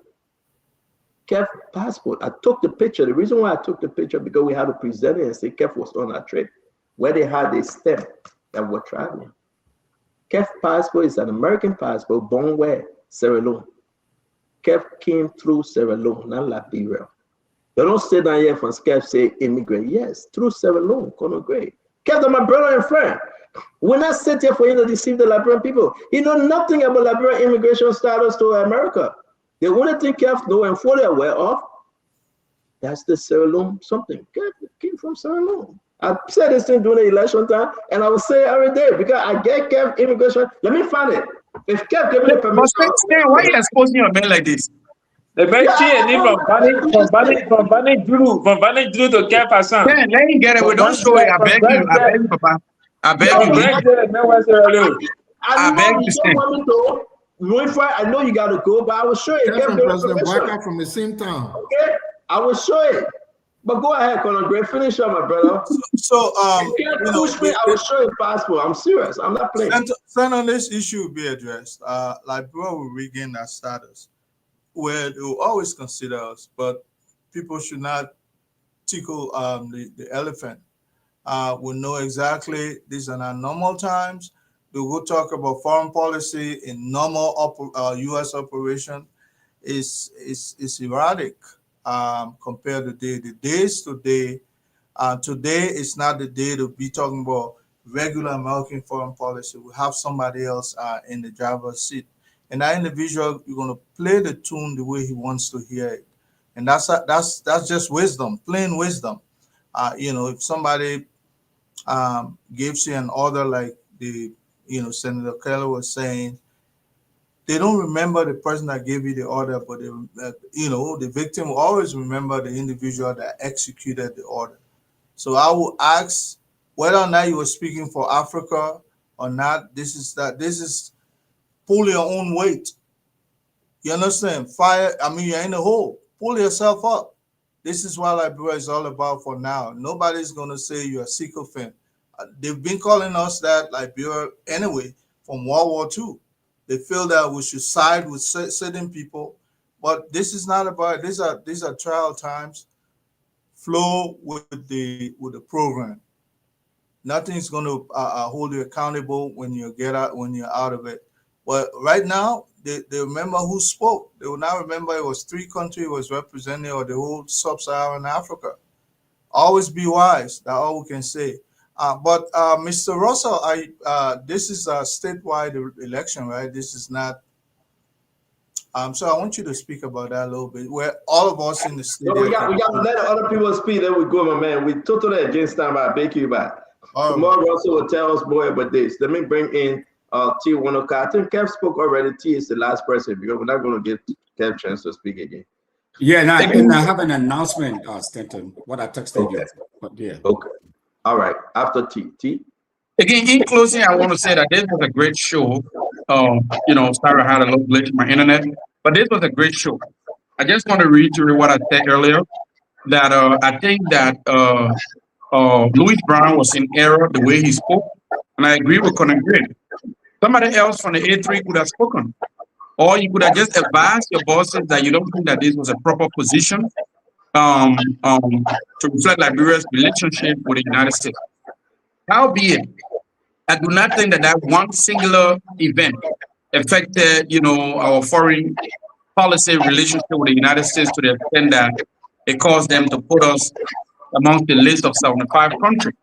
But I just think that overall, Louis Brown has this pattern of behavior where he does not evaluate properly what he says at the level of the United Nations. And I think that if he does not be careful, this could affect our relationship in the long term. I also want to say here quickly that Keith Hassan said something here earlier. He said that during George Weah time, Louis Brown took a position that did not reflect the position of the CDC government. This same Keith Hassan on the show tonight said that a foreign relations person cannot speak or cannot take a position that does not reflect the government's position. So he spoke on 2 sides of his mouth tonight. It's better to say that Louis Brown error and that error was significant, but it did not affect our position with the United States. I think that what is going on now affects all of us in Liberia. There is something called J1 to you or as it do. There's something called J1, J2, F1, F2 visa. Those are not immigrant visas. Those are visas for people who go to study in the United States on student, program. They too, when they come back, they help Liberian people. So to say that visas of that non-immigrant category, don't affect, Liberian people, the ordinary Liberian people, that is wrong. You don't know how someone end up in the United States.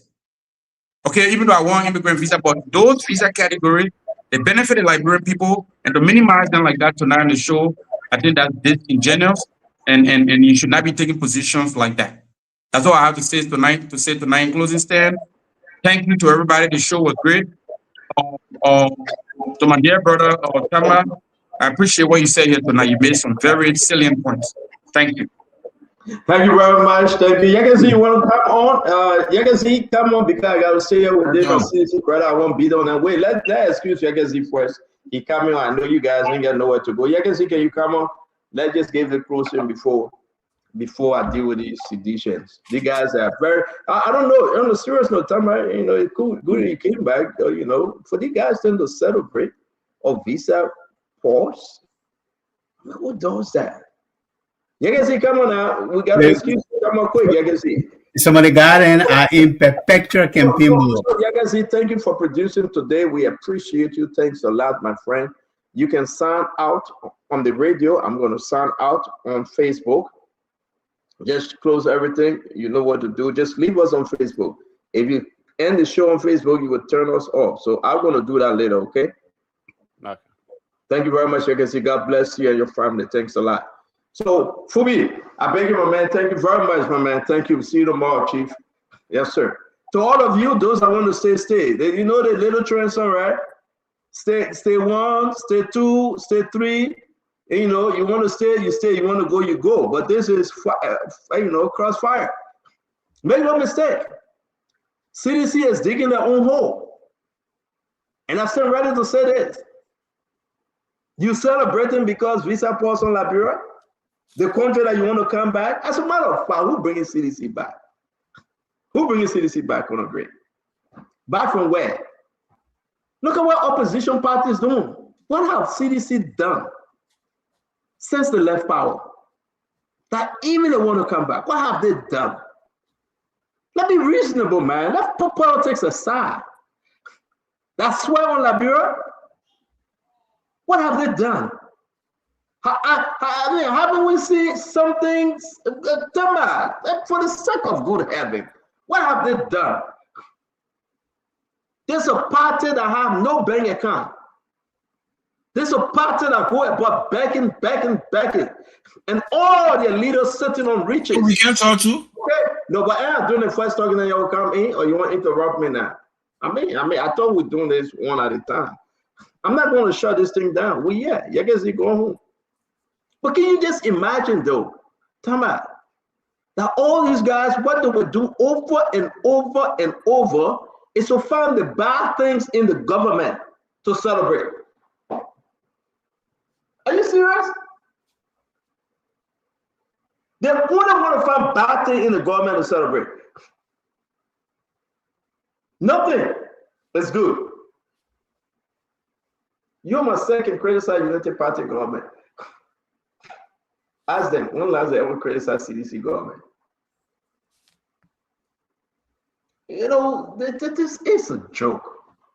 A government that would just sit down, President Weir that would just sit down and say, they'll bring me back. Bring me back where?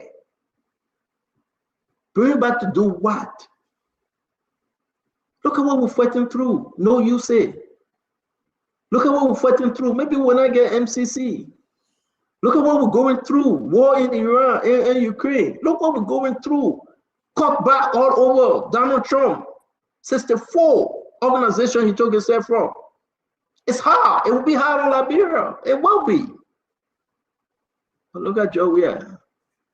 He come 1-2 days, he go to the church, then he go back for 3 months. Then he come back and get three bag of rice, 300 bag of rice, put a cup of rice in the bag for the old man and say, hey, I tell you, I'm coming back. That Joe Weir gonna get 300 bag of rice. Are you kidding me? Tell me. That Joe Weir gonna get 300 bag of rice during Christmas time?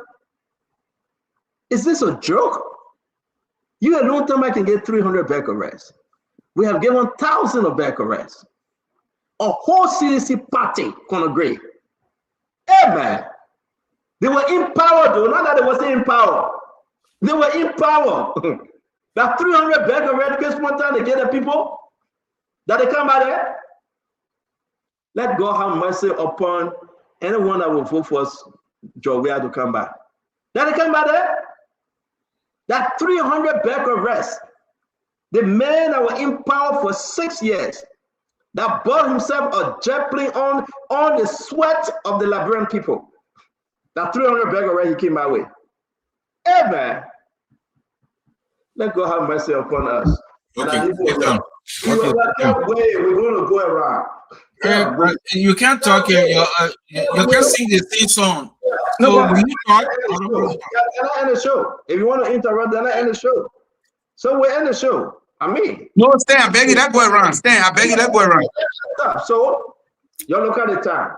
It's 8 p.m. Eastern time, 7 p.m. to Ase, 1 a.m. in Liberia. Ase, you get your 2 minute start right now. So by 6:03, you should be done talking. Ase, go ahead. So we are closing, no problem. I know you would like to finish closing. That's the extra time we're on.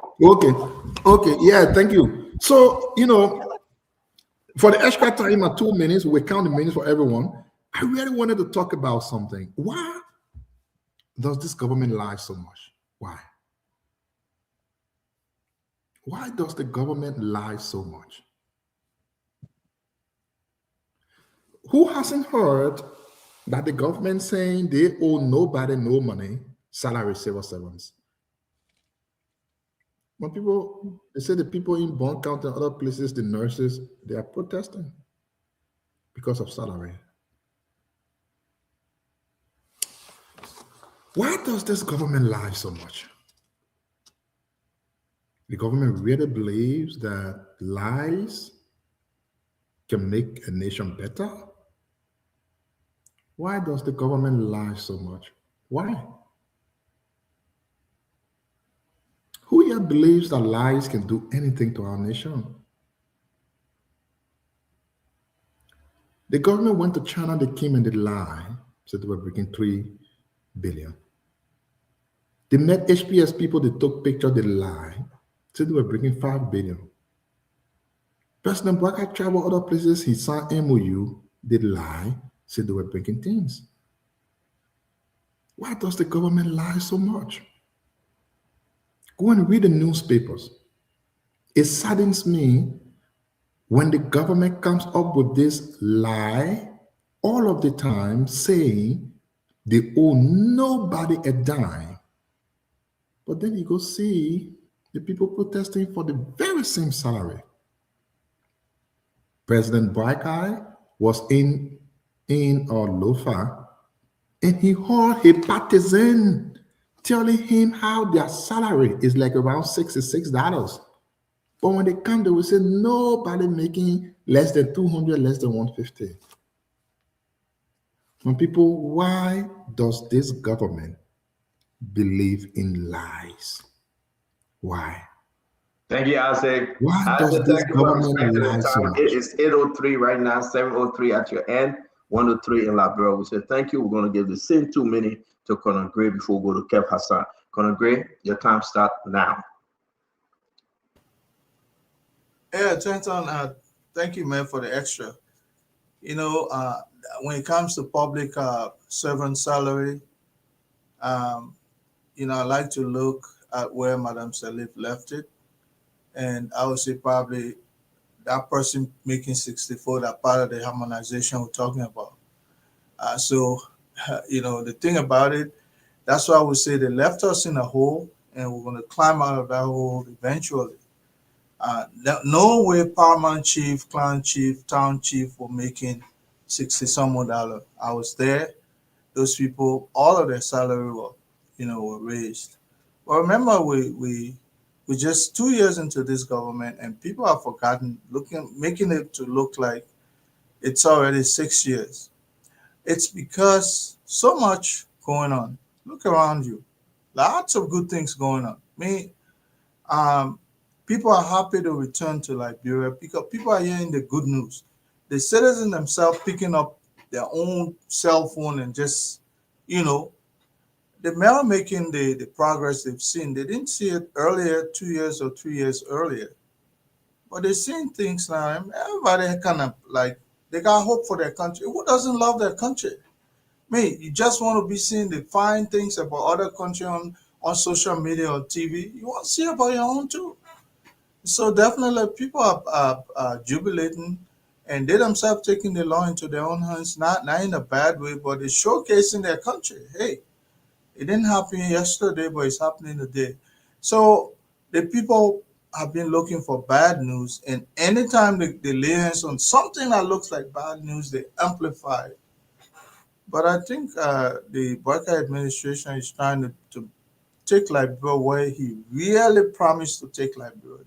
They can go, they can have Nemote that will say only 2. Matter of fact, Nemote said the same thing about the CDC regime. He said out of 200 and some more promises, they only implemented 6. When that open flow talking and start up? Yeah, but you interrupted the brother though. 6 years. You understand? So 6 years. What's your concern? I say. Well, I even reached 2 million. You called me up. They better No, not go for 4 minutes. I say. If he went above, just say, but you passed 2 minutes. I say, if it's 2 minutes, I'll stop here. So, I started 7:01 and stopped 7:03. I say, I beg you, but you just will call the mental order, but I beg you, but don't. Thank you, Stanton. Thank you. Let's hear from Kev. Kev, it's 8:06. 8:06, Kev, you can look at your time. So you have your 3 minutes. By 8:08, you should be done, my brother. Maybe 8:09. So talk to us, Kev. Nobody in Liberia can raise their hand that they more for Liberian in Liberia than George Manawia. And I dare anybody. Come closer to your microphone, Kev. I dare anybody who will raise their hand up in Liberia. Nobody. Only person. Christmas. All the 6 years, CDC will have Christmas gift on SKD or ATS for our people. Party for our people. Timothy Weah will fly and come to Liberia and do it. Nobody. So we can't argue that. But let me say this. And the non-permanent seats, the culture there, right? Every statement that either Louis Brown or other country are going to read, they will give it to you. You will send it to your government. Your government will review it. When your government review it, your government will send it back to you and say it's okay. So what Louis Brown read, Joseph Boakai saw it. He reviewed it and he okayed it. For folks to say it's an immigrant and just an immigrant visa, look, there's a lot of mothers who's supposed to be going to help their daughters, help their son, and stay with the grandchildren to see the grandchildren. That is sometimes expensive to take 5 children to bring here, to take to Liberia and all that. Everything stopped because of this president. I came to this country in the 90s. If Joseph Boakai was president at that time, I would not be here. Stanton will not be here. Some of y'all who came with immigrant visa will not be here. He's the first president in history in Liberia that immigrant visa would not be coming from Liberia. It's a sad thing. Kev, thank you very much. T, let's hear you. Okay, thank you, Stan. I got my 2 minutes. It starts now. This is Crossfire, like you said, and I had 2 things on my mind that I want to say. Number one is that why does Aldo laugh so much? No, stop interrupting me. Stop. No, you're running into my time, please. Yeah, why does Jesus? Stan, you gotta intervene. Why does Aldo laugh so much? Oh man. Fire on fire. Why you calling me? Are you baby on the show? Yeah. So Aldo, no, but Stan, why does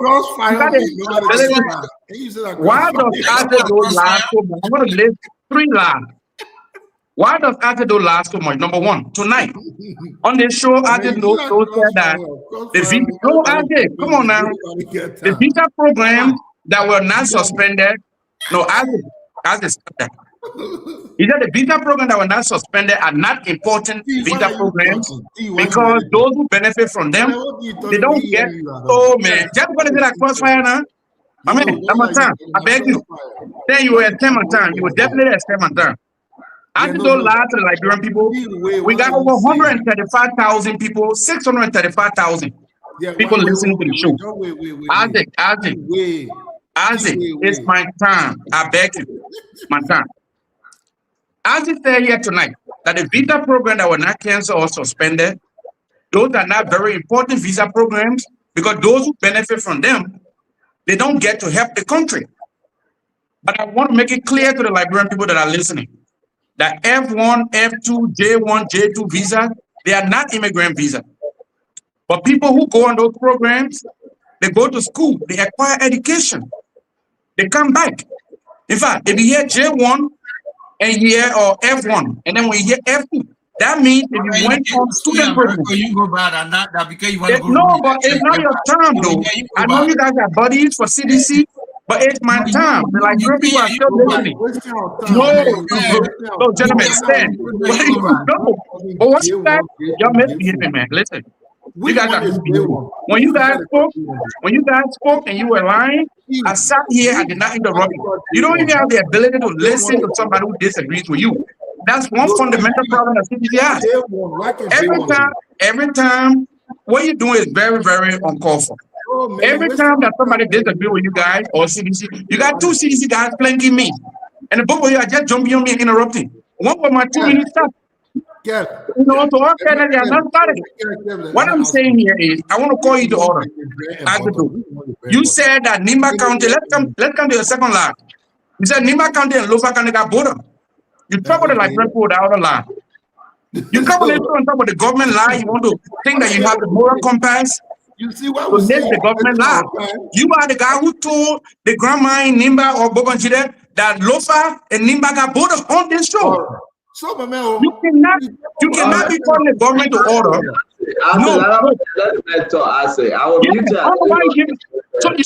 You don't have the moral authority. You don't have the moral compass, Isaac, to say that the government lie and to even think that you can outright list lies. I just want to name 3 lies that you have stated on this show within the last few days. Number 1 is what I just said earlier. Number 2 is what I just said about the and then number 3 is that you know you come out here you didn't need number 1, you didn't need number 2. No, I said you're not listening. You said you on your phone. I said number 1. Number 1, he said the J1 and the F1 visa, they were not important. That was number 1. The F1 and the J1 visa, he said they were not important. We said students go to school, they study, and they come back and they have the library. He lied also, he come back again. Oh, but tell you, maybe my last now I'm going to say that crossfire. No, Stan was playing game that night. Stan was playing game that night. He knew that I sent him. No, keep us on. I will call you to order. The issue I had is this. Or let's leave the visa thing since what that. Let's help you. They say go show them like. Keep us on. As the door. Let me. I got my 2 minutes. I'm going less than 30 seconds into my 2 minutes. The point I have here is this: this government is a very controlled. Let's go back. But you can't interrupt me that I stand. No, but that's not fair. You have to at least one to finish my point. What do you want to say? No, but Sam, see what I'm going to do is say, Leon, if you get 2 CDC guys, just jumping in. You say Lofa. No, but it's not your time. I think we are adults. We should be able to conduct. Even if they lead the show now, we should be able to speak. Yeah. Because we can disagree to agree. The point I will conclude on here is that this government of Joseph Yuma Boakai is a very responsible government. A government of professional people who have demonstrated that they care about this nation. They will make mistakes sometimes. And every time I observe mistake, I will call them out for it. Because I told you from the beginning, I came here I'll be very objective. No, hold on. I said here tonight that Louis Brown made a mistake. Man, you still talking about it. Go back. Okay, man, look, but then the show now stand because you can't let the 2 minutes and tomorrow interrupt them. Tomorrow I will interrupt the very two guys. You saw it tonight, Conor Brayer seen it, right? Tama, you saw what they did, right? And stand live. Tomorrow I will jump in with the I'm a witness. I'm a witness. Come back tomorrow. Hey, you always have that time. Your own man Tamasu should interrupt you because he tired. You want no, Tama, no interrupt me. Tama, no interrupt me. See, let me ask you a question, right? Yeah. See, are you a UPS? Oh yeah, absolutely. And let me tell you, UP is having a program for me in 2 weeks. Yeah. Are you a UPS? Yes, I am. When did you join Unity Party? When did I join? Yes, sir. I've been affiliated with Unity Party since 1997, but I officially joined on November 30th of this last year. Why couldn't you join at the time? Why you just affiliate? Well, I tried for so many years to remain non-political in terms of how I display or demonstrated my view because of the foundation that I run. I run a human rights foundation, and that foundation has to be objective. So it took me very long time. Well, is the foundation still objective now? And is the foundation still objective? My foundation is objective, very objective, and you will see that. I told you the other day you couldn't join Unity Party because you want your foundation. You wanted your foundation to be objective, but you join now. So what make your foundation? Your foundation not objective again? Are you going to recuse yourself from your foundation? No, let me understand question. I will come to your subjective question. Let me understand question first. Is my foundation still objective? Here I can demonstrate to you that the foundation is still objective. Two things. Number one. What's your foundation? Forget about that objective. What's your foundation office? Where's the foundation office? Yeah. In Mama's Town, VOA. So you got your foundation got an office space, right? Correct. What have you guys covered? What have we covered? Yeah, legally. Legally, we have taken action in 7 different matters. Name them quickly. Name them quickly. Name them quickly. Number one, when Joe Collet, a Guinean citizen, an Ecuador citizen, came to Liberia to work, and the Liberian government. What year? What year? What year? In 2021. We sued the government with defeated in that case. The next one. The next one, LRA. When they started giving Liberian people hard time, and their processing of that document were taking long time, yet they were being penalized for demurrage fee and all kind of stuff. We took action in 2022. Yeah, go ahead. The third one. The third action that we took was against the government in Buchanan, here in Monrovia, in Cape Mount, and in Nimba. We sued the government for pre-trial detainees whose rights were being violated persistently, and we defeated them again in that case. What year? Oh, I know where you're going now. Okay, well, that was 2023. That was 2023. That was 2023. Go ahead. The fourth one. Okay. The fourth one, I wasn't supposed to speak on it now, but I will speak on it. We got a case in court. Well, as of beginning Monday, we'll complete the filing. Okay? Yeah, we'll complete the filing concerning, I got a document here, right here with me, concerning a young man named, I wouldn't call the name tonight. Okay, who the same thing that happened to a young man for which we sued the CDC government in 2021, it happened in this government just a few weeks ago, and we'll be suing for it beginning Monday. This government. So now, what will you say, Kiva-san? So the fifth one. It's again concerning the conditions of prison conditions in this country. We have begun engaging with them concerning prison conditions. And that if they don't take action, we will take action. Honor this government. So you get 3 right now, honor CDC, and 2 honor Joseph. 2 honor the government, yes. So the 6th one. The 6th one is in Buchanan. This one goes back to 2023, a case that we opened in 2023. We want to revisit it under this government. Again, concerning pre-trial detainees. That 4-2. The last one, you said 7, the last one. I don't have the 7-1 here because the lawyers are still reviewing it. This one has to do with some child support case. We are still looking into it, whether we can take action because it don't seem to meet. Child support against who? This one is not somebody who used to work for government. Child support against who? Again, we have not taken action, so I can call the name. It's somebody who refused persistently, Which government they used to work against? In this government. So you got 4 against CDC, 3 against Unity Party. Want to say yes, indeed. I see that you are transparent. You across the border. You don't hold side. You don't hold one party. We appreciate you. Yeah, but when he recused himself from his I want to say to all of you, the man joined UP after the election because he had no chance to win. There you go. Whatever it is, I'm objective, and the record shows that. But then you got a question: have they ever disagreed with CDC? What did they say? Let me ask you a question. You joined UP or you're affiliating with UP? Which one now? I joined, and I told you tonight that in about 2 weeks' time, the Unity Party will be having a special. I will ask you a question. Did you join UP or are you affiliating with UP? Oh, I joined wholeheartedly. You signed paper? Yeah. You signed membership form? Yeah. Okay. November last year, you signed membership form? I signed membership form, yeah. Prior to you joining UP, yeah, did you seek the counsel of the Vice President Jeremiah Cole? I'm not going to go into the detail of my I had conversation with him. No. Listen, let me tell you tonight. Let me tell you. No, Stan, don't do that. Let me tell you.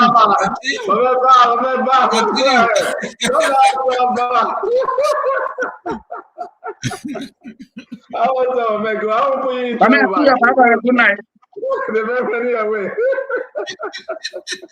I want to say thanks to all of you. Have a good evening. We love you. Remember, Jesus loved you the best. It's been a wonderful show, my friend. My brothers, my sister Babi Zinawai, it's good to see you again. Tevin Payne, as always. Joman Jala, we want to say thank you very much, my brother. Adolphus Brown, Clinton George, all of you.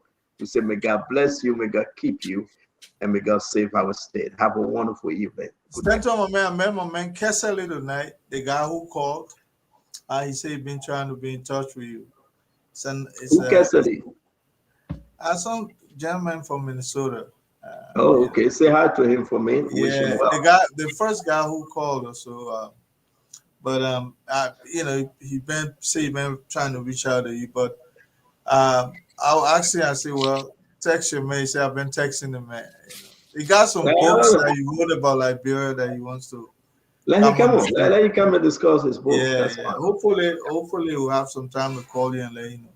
Yes, sir. Yeah, but let me let you go, my man. So what happened to the Eagles? They done? Oh yeah, they're going to beat them. They beat them at Macedon. Oh my God, who they play? They played the 49ers, San Francisco. Oh yeah. Man, that's a crack team anyway. No, that's the strong team. The what they play to win. Yeah, but the Eagles, man. They always think they get a better team, but you can't take it from them. They won the Super Bowl. You can't take it from them. No, they need they need to restructure a little bit. Some of the players like AJ Brown become disgruntled, into his feelings, and he didn't play his best. So those things happen.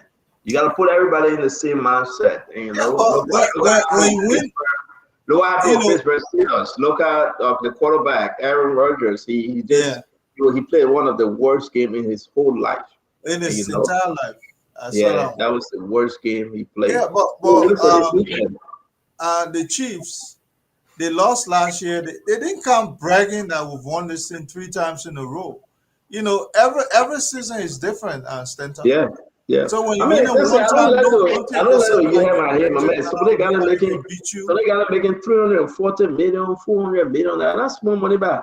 I don't let you have my head when they got it. They watch it for the fun of it, my man. But they call it million, like they call it, $, The man who making 375 million for 5 years. Can you imagine that? Here's somebody that 375 million to be president in Liberia. But check it out, about 120 million of that is taxes. Well, give or take, all depends. I mean, and then you got other fees to pay. Yeah, so that's why they're always broke, because people make money out of their own energy. Yeah, but I want to say, Colonel Gray, thank you very much for coming in, man. We look forward to see you tomorrow. Well, see you later. Yeah, on the show or Russell? Yeah, so we look forward to seeing you tomorrow on the show, by God's grace. Oh, okay, brother. Well, Yeah, take care, thank my you. man. Yes, sir. I want to say thanks to all of you. Thanks for joining us. A beautiful show today. Come back again. We discuss issue of national concern. We talk about the good, the bad, and the ugly, where people of different ideas meet and discuss Liberia issue. Liberia issue is very important, but because of you, we hear every day. Come back again tomorrow. On Spoon FM, Fabric, Super, Voice of Liberia, all of its relays. We want to thank you on YouTube, on Facebook, and all of the social media outlets. Join us every day. Let's discuss the serious issue of Liberia. We talk and you decide. We talk our own and you decide. Have a wonderful evening. May God bless you. May God keep you. May God bless our country, Liberia and the United States. Wherever you find yourself, we say may God bless you all. Have a wonderful evening. Good night.